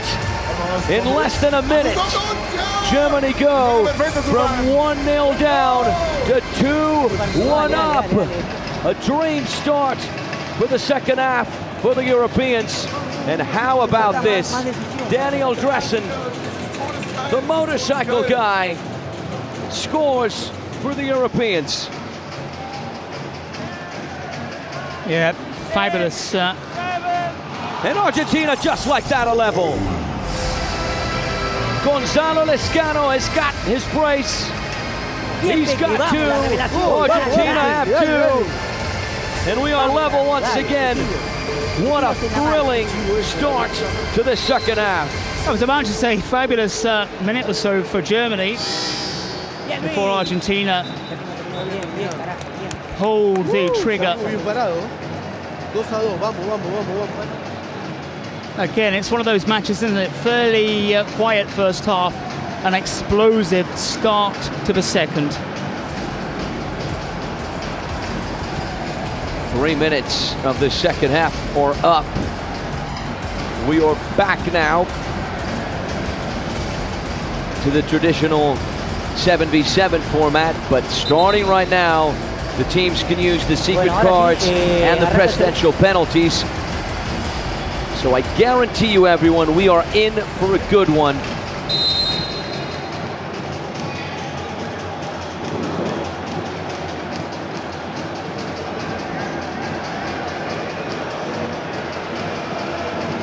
Vangioni, here's Cohen. The restart with Luis Sanchez. Vangioni once again looking for a teammate up the field. The build-up is looking nice. Left-hand side, driven in. There's a deflection. It's loose. Blasted away. 4 goals, 2 apiece. Vangioni. Nice control there from Aaron Martinez. Almost got caught in possession, but it was a nice little turn from Argentina's number 9. Again, there's very little to choose between these two.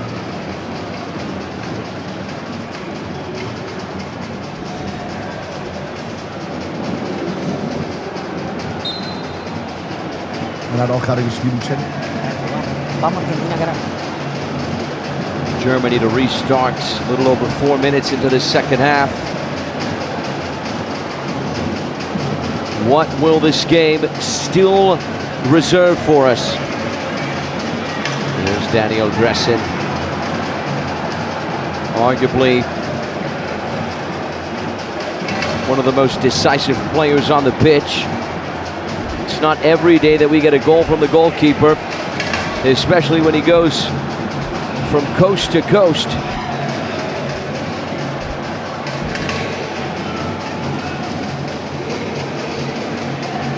It's a little bit of pace from Brazo Jr. Nowhere in the end.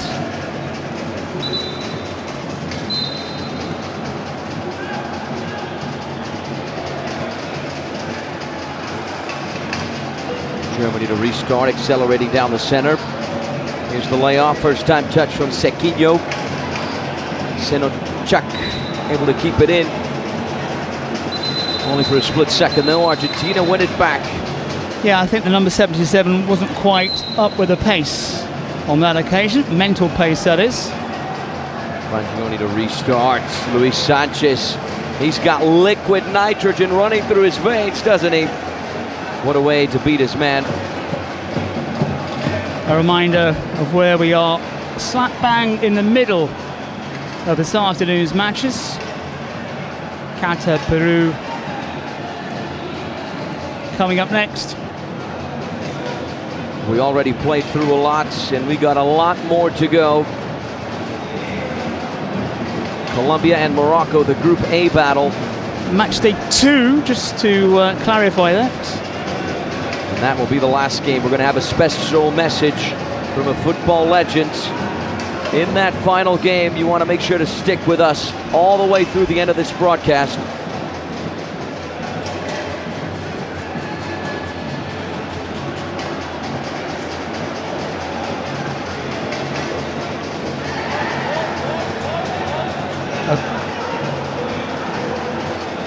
Well, here come Argentina. Just to clarify, even though we are the second day of the competition, it's still classified as match day 1. Nah, Bruder, du kriegst dein Herz. Well, exactly what I was thinking. You can just feel the tension in the Argentine booth there. Here come the South Americans on the left-hand side. Martinez, the layoff. Blocked. Germany trying to get the counter-attack going. Hüseyin Ocak, cheeky touch. Solid piece of defending there from Vangioni, a reminder of his River Plate days.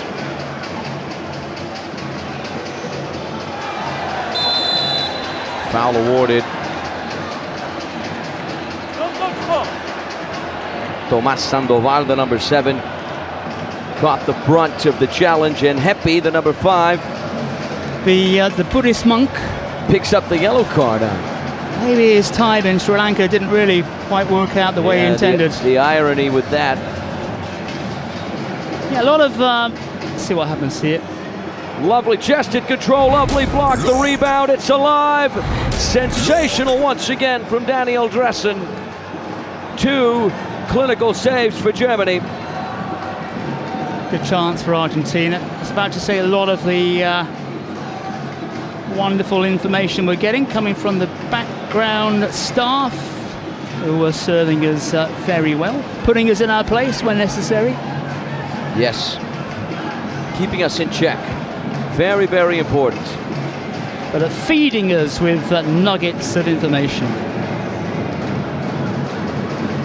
To keep us nice and fueled over the course of the broadcast. Make sure to get your tickets on our website, kingsleague.pro.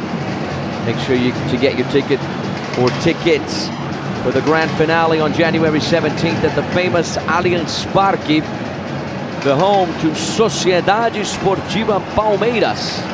If you're wondering what that is, it's one of the big teams here in São Paulo.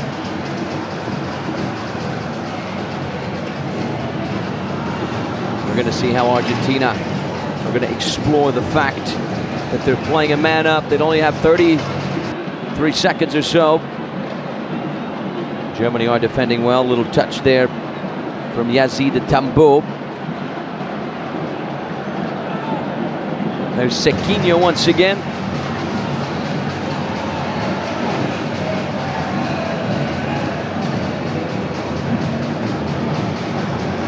Here come Argentina on the left. Germany able to deal with it.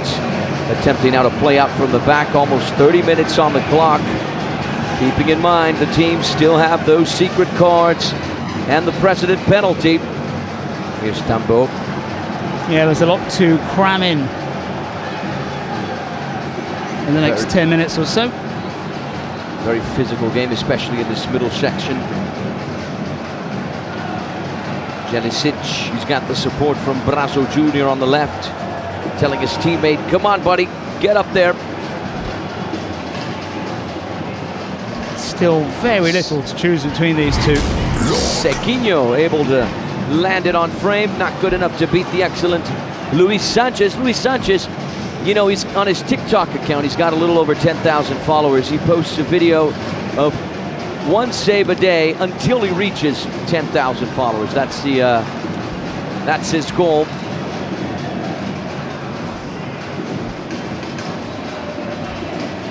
Germany to restart a little over a half an hour into the game. Just 4 goals to apiece.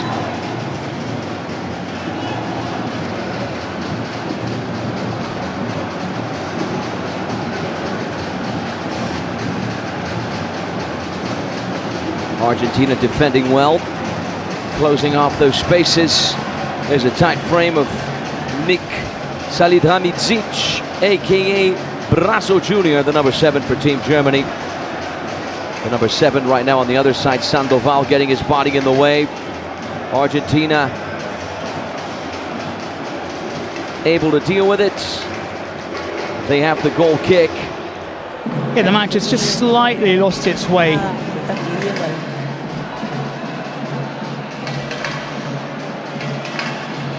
We saw Papa Plata and Marquito Navarra.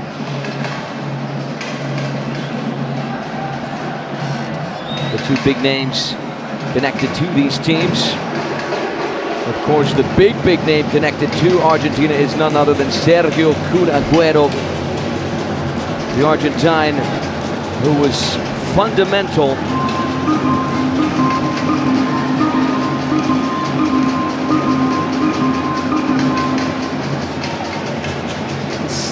President, penalty time very shortly. President penalty for Argentina.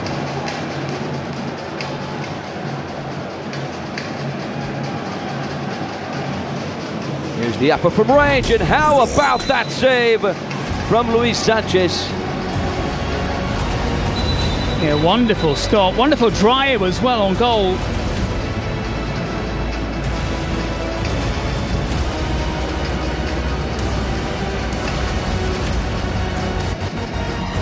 Time for the President penalty.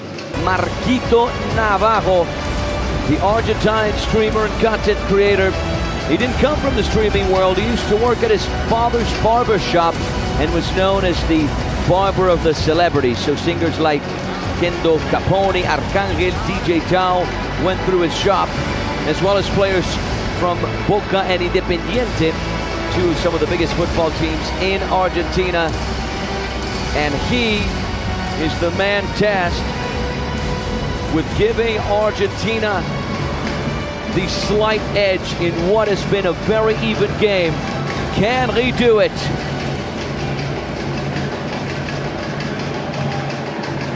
He takes a deep breath, takes more than a few steps back, dressing a little off to the side. Here's Marquito!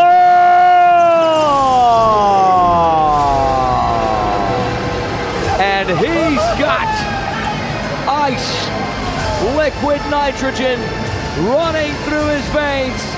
The Panenka to beat the excellent Daniel Dressen, who has been solid on the day.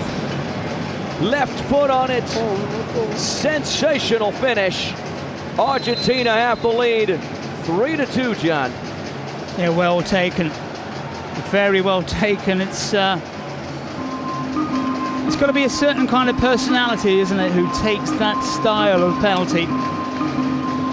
Although, if you are watching this and you see a President penalty again, and you gamble as to what he's going to do a second time,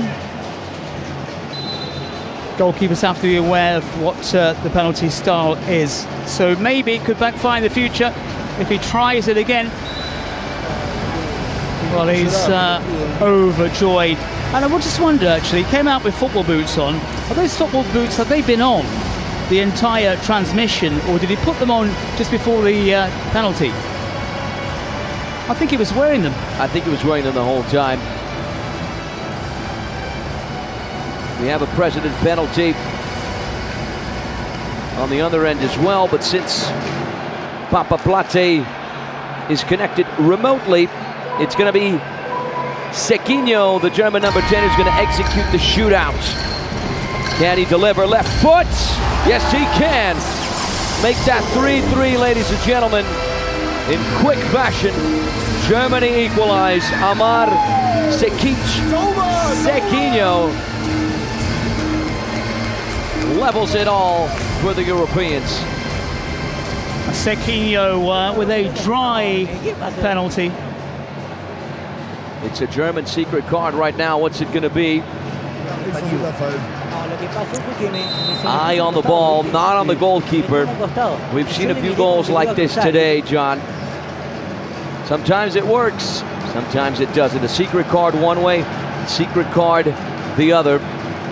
Crucial stage of the match. Finally poised. Here come Argentina, left-hand side, cut back. Here's Facu. He's got the support from Cohen. Fagioni. Ooh. Just a lack of concentration, maybe tired limbs, tired minds. Got to do a little bit better than that, buddy.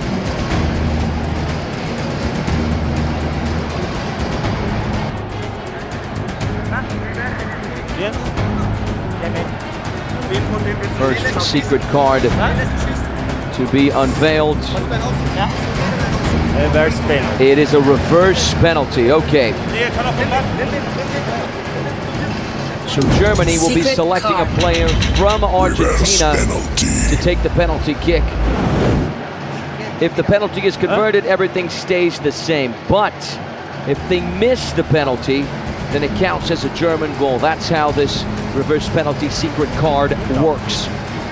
And Argentina have got the shootout. What's your reading here, Secret John? card. Who has the advantage? Shootout. Maybe Argentina because of the shootout. But then again, if you miss the penalty, It's a game of percentages. You play the percentages, I think. I think if you also historically you look at what has come out, what is the result, even though this format of the game is relatively young and those stats aren't going to give you a proper picture. So, just to clarify, he scores, it doesn't mean anything. He misses, it means a goal for Germany. You're relying on a mistake or a brilliant save. Ezequiel Cohen to take it. He delivers. Almost. A save from Daniel Dressen. So everything stays the same. Argentina have the shootout. And a chance to go in front. Golden opportunity, that's right, to make it 4-3. Almost a save there from Daniel Dressen. The German goalkeeper went the right way. Now he's up against a shootout. This is Facundo Romero. Now his first touch is poor. So the cards both cancelling each other out, but his first touch, Romero's first touch was poor.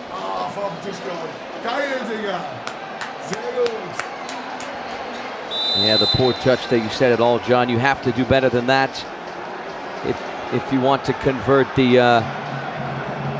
shootout.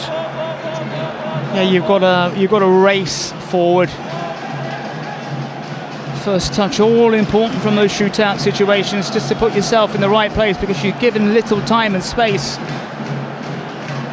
to react and get it right with the angles.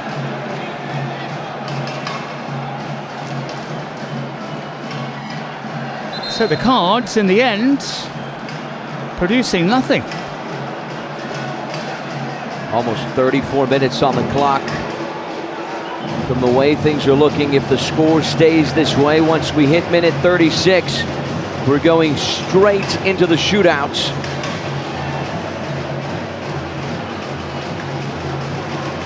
Vangioni, he's got the support from Cohen. Now to restart with Luis Sanchez. Germany defending at this point, just hoping to pounce on a deadly counterattack. Here's Facundo Romero. Cohen. Facu Romero once again.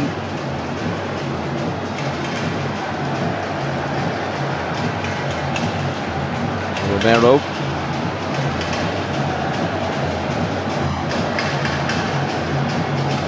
Cohen. Vangioni as an option on the left.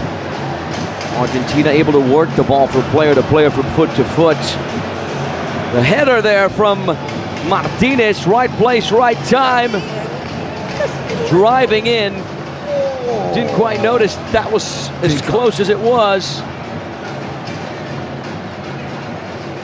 Yeah, a goal now could make all the difference to the outcome of this game. Here's the long ball. Vangioni gets his head in the way, comes right back. Brazo Jr. That was a reckless lunge from Vangioni. Came flying in with both feet when he didn't need to.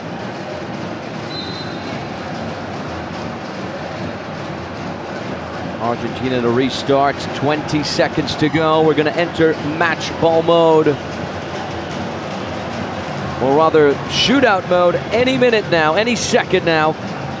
Unless we get a goal in these final 10 seconds. Doesn't really look like it.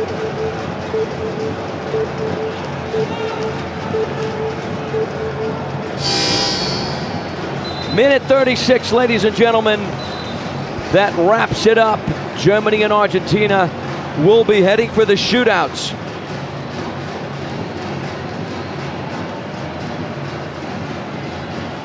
And there is Mauricio del Castillo, the assistant coach who is Kun Agüero's brother. You can definitely see the resemblance there. Yeah. Not quite twins, but yeah, the family resemblance, even down to the haircut. Yeah, Agüero, who retired from professional football shortly after winning the 2021 Copa America. A reminder about our friends at Fortnite. You know, with this banner on the screen, John, I really have to say, just like during the Summer Club World Cup, a lot of people have been messaging me asking for my Fortnite username. But let me be clear, I am keeping it a secret, buddy, and not because I'm terrible or anything like that. Well, you know, come on, what's the big deal? There's so many modes we can play. OG, Reload, Battle Royale, even creative, where you definitely won't feel any pressure. I know they've got everything, and it's impossible to get bored in Fortnite, but some things are better kept secret, my friend. We'll convincing eventually, chat. In the meantime, here's the link to download Fortnite. Someone's got to be my duo. Perfect, perfect, perfect, perfect, my friend. Of course, to all our viewers across the globe, we did not read that. That was pure improvisation and acting, my friend. Yeah, the Actors Studio, we did a few trials there. Didn't do very well. That's why we're here. That's why we're here, that's right. All right, shootouts. Who would you put your money on, John? You are putting me on the spot here. There's been nothing at all between the two sides. I'm going to go for Germany because you asked me. I have no real conviction, but I'm just putting the kibosh on Germany. Brazo Jr. went for the wrong angle there. It goes wide. Kiss of death. The kiss of death you asked. I had to answer. Now Argentina with a chance to jump ahead. It's Facu Navarras Sanchez. Key reinforcement for Argentina in the competition to start things off in the shootout. Underway. Countdown is on, and he's denied by Daniel Dressen. What a performance from the German goalkeeper. Yet another save for him. Yeah, man of the match below. Remember to vote by the name and get your votes in early as well. Two fairly poor shootouts so far. One miss and one stop. Here comes Germany once again. It's Senocak off the post. Denied by the medal, the number 77. So far, both teams unable to score in the shootout. So we've had it all. One miss, one save. And I suppose that one goes down as a miss as well, hitting the metalwork. Facundo Romero to try and execute the second shootout for Argentina. Him versus Daniel Dressen once again. Here's the countdown. Facu. Up, over and out. A little too much power on that left foot. No good for Argentina. We're running out of players here. I don't think we've seen a shootout with so many misses. I think also psychologically, when all your teammates around you are missing these shots, I think also it has that negative effect. They keep missing. We're all missing. Everyone's missing. Seguinho, who already scored one shootout, does not score the second. Doesn't Anthony Wells? Smashes it onto the crossbar. Denied by the woodwork, my friend. We're going to be here all night. I've got a feeling with this one. 3 shootouts for Germany. None converted. Argentina go for number 3 right now with Franco Romero.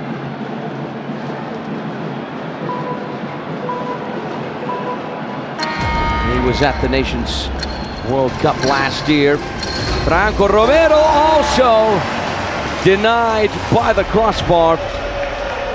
There is something about that goal, some magic force, some special force Keeper turned, sees it just slam onto the crossbar, and nobody can find the back of the net. What is going on here? Germany go for shootout number 4 with Danny Blum.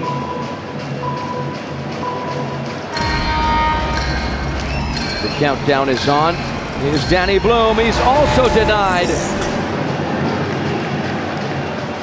4 attempted shootouts for Germany, 0 conversions. I just wonder if we're heading to some kind of record here between these two.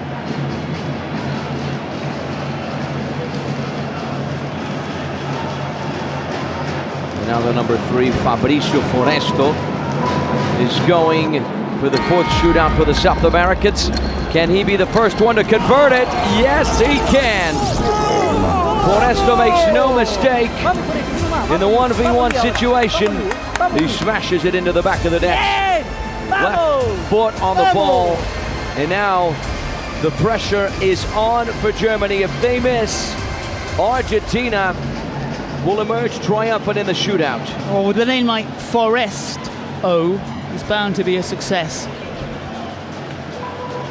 Yes, it is, my friend. Yes, it right there. That took a few seconds as well, didn't it? This is Hagen Blom, and he skies it. Argentina win in dramatic fashion after a 3-3 tie in regular time. They win in the shootout by just 1-0. Fabrizio Foresto, the only Argentine player to convert it.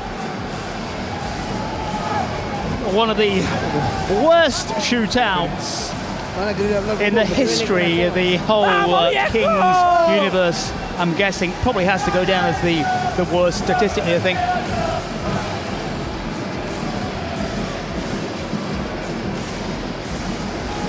Going to get a ball signing with the MVP shortly. Well, Argentina celebrate, but only just. And the fun fact, John, that only 2 matches in the competition so far went into the shootout. 2 matches between South Americans and Europeans, right? Chile versus the Netherlands, Argentina versus Germany, and in both occasions, the South Americans emerged triumphant. Yeah, one more convincingly than the other, has to be said. Celebrations for Argentina. Heartbreak for Germany.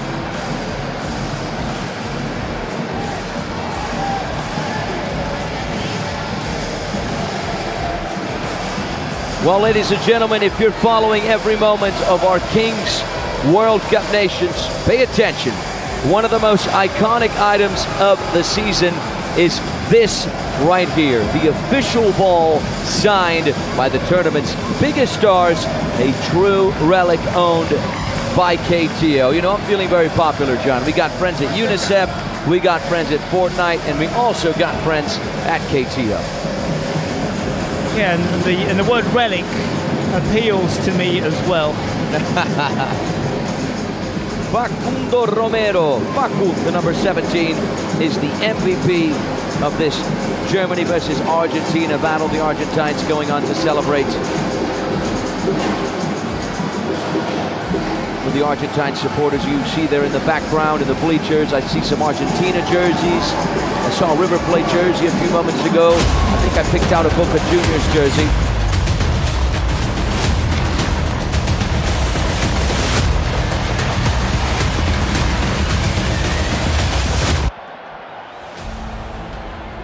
Well, the action rolls on. Qatar against Peru. Coming up after that elongated shootout between Germany and Argentina. And we thought for a long, long time that neither side would get a breakthrough in just one goal. I think, and I'm not 100% sure, but it has to be the worst shootout ever in the Kings universe history. It might be wrong, but how many times has that metalwork slammed into? Again, another contest right now, Qatar and Peru, to unknown quantities. Maybe Peru on the world stage at the professional game, we know a little bit more about them. We'll look at the two teams in just a second. Starting with the Qatar in their mauvish shirts. It's slightly darker in real life. And these two sides wanting to put on a decent performance, knowing that a loss in the opening fixture means your back is against the wall, as Brazil found yesterday against Spain, and certainly France being walloped by Italy, and that's a real big negative goal difference as well for the French side as we look at Peru. Red and white kit, kind of Stoke City-ish type kit for Peru here this late afternoon. Yeah, and Peru, John, who have as the big name connected to him, none other than Paulo Guerreiro, right? Played for Hamburg, played for Bayern Munich, a legend at Corinthians, won the 2012 FIFA Club World Cup with Corinthians, scored that decisive goal against Chelsea, also spent some time at Flamengo, so he's the big legend connected to the team. Peru, keeping in mind, and is still playing, well, certainly was playing, as we get the national anthems.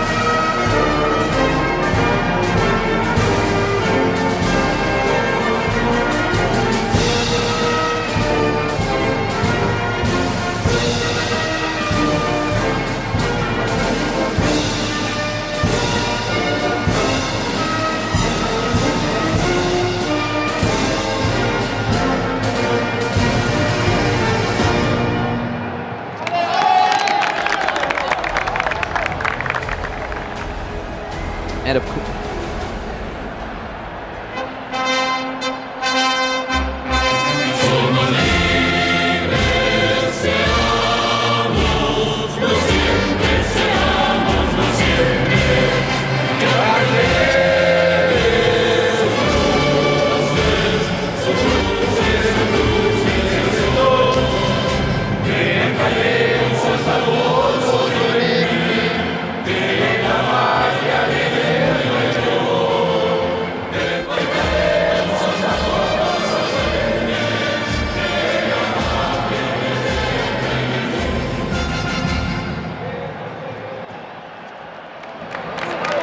game number 4 of the afternoon.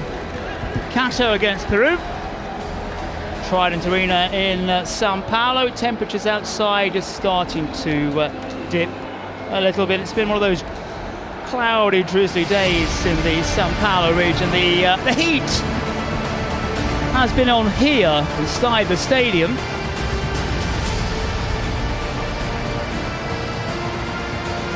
What can we expect from Qatar and Peru? Qatar in the kind of wineish, mauvish colour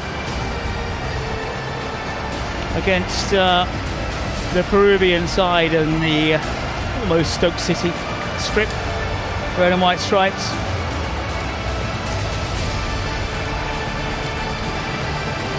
John Cottrell, Anthony Wells with you for this one. It's been a mixed bag here this afternoon. Unpredictable games, slow starts to some extent. A couple of almost goalless first halves. Again, on your left, secret card, the average record, but general record. Again, all we've seen is the shootout being favoured at 22%. Well, the match ball is in position, just hanging in the cage from the ceiling. Players yet to take their position on the goal line.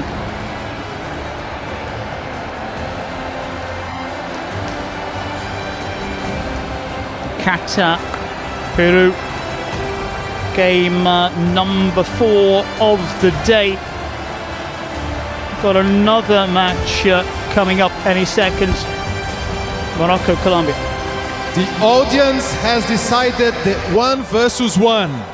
Qatar, number 99, Youssef Shaqiri. Peru, number 22, Juan Carlos.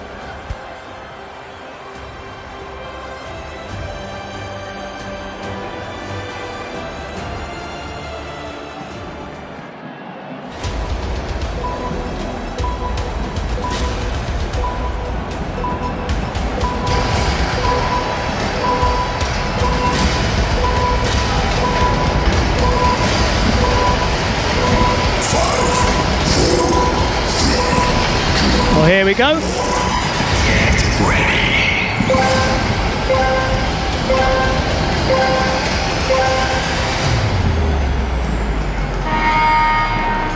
The dash for cash is on.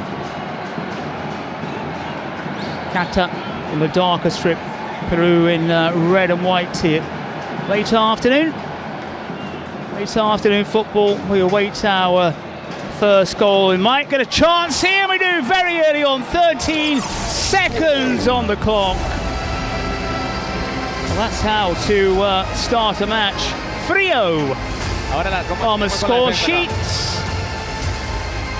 Kind of means cold, quite literally. Thumps that one into the back of the net.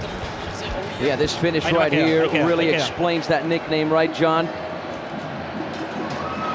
Certainly does. Ice in the veins, as you say, as this runaway goes. Well, the goals are flying in very, very quickly from one end to another. You might blame one keeper. Another finish from another keeper. And almost another one. It's just keeper against keeper so far. Lovely save there from Cheikh Diop. Fantastic elasticity and reflex to punch it out.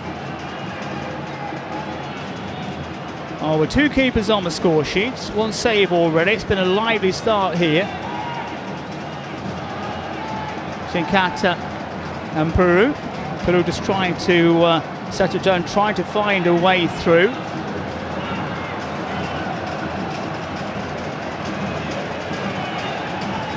Bit of possession was from Sanchez initially. Sanchez looks at the return and thumps it in.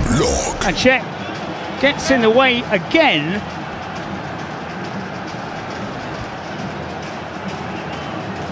El Attack, an apt name perhaps for the number 11.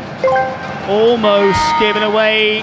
Now danger here, and it's right-footed into the net, and this high-scoring match continues. We've had some low scorers right from the start. Well, this one, very, very different. Juan Carlos, a little bit of shirt pulling. His pace dragged him away, and he swiveled the body round to hit it on his right foot. So goal number 3. Yeah, all the merit there to Juan Carlos, right? Got the block, got the interception, and he was able to fend off the foul, accelerate on that run, and then, of course, the easy part, just tap it into an open goal. The earlier finish that we had from the goalkeeper, Eric Ramirez, El Frio, really explains that nickname. Today's an unusual game for him, though, because he always wears a hat, even during matches, to cover his hair. Not the case today. I wonder why. Maybe a little bit too hot for him. Well, a blistering start here from these 2 sides. We're only at the 3-minute mark, and we've had 3 goals already.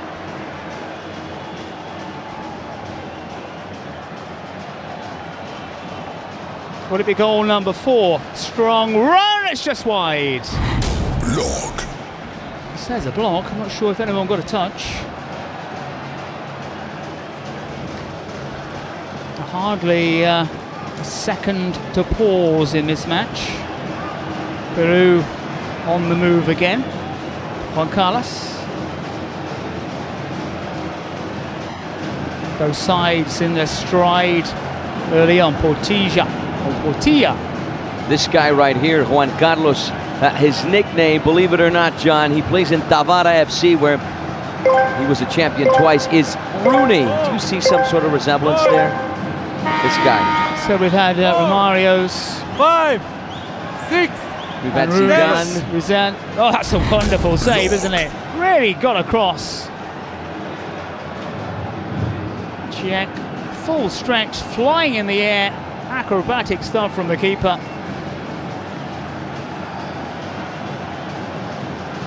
And straight into his welcome hands.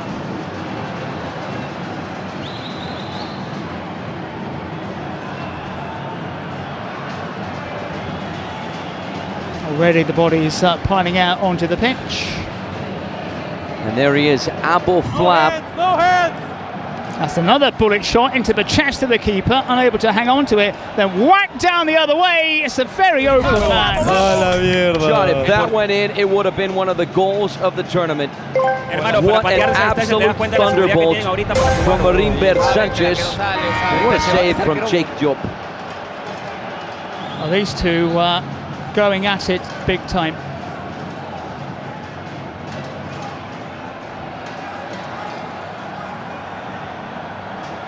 A real thunderbolt from Marinber Sanchez. Another magnificent stop from Jake Diop.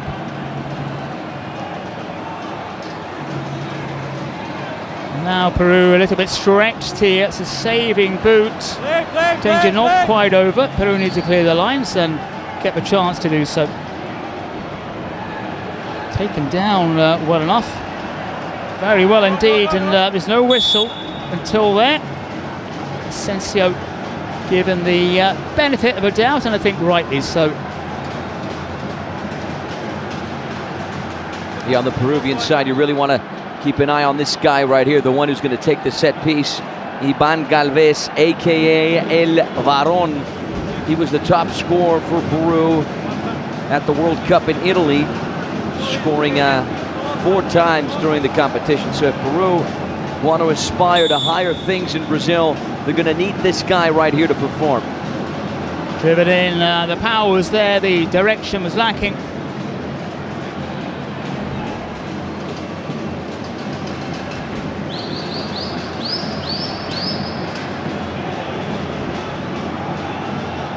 Lively match, to put it mildly, between Qatar and Peru.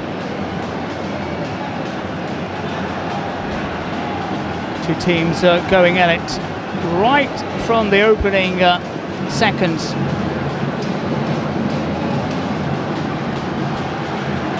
As Antti said, it's going to be a tough old group. Spain seeing off the host Brazil.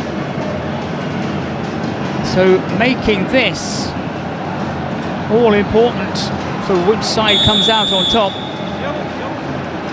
Reminder, only the top one of each group goes through directly to the quarters.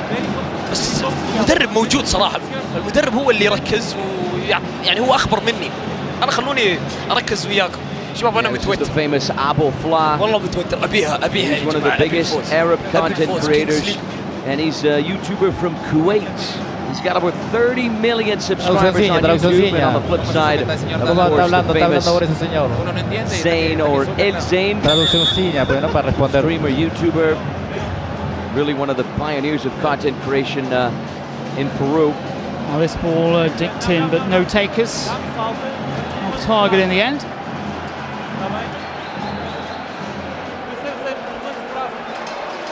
Morocco, Colombia still to come. This is our game number 4 of the day.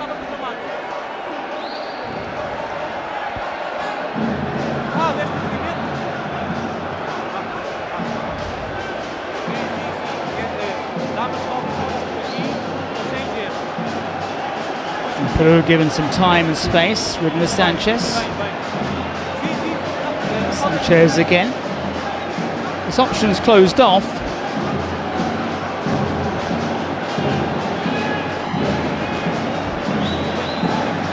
Peru just trying to eke a way through. Ricardo having to jog back into position. Kata not seeing the ball. Peru stringing the passes together, not really going anywhere. Just the 1-goal lead. El Varon getting involved with the action, and again we're in the famous number 10 shirt, so significant in South America. And it's worked on the far side, and that's run of possession from the side in red and white comes to nothing.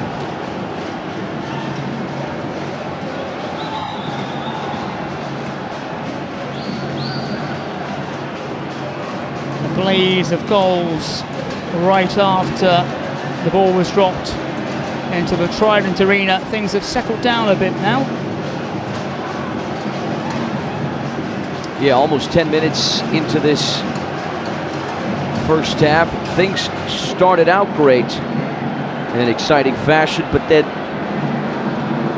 you know, the adrenaline has somewhat swiveled in the past few minutes. Keeping in mind, in this first half, the teams can use the secret cards as well as the presidential penalty up until minute 17. Yeah, it was a wild start from both these sides. Peru seeing a lot of the ball, as we'll see when the stats come up. They've not been able to string a shot on target despite all the possession. They've been patient, they've got a 1-goal lead. Shaqiri with the challenge.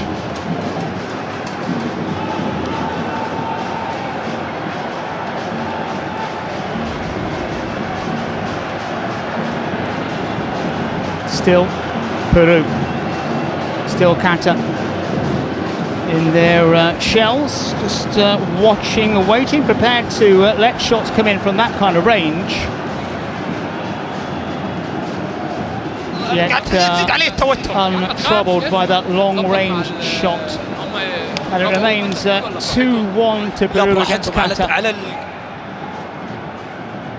Peru had quite the run at the competition in Italy last year. They started off with a tough 4-2 defeat to Germany, were able to rebound with a hard-fought 4-3 victory over South Korea, and then they had an absolute epic last-chance battle versus Uzbekistan. They were trailing 3-0, were able to come back, turned it around with a double goal, but then Uzbekistan scored their own double goal in the final seconds to knock out the South Americans. That's how the campaign for Peru was at the competition last year in Italia.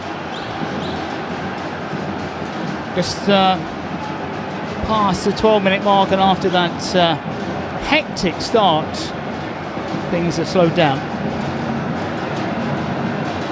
Yeah, Peru able to work the ball well from side to side, but it's not a very objective passing. Having a tough time finding those spaces. So far, Qatar doing a good job defending. And they're just watching and waiting. The Qataris more than happy to see Peru have possession. Again, it's a familiar pattern now, isn't it? Not really going anywhere. Side in red and white. Yeah, you saw the little footwork there from this guy right here, Jesus Vega Aicardo. He was one of the players involved at the competition last year in Italy. In fact, he scored in that match against South Korea. And don't forget your tickets if you're in the Sao Paulo region for the final at the Allianz Parque. And again, Kata just willing to watch and wait and cede possession to Peru, who really have gone nowhere. So when we do see the stats, I'm surprised it's only 62% in favour of Peru, but they haven't done a lot with it in the last 8 to 9 minutes or so. Thought about the long-range shot, decided not to go for it. Varane again, pulling the strings. What Peru are trying to do is pull Qatar out of position, but Qatar having none of it. They're hardly moving forward, just outside their own penalty area. So it's all compact and compressed. And this is a rarity, a rare touch for Peru's keeper, who's been a bystander for the last almost 10 minutes or so. Yeah, we're closing in on the 15th minute mark. Peru able to enjoy ball possession, able to work it from left to right, but at the end of the day, you need to punch through those lines. And Qatar are doing a good job in holding that defensive position. Well, they're hardly moving as well, but he's got a flat back line of 4-2 ahead of it, and they are not moving. And we get a shot, and it's wild though. Agnello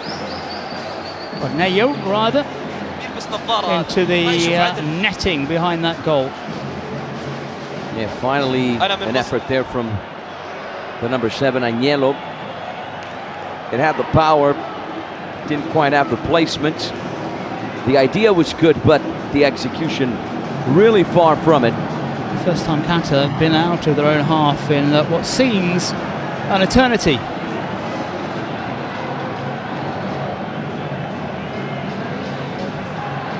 Can they be a little bit more productive and get themselves a corner?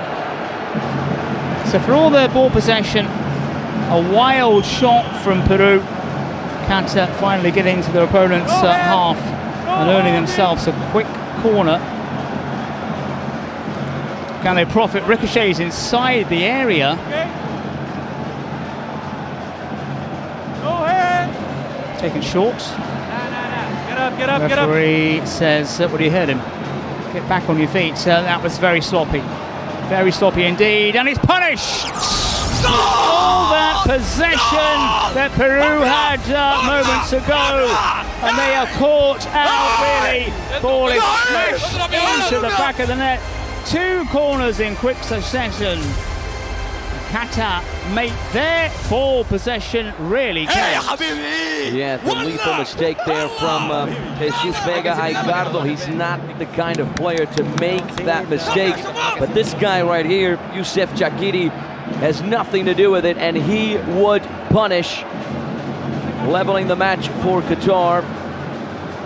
He's a left back who has played for Raja Casablanca, the famous side in Morocco, competed in the Moroccan top flight, 2-time best left back award winner in 2018 and 2019. So he is a player who is very accustomed to competing on the big stage. Well, if anything proves how possession and the possession stats don't make much of a difference, it was that movement there as we reached the 17-minute mark in the double goal section of this game. Anthony, your thoughts? Peru, all that possession, did absolutely nothing. Qatar finally got the ball after almost 10 minutes. Quick couple of corners and a quick goal. Yeah, Peru off to a hot start. I think they were better when they had less ball possession, when they were playing on the counter-attack, when they were exploring the fact that they had more space. Once they had that one goal lead, Qatar were able to park the bus. They were able to fill those spaces, keep Peru from getting too close to their goal, and they took advantage of the chance they had. They forced Peru into a mistake. That's exactly what happened with that missed pass from Jesus Vega Aicardo, and then they would be punished by Youssef Chakiri. ¡Jueguen! ¡Al segundo palo! ¡Atento el pase al segundo palo!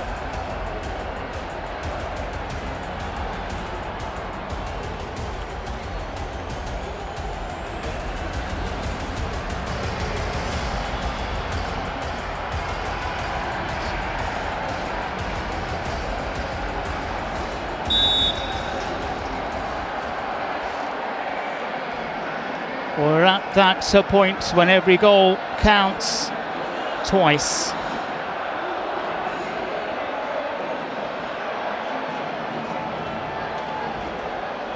And ladies and gentlemen, I stand corrected. It's Jorge Monegal who's got that second goal for Qatar. This one's lifted in very swiftly. The number 98, previously played for Al Shahaniya in the Qatar Stars League. Either way, Qatar score, Peru concede. We're now in the double goal privileges. And just a fun fact about the Peruvian side, the Bruno Agnello, the number 7, he is actually Brazilian. He played in the Kings League Brazil Split 1 for Getrechis, which is the team of Gaules and Kelvin Oliveira. 10 matches, 1 goal, and 1 match MVP for the Peruvian number 7. You're going to see him in just a few moments, surely. Saraiva. It's the familiar mode, isn't it, from Peru? Did themselves no favours just before they conceded a goal. Bags of possession, but went absolutely nowhere with it. And once Qatar got possession back after what seemed a very, very long time, they did the business at the other end of the pitch. Short from Gutierrez, gets it back.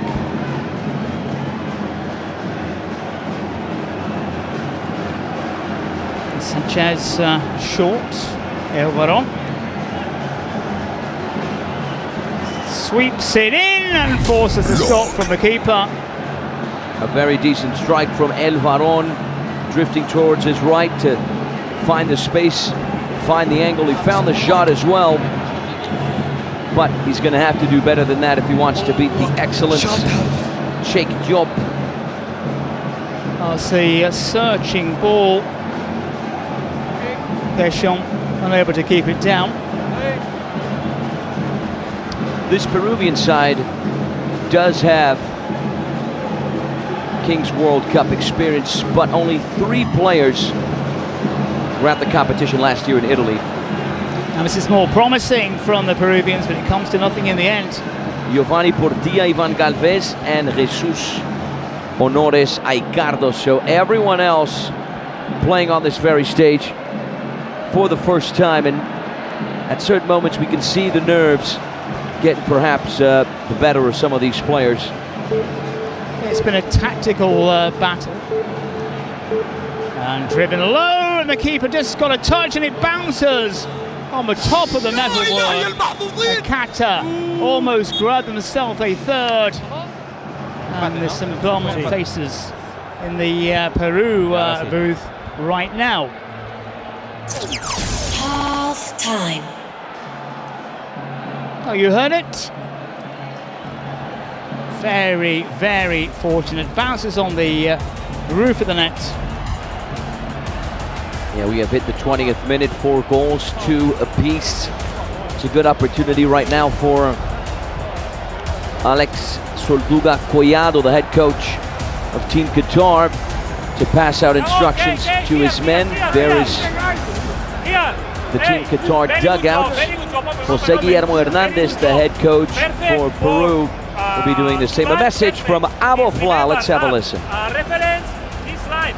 Yes, and the ball here. Now press. البث متاخر فيوتيوب البث عنده متاخر يمكن 20 ثانيه 30 ثانيه. لا بس الناس بدات تنزل عليه. لا بيتحول. هذا صوتي طالع بالاستديو. ان شاء الله وي ويل ان شاء الله. اي صوتي طالع الو ان شاء الله. ان شاء الله Chicos, escuchen. Hey, now, of course, escucha. Escucha. Pero bien el frío. Chala. La chala, sí, la tengo la chala. La chala ha sido así. Burro, tu cabeza fuerte. Maldita sea. Entonces, con mucha más razón, ha pateado 3 veces. ¿Y ahora? Ha pateado 3 veces. Vamos, carajo, tenemos que estar cerca. Igual, ay, hermano, a ver. Well, a little bit subdued, wasn't it, from the Peru booth? A little bit of Mickey taking as we look out the coaches. Yeah, many of these captains. In this very, very close encounter.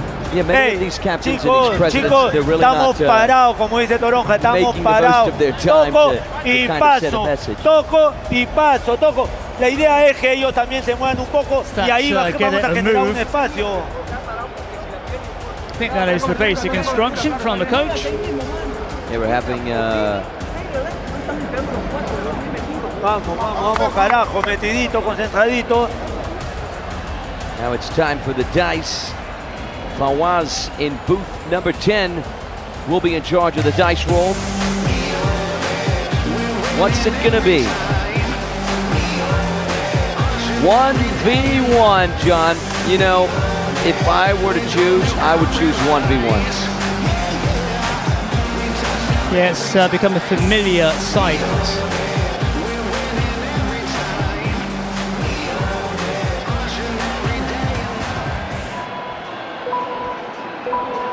Our teams slowly getting into position as the ball hangs in the cage.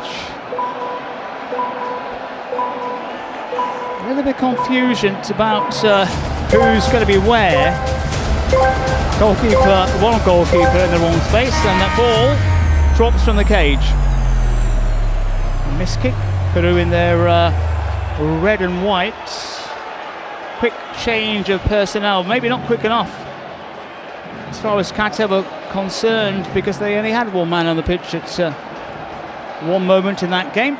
Yeah, this is the speedy Youssef Chakiri, the excellent left back with the Raja Casablanca, played in the Moroccan top division. The number 8 there, Sarabia, is going to have his work cut out for him. It's wonderfully placed as well. That's what I'm talking about. That left foot, that left peg, picking out the bottom corner. Knew exactly what he was doing. And a wonderful strike to give Qatar the lead.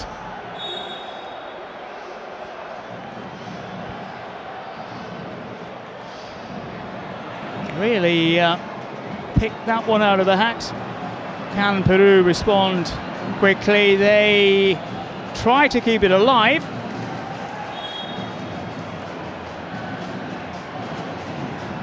Qatar leading by 3 goals to 2 against Peru.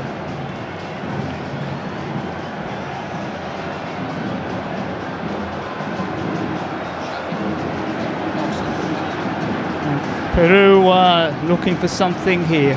Here come Peru, trying to produce something with Juan Carlos on that left-hand side. He finds space, blocked by Monegal, who had something to say, John. You'd see that. It's the man who scored earlier.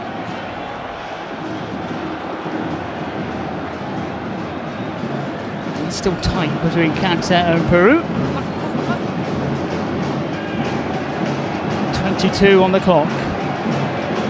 1, 2, fourth game of the day. Referee with a countdown is inside the area. Corner. Can't pull the trigger.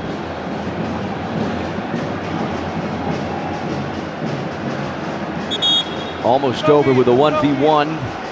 3 minutes of the second half will be in that format. And there's Agnello, the Brazilian we were referring to a few minutes ago. Yeah, this is such a crucial time in this game and in every game, of course. 3, 4, 5, Referee's 6, count needs 7, to release it if he can. 8, 9. No, he can't. You've got to take your chances. You've got to create that space for yourself. And again, the beat runs down.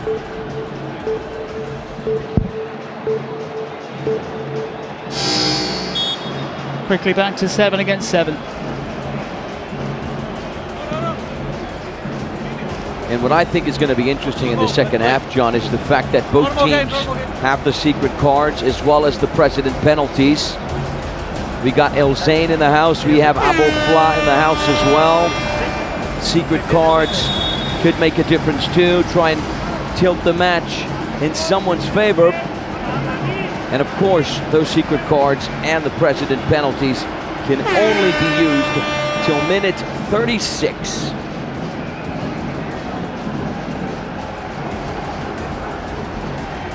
To the scoreline here. Little to choose between these two sides. And there's a tight frame of the Trionda. That will be the official ball of the FIFA World Cup later this year. Qatar will be there. Peru won't. Well, who is going to take the honours here between these two sides? Are we back to Peru in possession? Qatar watching and waiting. Spaces here. Sarabia with nowhere to go initially. They just move extra bodies across. Qatar just not coming out of a shell, but it's served them well so far. It's a wayward ball across from Juan Carlos. And a familiar pattern when we've got to 7 against 7. Peru with the ball, Qatar wait. But when they do have it, Anthony, they've been very effective, the side in the kind of mauve colour. Yeah, tactically speaking, Qatar have been more sound. That earlier long ball, though, not quite sure whether that was a good idea, because even if the Peruvian player on that left wing had gone to that ball, he would have been in a tricky situation where he wouldn't be able to produce anything from that position. Well, that's a wicked shot, but in the end, flies well off target. But that's been the difference, I think. When Qatar have had the ball, they've tried and they have created opportunities on goal, where Peru, for the most part at least, have dillied and dallied and gone nowhere. Unable to find a breakthrough. They do whip in a shot from the far side, Elvidon. Yeah, we're closing in on 25 minutes, John. I just want to reiterate to our viewers that on our website, kingsleague.pro, you can get all the merchandise. You can find stats according to players, according to teams. You can go to matches and click add to calendar to sync the matches of your favorite teams. That is very important as well. You can get tickets to the final on January 17th for the World Cup final. Here we go. Sync the KWC Nations 2026 schedule on kingsleague.pro. What you need to do is go to matches on the website and just click add to calendar to sync the matches of your favorite team. So this is very important for you to stay up to date, up to speed with everything that is going on in this competition. Of course, everything pertaining to your favorite squad. Heading towards the 26th minute.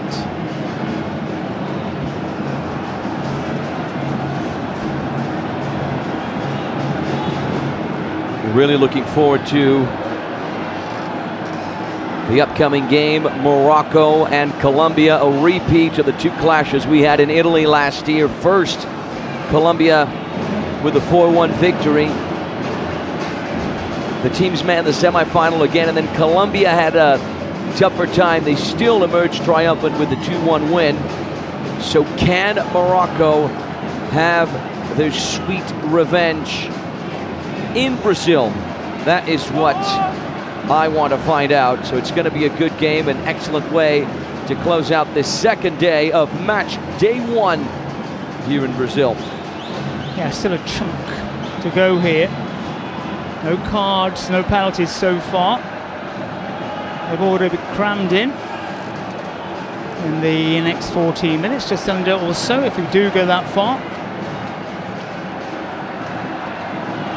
Surely before too long we'll be seeing the cars. He runs out of room on the far side,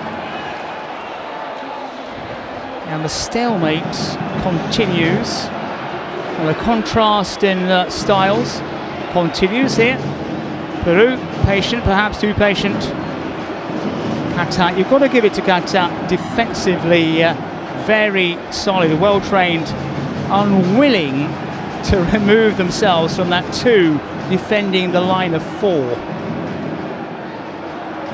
And Peru, again, can't find a way through. Until now, perhaps, and that's not far off target. That's the option for the Peruvians. A little bit of space. Keeper down, may have been beaten on that occasion, got the slightest of touches. All aimed at the far post, the very far post. Can Peru profit here? And look Thought at about a long-range shot and goes for it. Look at the situation at Group D. John, Brazil, the host, defending champs, sitting dead last. Who would have imagined? Yeah, Brazil, the whipping boys at the moment. Yeah. A long way to go.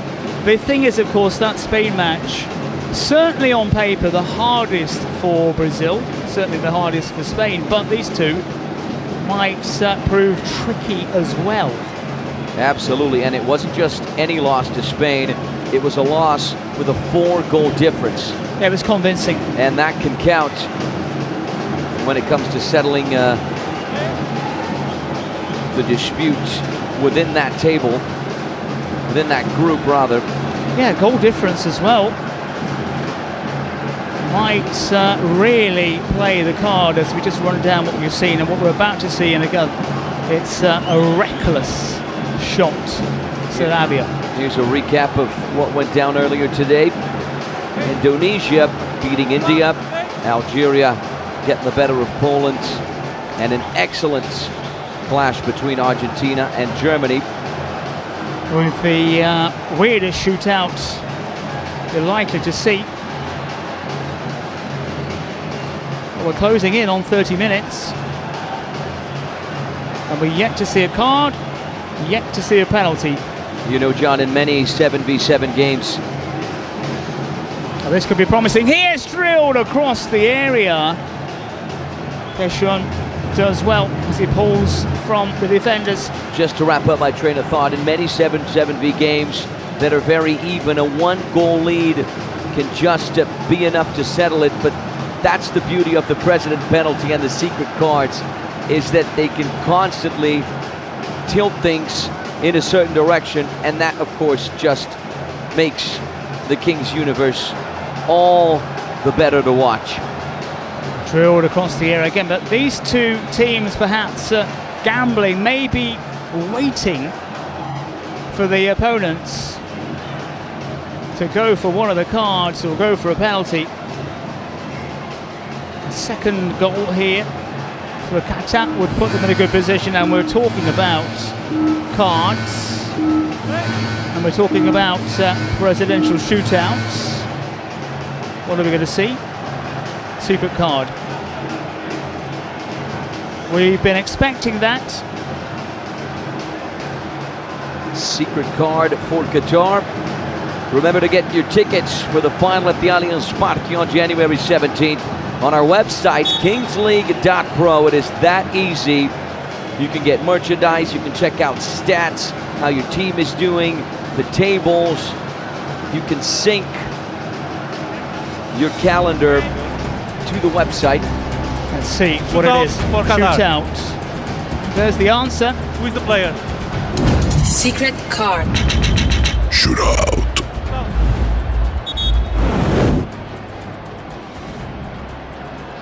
Well, Anthony, is it the right card to play? Is it the right time to play it? I don't know about that, my friend, but this is certainly the right man to do it. Shaqiri, the man within this team that has played at the highest level. He was the best left back in the Moroccan First Division with Raja Casablanca back in 2018 and 2019, and from what we've seen here, he's still in shape. Qatar in the lead 3-2. They want to add a buffer to that lead, and a goal here will certainly be a step in that direction. Well, we're seeing what it can do from open play. The number 99.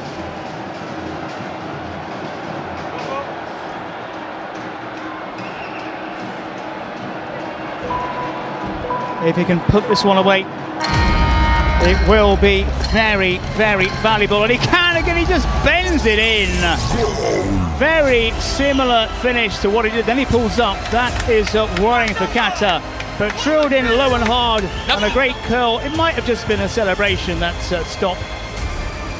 Yeah, Abou Fla certainly enjoyed it, but of course he has to enjoy it. Nothing wrong with this. On the contrary, what a finish from Youssef Cheikhidi. There was never any doubt, was there?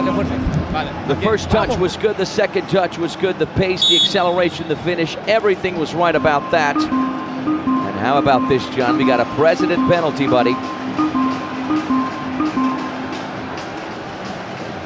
Well, the action now coming thick and fast here at this crucial moment in the game.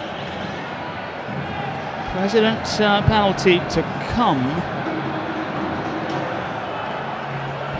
And Peru respond in quick fashion as well with their secret card and their president penalty. So things are going to get good, my friend. You need to take advantage of the cards and the penalties. That goes without saying. The footwork was fine. Couldn't find a way through though. Peru now chasing this game. What are we going to get to see here?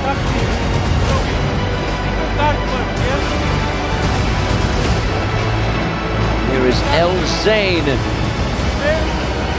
Since 2024, streaming on Kick. He's got over 2 million subscribers on his YouTube channel, almost 1 million on Kick. And he was the president of Persas, has been the president of Persas since Split 1. And this is a big moment.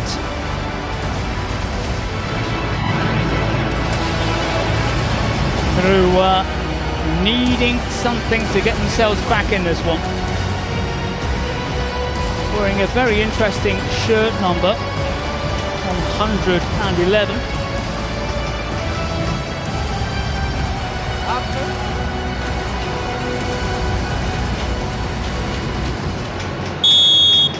Can he put it away? It's going to be a tough old task. It's allowed to move across his line but not move forward.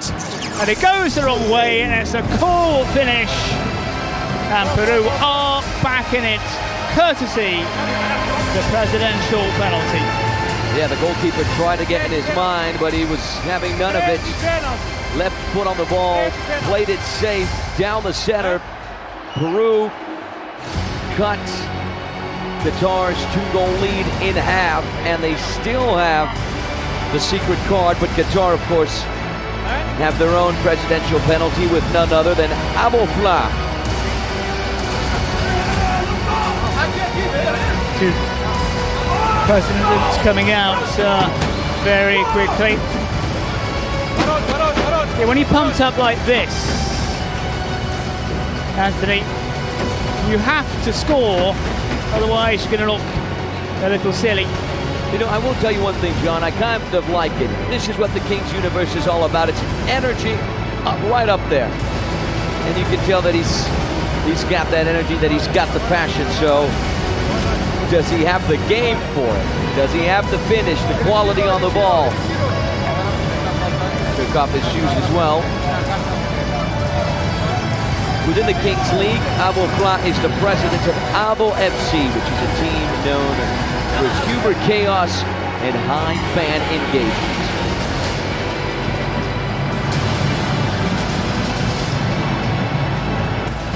You know, many Kings League fans call this guy right here the most entertaining president, and we can certainly see why. Well, it's faking nerves. What I always find interesting here that the penalty taker and the goalkeeper shake hands. I'm all for sportsmanship, however, at the psychological edge, if I were the keeper or the potential goal scorer, I probably wouldn't want to do that. I want to be psyching out my opponent. Now, this is big again. Can he restore a 2-goal cushion? We've seen one president do it. We've seen the showboating from this man. Has he got the finish? No, he hasn't.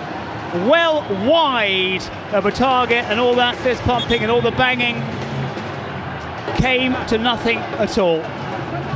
Yeah, he certainly has the talent as a streamer, content creator, and certainly president of a Kings League team, but with an execution like that, my friend, doesn't have the quality of a penalty kick taker. I mean, who am I to talk? I'm up here in the commentating booth judging the guy, but you have to do better than that. Yeah, he's going off a little bit quieter than when he arrived on the stage. You do the celebrations, I think, once you've done the business. And Peru have one secret card left. What's it going to be? They have a few minutes to use it still. Still tight here, 32 minutes gone. One president finding the net. The other shooting well off target. Meaning Qatar with a 1-goal lead as that clock ticks down.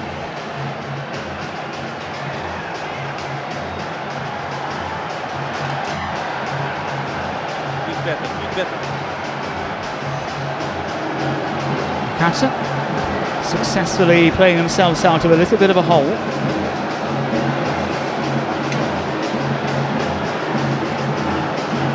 Still a card to come. It's been a while since we've seen a goal from open play. Again, some tired legs, mentally strained as well. On what can be a draining playing surface.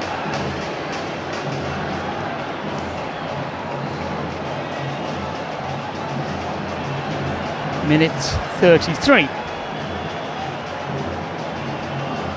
Back to the possession game of, I almost said Stoke City, but it is Peru. It looks like Stoke City, doesn't it? It's a beautiful jersey. Both teams with beautiful jerseys. Almost a break for Qatar. And Peru recover. Asiara's effort! This is a chance! Oh my word! And it somehow misses the target. So close. And yet so far. Couldn't palm it into a safe area. Golden chance for Peru goes begging. Another long range effort. Charge down. Does it bounce out for a corner? Juan Carlos is across. Familiar faces, change of clothes again. Peru keen to get on with things. 34 minutes gone here. Less than 2 minutes for Peru to activate that secret card. The question is, are they going to use it? Yeah, as this one stabbed in and off target. Yeah, the clock is ticking down. Maybe they're waiting for maximum impact with that card.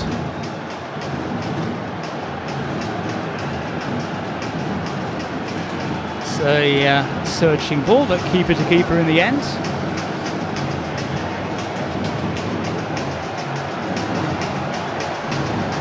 Still, not a lot to choose between these two.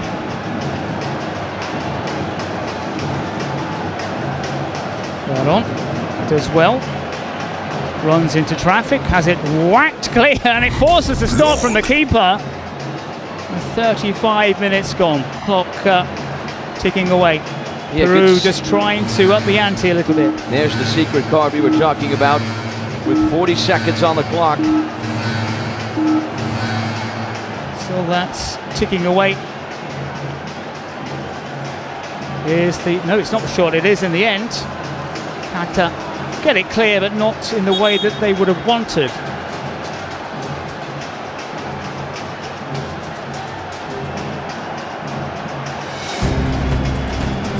Right, secret card time. What's in store now? It is a joker. And they're obviously going to select a penalty. That would be my secret card. Joker choice.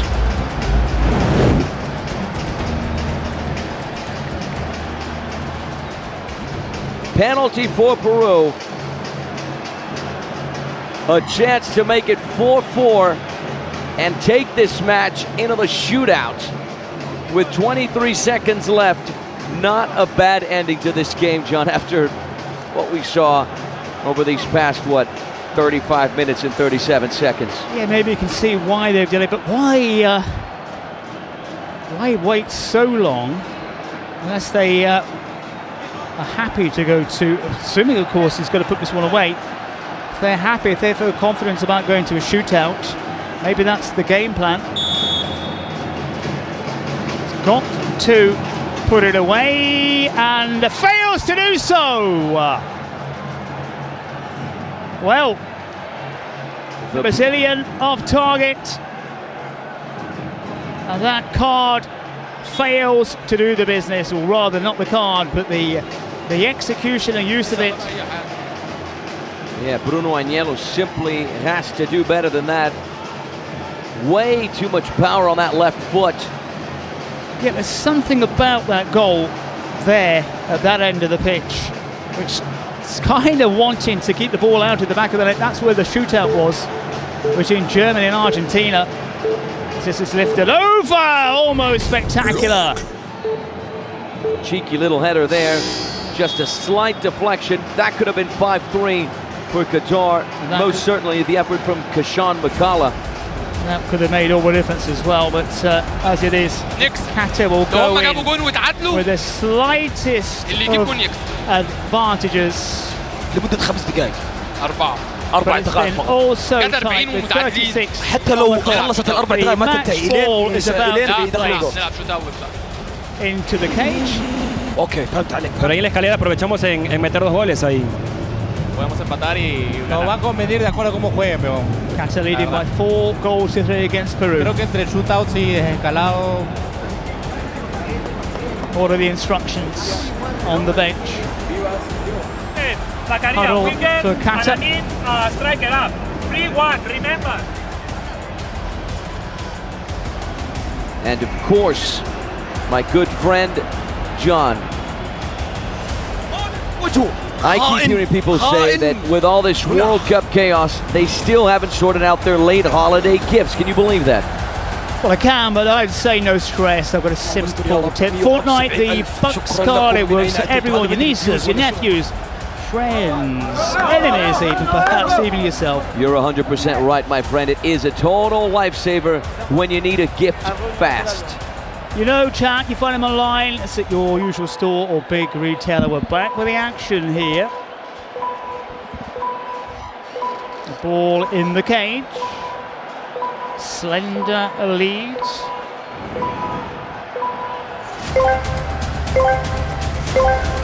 And of course, just a reminder, 5v5 right now in match ball mode. All Qatar need to do to win it is score goal numero 5. It's all in inverted commas. Peru needing a couple. Can they get one here? Say one-handed stop. All action start to the match ball situation, but here comes Qatar's terrific run. Now keeper's come a long way, spreads himself well. Needs to be pulled across the ear. Instead they take it outside, drilled in. And Peru hang on. But some wonderful stuff. Shaqiri leading the charge. Remember to vote for your man, or your VIP rather, of the match very quickly, and vote by name, not number. All you have to do is write down the name in the chat.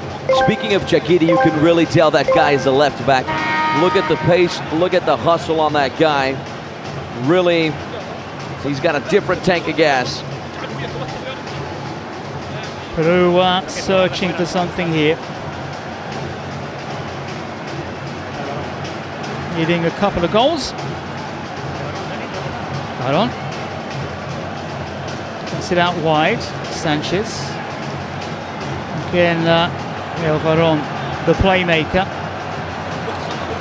Where's the options? Maybe on that far side. Nice little layoff at no takers in red and white, and can Qatar spring with a long ball forward. Needed to be better control than that.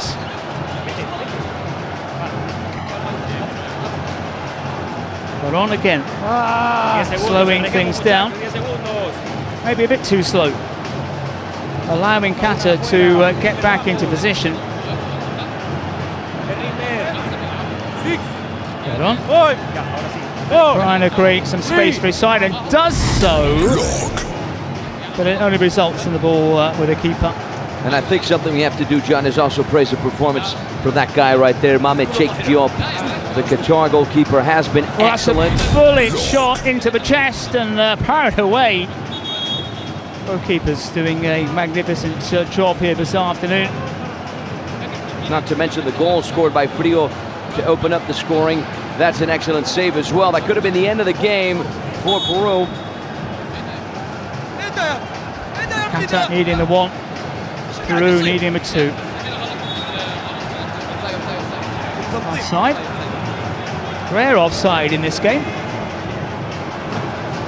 And of course, as you read in the corner of your screen, the game will only end when one of these teams score the 5th goal. So Qatar are closer, but in match ball mode, we've seen it done before, John. Anything can happen. Searching, that's a lifeline. Tight angle. Well, can Peru come back from a dead here? Great stuff from Juan Carlos. AKA Rooney, what a finish. The tip of the cleat, far corner, beating.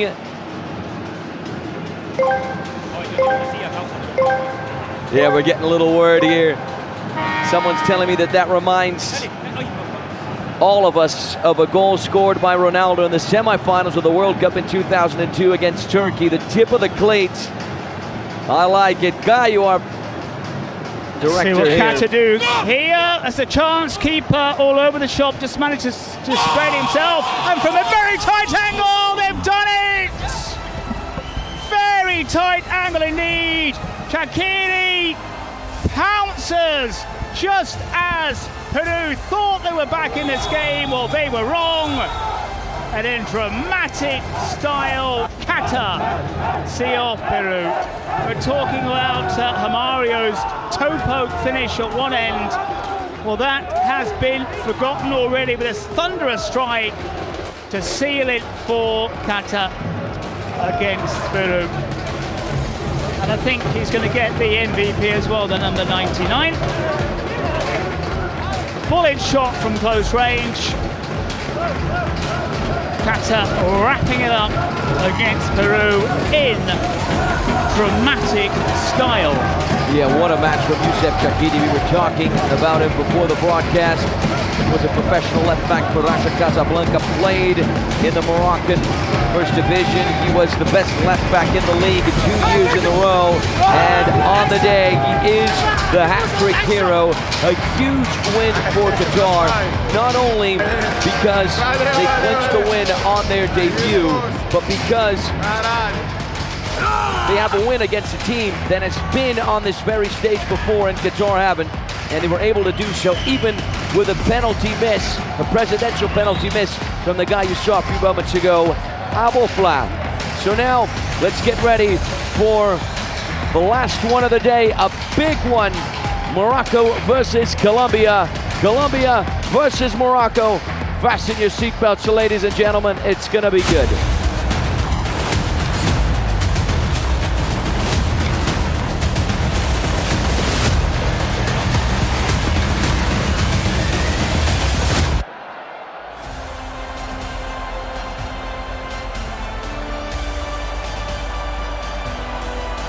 Ladies and gentlemen, hello and welcome once again to the Trident Arena in São Paulo, Brazil, the land of the 2026 Kings World Cup of Nations. In just a few moments, we will be getting underway with the Morocco versus Colombia, Colombia versus Morocco, a repeat of the two exhilarating clashes that we had at the Nations in Italy last year. Morocco of Nadir Loa, Colombia of Camilo Gaviria, who was the best goalkeeper of the edition last year.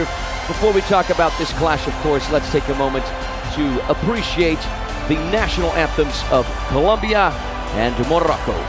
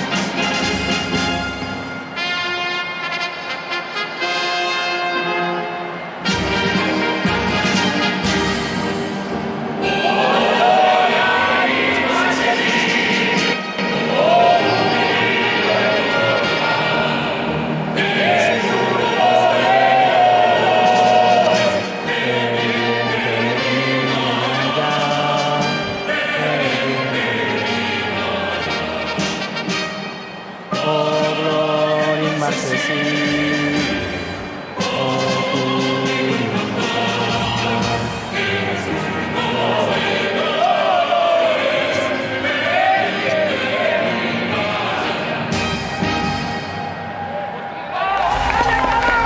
right, everyone. Before we get underway, a special message from none other than James Rodriguez. Here we go. ¿Qué pasa, muchachos? ¿Cómo están? Para desearles éxitos desde el día de hoy. No le copien a nadie, métanle con todo. Y acuérdense que están representando un país entero y a mucha gente. Así que háganlo con mucho orgullo. Un abrazo muy grande y disfruten. Dale, chao. And there we have it, a message from James Rodriguez.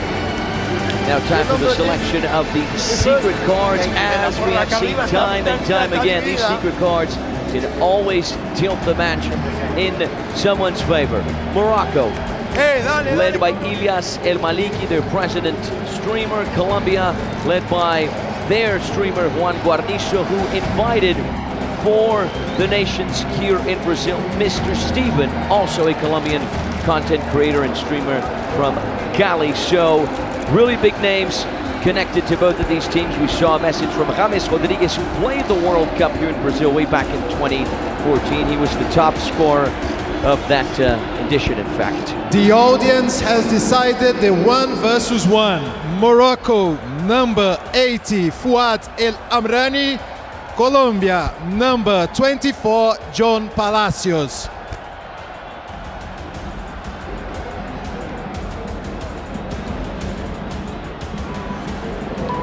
T-minus 20 seconds for the ball drop and the game to begin. John Palacios for Colombia, the man tasked with a 1v1. Fouad El Amrani will be the Moroccan. Last minute prayer there from Camilo Gaviria. Repitiendo según.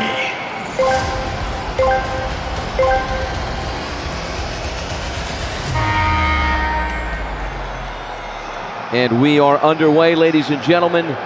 The final match of this second day of the competition here in Brazil. Hopefully we'll get some early goals in these first 5 minutes for the Battle Royale scale-up. Gaviria, he's got the support from Palacios. Finds the post. Almost 1-0, and then Morocco attempt the effort from way out. The idea was good, but if you want to score from there, the execution's going to have to be a lot better than that. Yeah, Colombia with the footballing pedigree, of course, in their gold and yellow shirts. This early evening. Palacios, here's Camilo, back towards Palacios. You cannot make that sort of mistake. He had the goal wide open, should have been an easy tap-in. School kid error from the number 24, just took a swipe and missed. Here come Morocco now, it's lifted over and almost in. The effort from Mustafa Idrissi, the Moroccan goalkeeper. A little over a minute into the scale up. We're now at 3v3, 2 outfield players, 1 goalkeeper. Still no goals. This is David Loaiza. Colombia, Los Cafeteros are the current runners-up of the competition. Reached the final last year, lost to Brazil. Palacios up over and out. Yeah, it's not been a great start for the number 24. Scuffed his lines on the left and then ballooned a shot on his right boot. I sometimes feel that maybe for the so-called weaker sides, in inverted commas, with Morocco, maybe when these earlier situations, when it's 2v2, 3v3, they've got a better chance, and this is the chance. Can Morocco break the deadlock first? Fouad, blocked by Camilo. Wouldn't take it on his left.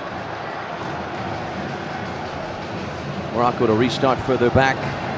Here's Nadir Loa, the captain. The fake there. Fouad trying to squeeze his way through a couple of Colombians. Wins himself a sideline throw. Able to restart in the midfield section. This is Mustafa Idrissi. A little over 2.5 minutes into the game. Still locked at 0-0.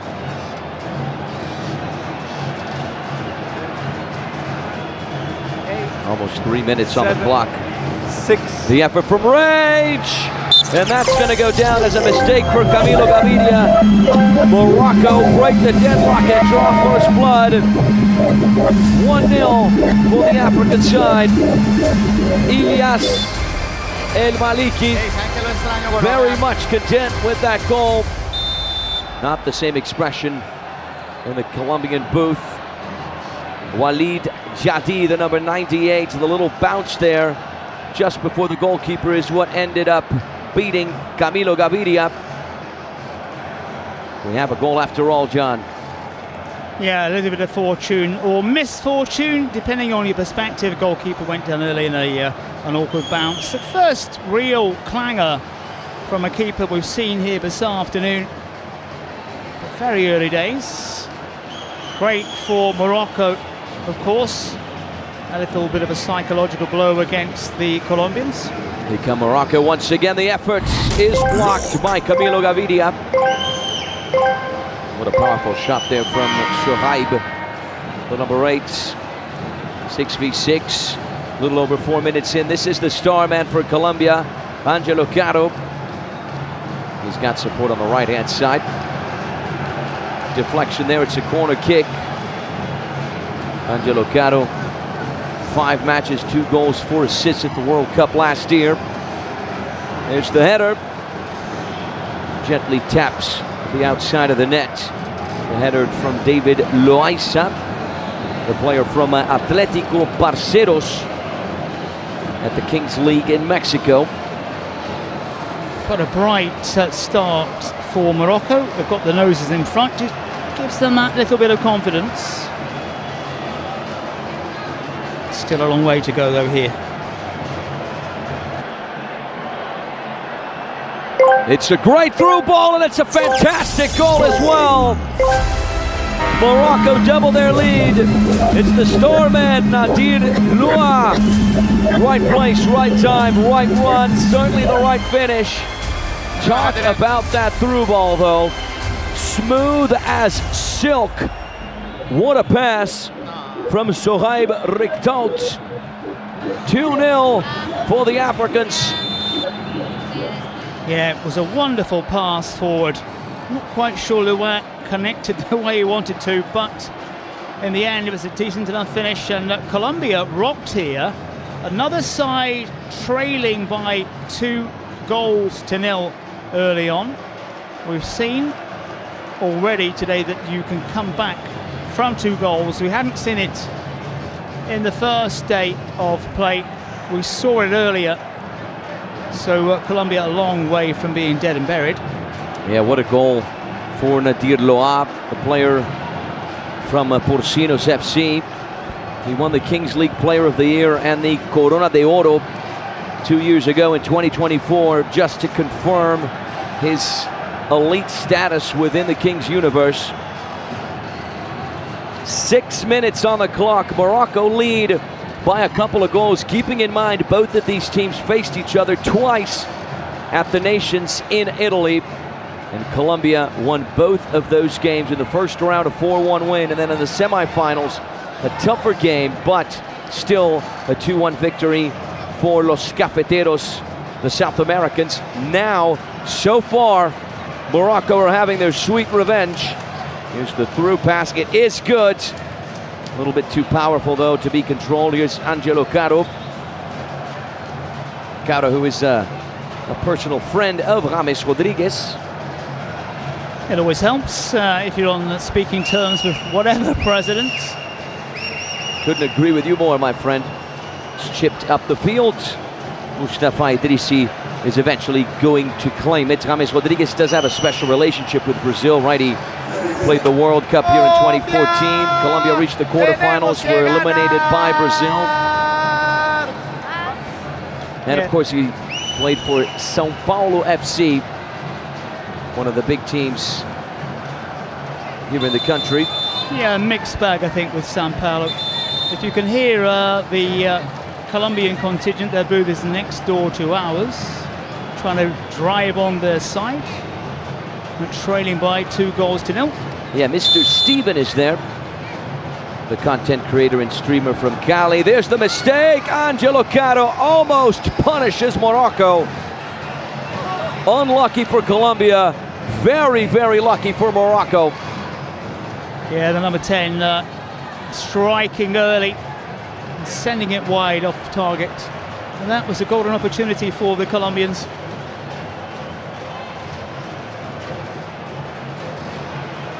Colombia restarts. Keeping in mind, we have entered the phase where the teams can use the precedent penalties and the secret cards. In the first half, that can be done between minute 3 and 17. Once again, Ilyas El Maliki joining us remotely. I assume he's in Morocco from all the flags we saw in the background there. He became team president in the Kings League MENA, representing Ultra Chimchap. And it's a long set piece for Colombia. Caro lands it on frame, not good enough though to beat Idrissi. Yeah, no power on the shot. Hefty clearance. Thumped away by Alberto Benitez. Morocco right now. Colombia pushing forward. I was about to say Morocco now feeling reasonably comfortable, but as we've seen today, your 2-goal cushion, there's no guarantee that you're going to take the points at the end of the day. But psychologically, Morocco just maybe upsetting the South Americans. Make sure to get your tickets for the final at the Allianz Parque on January 17th. Just head to our website, kingsleague.pro. You can find merchandise, statistics, everything about the competition, and of course, tickets as well. Make sure to get yours.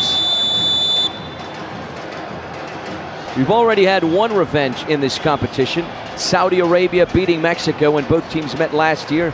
Mexico with the huge victory, 8-4 versus the Arabs. And now Morocco are also having their sweet revenge. 2-0. We almost got some fireworks here. Yeah, only 10 minutes gone though. Very, very long way to go. It's driven into traffic, far post. Benitez was there, he had the final touch. He's calling for a deflection. Not given. 10.5 minutes. Yeah, Benitez easily out-jumped. الحرية ما كنا صايبين تمنيك. الحمد لله. Here come Morocco on the counter-attack. Able to restart with Katidi. Well, the Africans are going to try and enjoy some ball possession here. This is an excellent turn from Reguilá. Is he going to go all the way?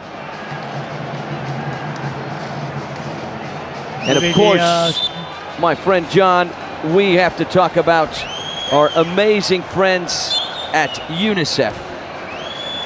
They do such great work in over 190 countries to protect and improve the lives of the most vulnerable children, ensuring health, education, and protection, of course, from violence, conflict, and poverty. 2025 Kings League and UNICEF join forces to promote key causes such as mental health, gender equality, and Digital Right supporting UNICEF. Here come Morocco off the post. Let me just have a look at this play, John. Here's Nadir Loa from range, blocked. Angelo Caro on the turn, foul on him. Carry on, buddy, sorry. Just to finish off, supporting UNICEF's flexible funding so it can act quickly and where it's needed most.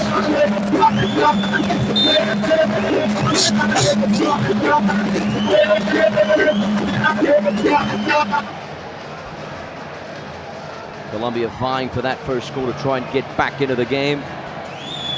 Pantera, the number 18, lost the ball there. Morocco trying to get the counter-attack going on the left-hand side. Pantera redeems himself, recovers for Los Cafeteros, the current runners-up.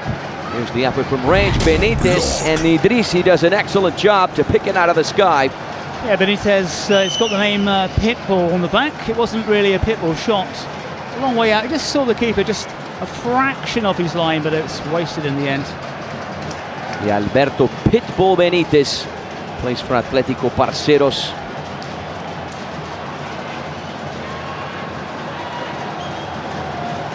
In the Mexican Kings League. There's the Nilson Lobon. He's got the close support from David Loaiza. Colombia really having a tough time trying to punch through that Moroccan defense. The Africans really just well assembled defensively. Yeah, spot on with that comment. I think Morocco holding Colombia at bay, hence that long shot from the Pitbull moments ago. Maybe Colombia rocked here by those two early goals. Almost 14 minutes past the halfway point into this first half. I was in Colombia this year, or rather last year, was in Bogota. What a city. It's changed a little bit since I was treading the streets in Bogota. Colorcito, pues. Pink zone, perhaps. ¿Qué es lo que está sucediendo? On the booth next door. Things are heating up there. The referee's having none of it. Yeah, I think the ref is spot on.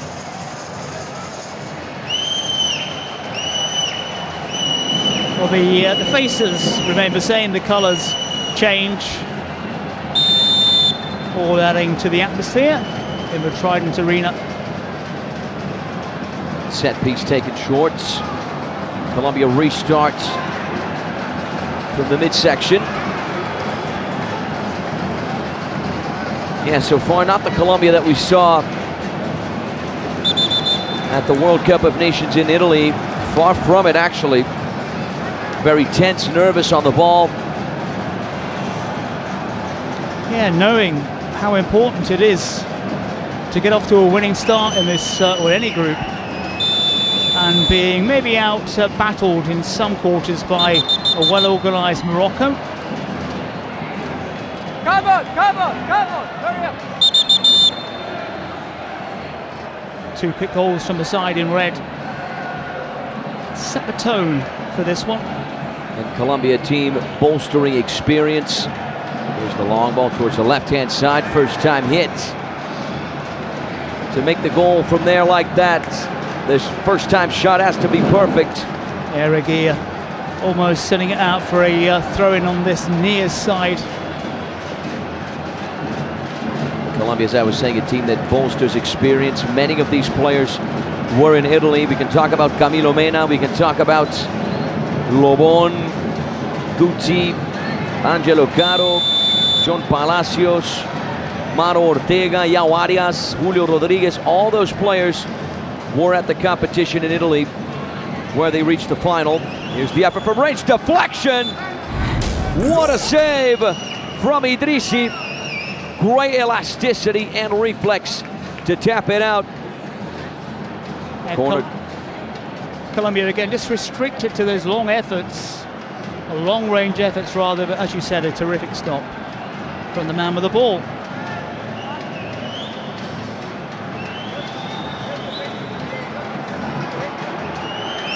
Yeah, Mustafa Idrissi, he's a professional futsal goalkeeper. That explains a few things. He's represented Belgium internationally, including the Euro 2022 qualifiers. He's also played for several Belgian clubs, such as L'Arc Bruxelles and the futsal team Charleroi. So, what an effort from range! And that's going to go down as another mistake for Camilo Mena. This is not the Colombian goalkeeper we saw last year in Italy, but Morocco have nothing to do with it, and they are going to take that second goal scored by the number 48, Youssef Ghattani. Use the replay, eye on the ball, the low laser in, right foot on it, just as we're about to enter the double goal privileges. Yeah, that is a hammer blow against Colombia. Again, you've got to say a goalkeeping error. Went down perhaps a little bit early. The new orange ball is out there in the center circle already. It's this crucial time, especially now for Colombia. Trailing by 3. Who would have put the money on that?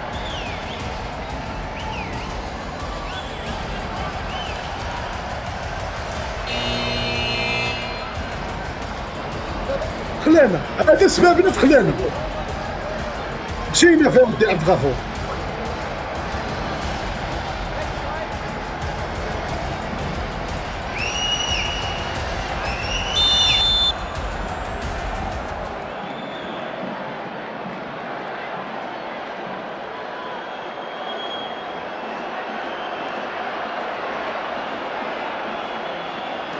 Underway with the final 3 minutes of the first half.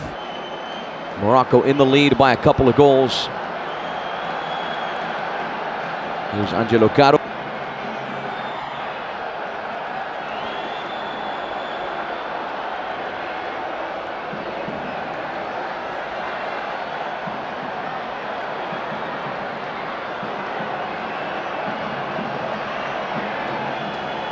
Angelo Caro. He's got the support further back from David Loaiza. Here's Maro Ortega trying to work his way inside, dispossessed. Here come Morocco on the counter-attack. Driven inside. There was a deflection.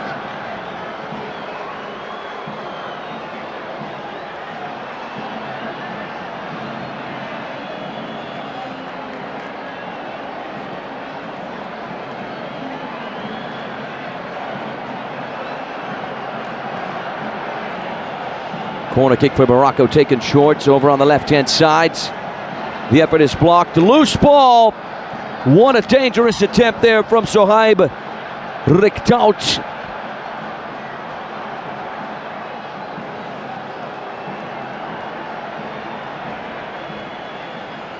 Colombia trying to get back into this game. A double goal right now to equalize would certainly be a step in that direction. But here come Morocco. Driven across, deflection. What a way to track back from Youssef Ghattani.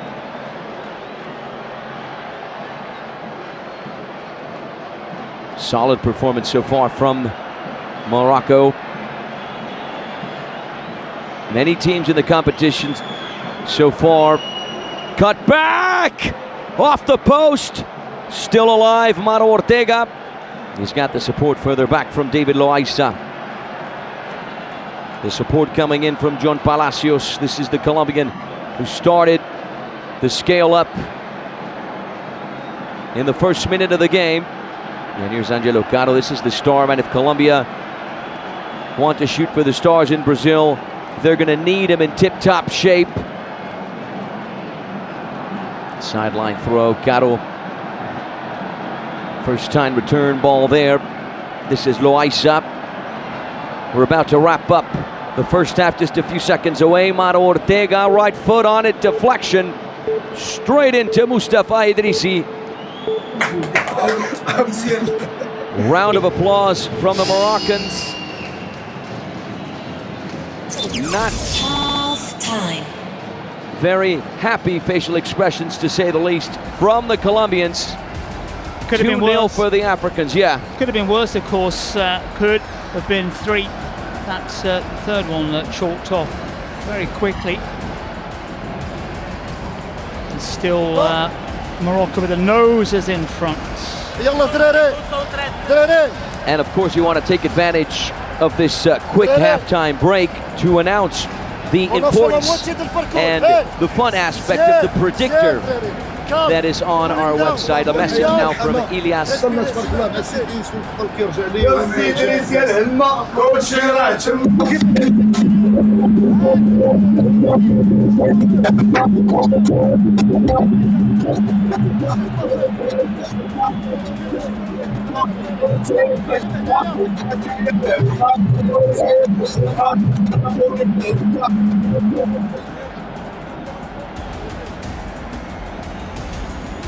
Quick little message there from Ilyas El Maliki, the Morocco captain, and now a message, of course, from Team Nada, a ver, Colombia. primera parte complicada, más que nada en la parte inicial. Ahora el equipo está muy en el juego, tuvimos un palo ahí que casi nos da chance de empatar. Todavía hay mucha fe, sé que están dentro y que las cosas van a salir mejor en este segundo tiempo. Yeah, there's the message from Juan Guarnizo, the Colombian streamer. Not looking good for Los Cafeteros right now. Head coach Sergio El Pibe Verdirami. He's the historic head coach of Aniquiladores, and he was Colombia's head coach at the World Cup in Italy. He is most definitely passing out instructions to his players right now. I really want to see how Colombia are going to come back from this halftime. Just to wrap up my train of thought, of course. Important announcement here, the importance, the fun of the predictor. It's on our website, kingsleague.pro. Now it's time for the dice roll. Joan Vlogs, one of the big Brazilian streamers, goes for the dice roll, and it's number 2, so it's going to be 2v2. The first 3 minutes of the second half, we're going to have 2 outfield players versus 2 outfield players, of course, goalkeepers also involved. So just to wrap up my train of thought now, with the predictor, you can go to the website, choose your picks, group phase, of course, and the playoffs, and share your predictions. That's what you can do. All right, let's get ready for the kickoff.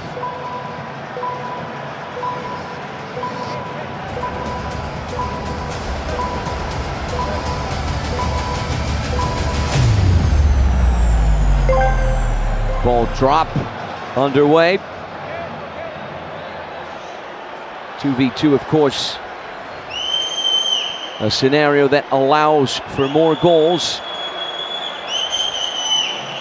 And this scenario can change very, very quickly in the second half, as we have seen this afternoon. Here's Angelo Caro. Loaiza. Can he go all the way? He's going to tee up Caro. And Colombia have their first goal of the competition. They cut Morocco's lead in half. And they are back into it. Angelo Caro, the star man, the easy tap in. The South Americans, for the first time on the score sheet.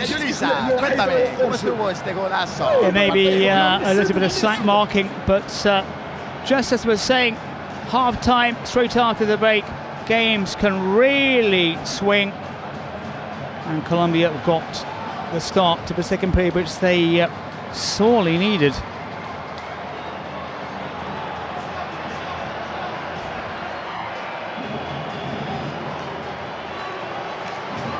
Slight delay to the proceedings.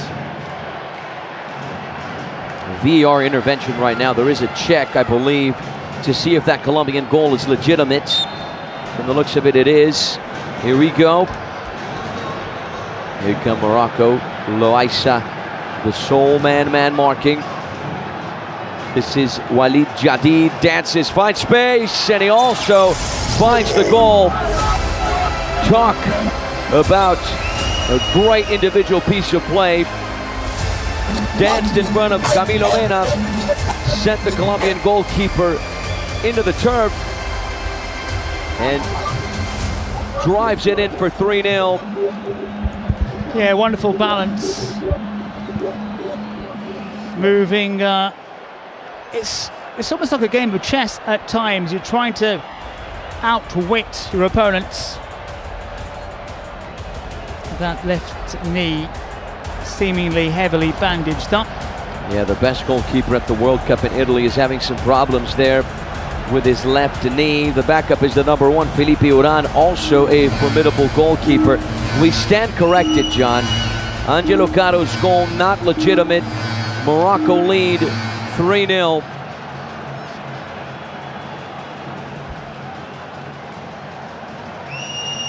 There's Felipe Uran.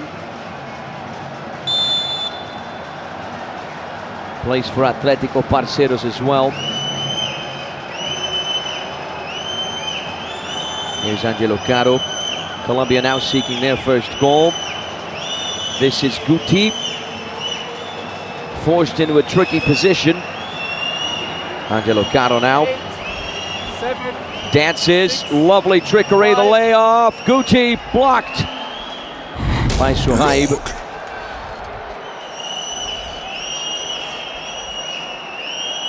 Here's Caro.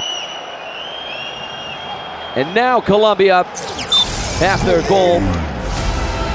Yeah! Brian Guti is going to claim it. This one is good. Angelo Caro is going to claim the assist. Colombia on the scoreboard now for the first time in the competition. Lovely little turn there for Angelo Caro on one foot. The pass with the other. Easy tap in for Brian Guti. 3-1 on the scoreboard. Morocco respond in extraordinary fashion. Walid Jadi scores yet another. Yeah, we did expect this in the second period, maybe not quite as fast as furious. I've scribbled out Guti's name once, Angeleto's name once. I'd like to put Guti back in again. Things are not looking good for Colombia. Morocco lead 4-1. And Walid Jadi, the name of the game.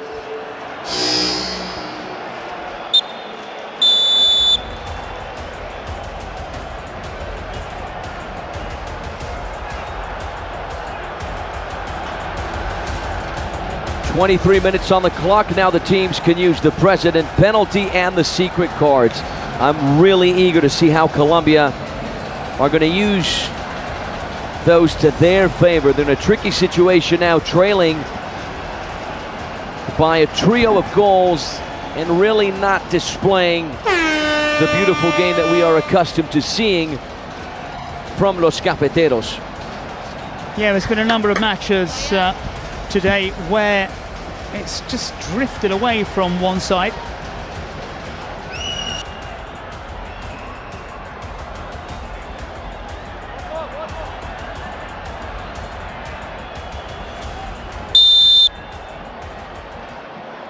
Underway once again.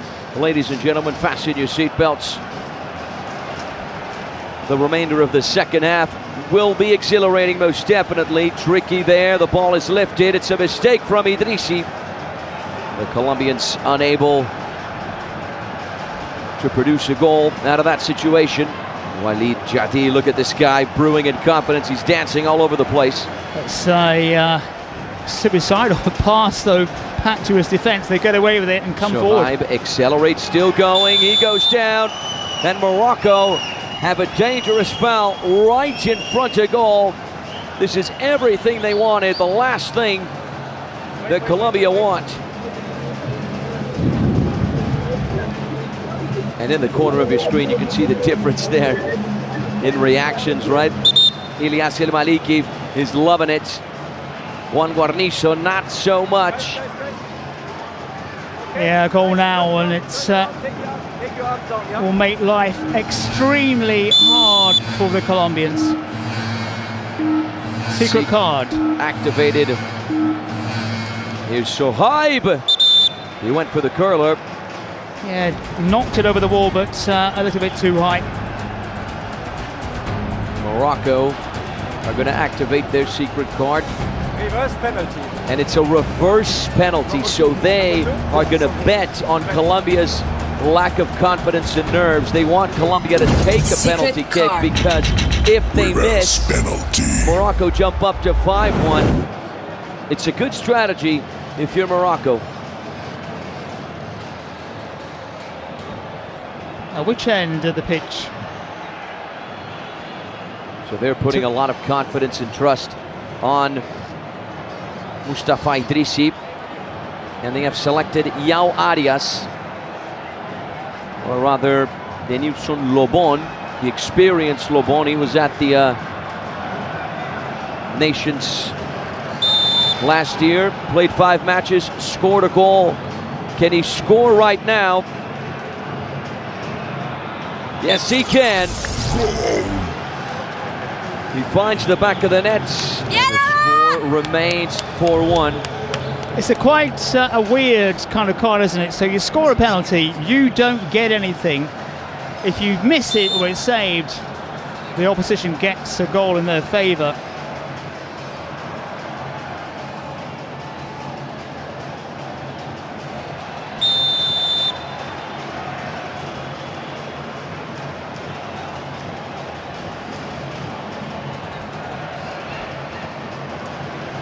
.24 minutes on the clock, ticking closer to 25. Colombia in a 3-goal deficit. They still have their secret card. They still have their president penalty. Here's the long ball. There's a deflection, goal line picked up by Walid Jadid.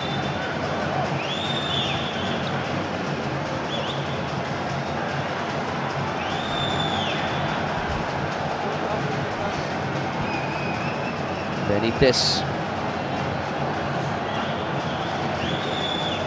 This is Pantera in a tough situation there. Dispossessed. Now Morocco are trying to slice their way forward in the counter-attack. Shoaib halted in his tracks. Good defensive discipline by the pit bull there, Alberto Benitez. Kisses from Ilyasir Maliki. Yeah, Morocco was still in the driving seat. Still haven't wrapped this one up, of course. It's steered away. Morocco win it back in the midsection.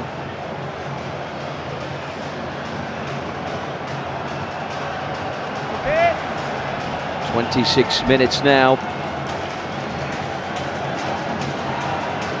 Time is ticking for the Colombians.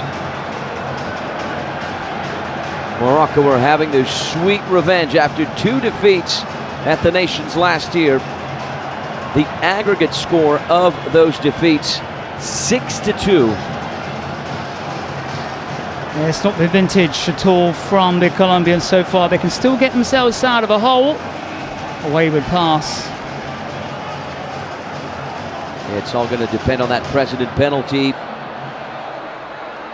The secret card, if it's a joker, if it's a penalty as well, could make the situation a little lighter for the South Americans. Here's Denilson Lobon halted in his tracks. It's a sideline throw. Angelo Caro to take it. And from the looks of it, he's going to send it into traffic. That's what he does. A little too high there for the number 2, Denilson Lobon. Yeah, nobody scored from a real header. We've had a kind of an artificial header early on when it could have been tapped in, and he went for a little header, but on the floor. But an aerial attack, we're yet to see one in this competition. Colombia restarting with the experienced David Loaiza. Good pass up the field. That wasn't a good touch there from Angelo Caro. Morocco with a counter-attack. Step over. Jadid. Great save from Felipe Uran, the backup goalkeeper for Colombia, the guy who stepped in for the injured Camilo Mena. Yeah, that could have been curtains for Colombia. It was a fabulous save. Here come Morocco trying to make the most of this situation with Shoaib Rektout. Colombia in a hurry to accelerate down that left flank with Brahim Nassarit. Wanting a handball, it's a bit suspect. It's a sideline throw for Los Cafeteros. just past the 28th minute. Colombia trailing 4-1. What a performance from Morocco. Semi-finalists of the nations last year. So far, it's going to plan. But they need to wrap things up here. Sideline throw taken in, tapped away. Denilson Lobon with the foul as he was running back.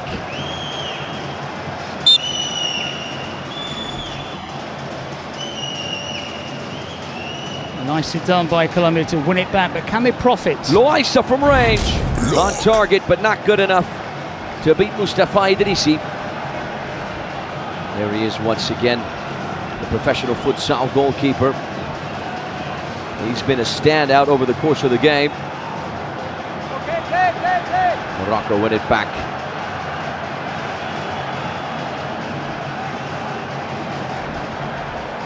Fouad has got the support from Katiri. This is Nadir Loa. This is the guy who scored Morocco's second goal, and it was a beautiful one. Cheeky touch there from Mohamed. Squeezed by two Colombians. Loaiza to restart.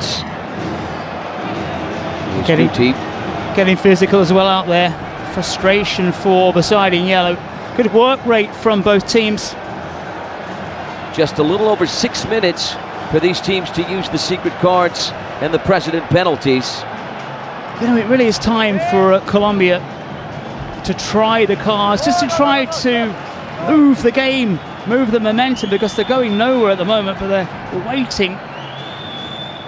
And this is an important rule, right? Since Ilyas El Maliki, the Moroccan YouTuber, the captain of Team Morocco, is not here, since he's checking in remotely, if Morocco used the precedent penalty, it'll be one of the players who will be executing not a penalty, but rather a shootout. That's an important rule. Since, of course, Juan Guarnizo is here, the precedent penalty will be assigned to him.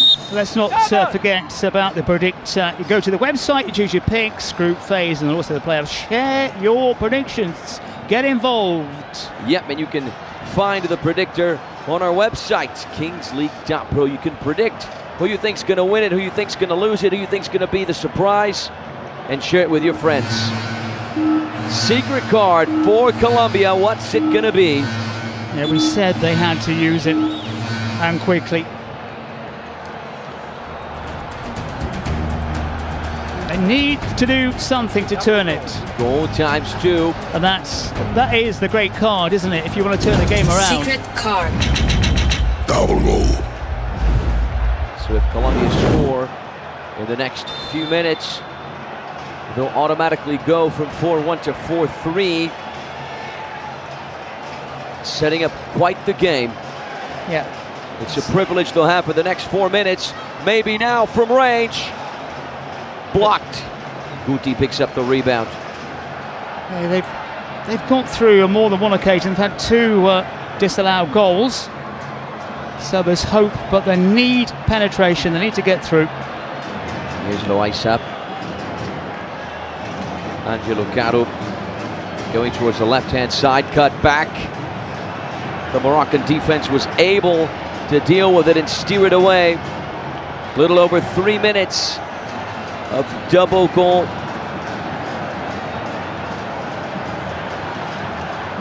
Inside! Anything can happen, and anything does happen. Colombia find the back of the net. And ¡Golazo, Philly! Siempre confiamos en a game. From 4-1, we go to 4-3. It's the big man in the right place at the right time. Loaiza was there. The man who provided the assist on the first goal scores the double goal. And ladies and gentlemen, we're at 4-3 and Colombia have a presidential penalty. And still time to get another double goal to turn it around. Drama here That is the magic of the cards. Caro is going to lift this ball towards the left-hand side. This is Lobon. He's got the close support. He goes down right in front of the Colombian dugout. You saw the reaction. Here's John Palacios. Blocked by Fuad, the number 80, getting his cleat in the way. 32-30. Little over 3 minutes left till we enter match ball mode or the shootouts. What's it going to be? Anything can happen. Here's a service into traffic, the header from Loaiza.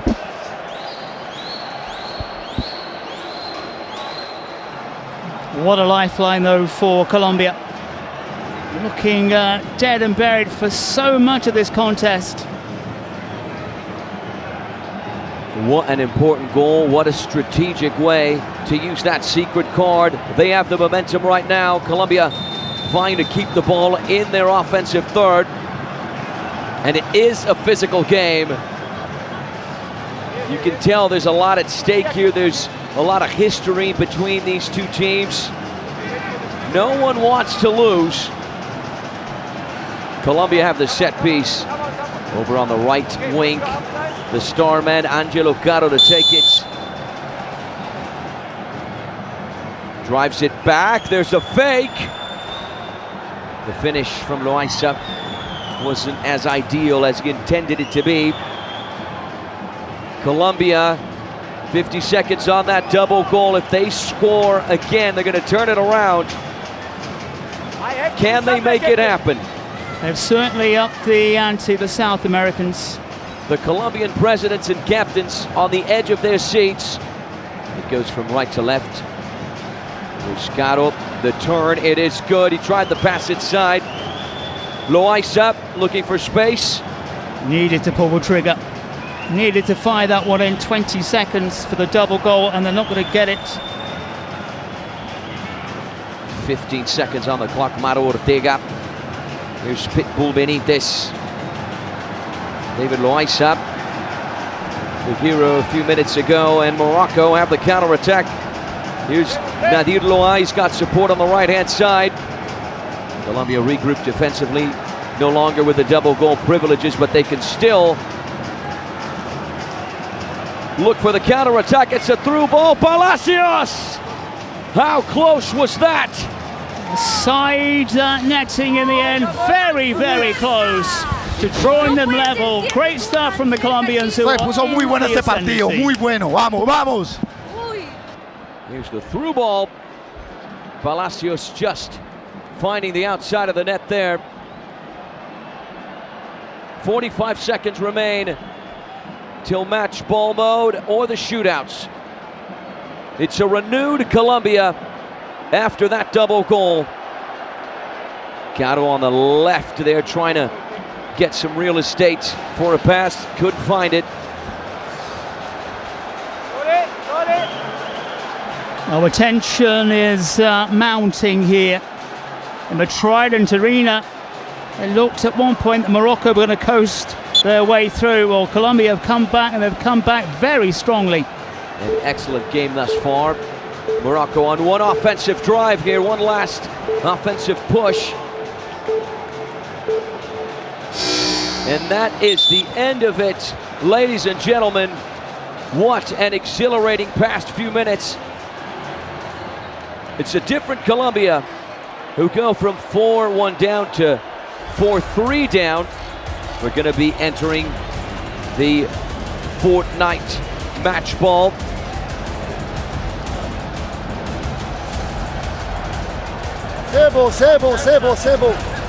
Both teams in their respective dugouts, head coaches passing out instructions.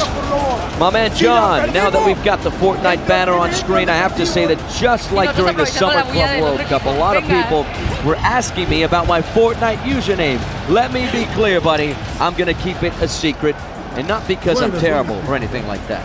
Well, if you say so, you know, it's something that you can reveal. What is the big deal? So many modes you can play: OG, Reload, Battle Royale, even Creative, where you definitely won't feel any pressure. I know they've got everything and it's impossible to get bored in Fortnite, but some things are better kept a secret. We'll convince them eventually. Chat. In the meantime, here's the link to the download Fortnite. Someone's got to be my duo. That's right, buddy. You can find it in the chat, everyone. All right, underway. Match ball mode is underway. Fasten your seatbelts, ladies and gentlemen. After what we saw over the course of these 36 minutes, you can expect an absolute dramatic end to this Morocco versus Colombia battle.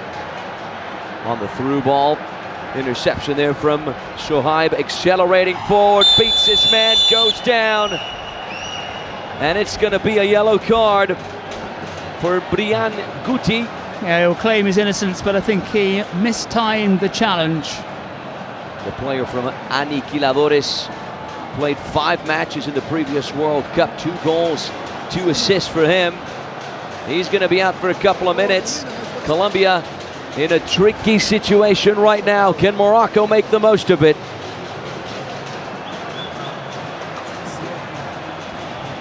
Colombia really struggled against Morocco in that semi-final game in Italy, and they are most definitely struggling against Morocco in this opening game in Brazil. That guy you saw a little few seconds ago, Walid Jadid, he made it really difficult for Colombia, and he can seal the deal for Morocco. It's a shootout for the Africans. Huge moment in this match. Chance to kill the match. He's got his goals in the match thus far. Underway. Here we go. Walid Jadid smashes it in. And that seals the deal for Morocco. A huge win for the Africans on their debut of the Kings World Cup of Nations Brazil 2026. After 2 losses in Italy, they have their sweet revenge in Brazil. The Colombians, as you saw, absolutely dejected. A nightmare of a debut for Colombia, an absolute dream for Morocco. Stunning finish in the end. Morocco, the better of the 2 sides for most of the match.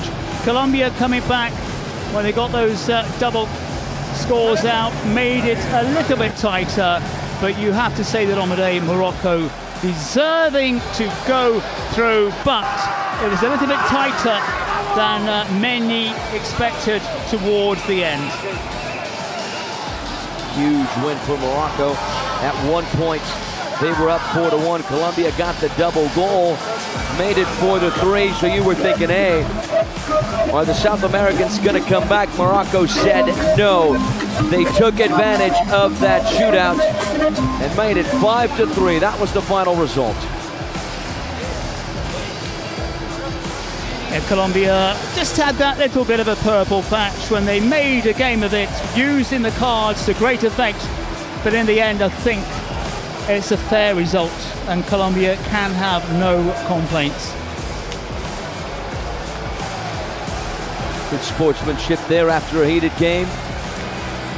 Here are the results of this second day of match day 1. We started things off with an excellent India versus Indonesia.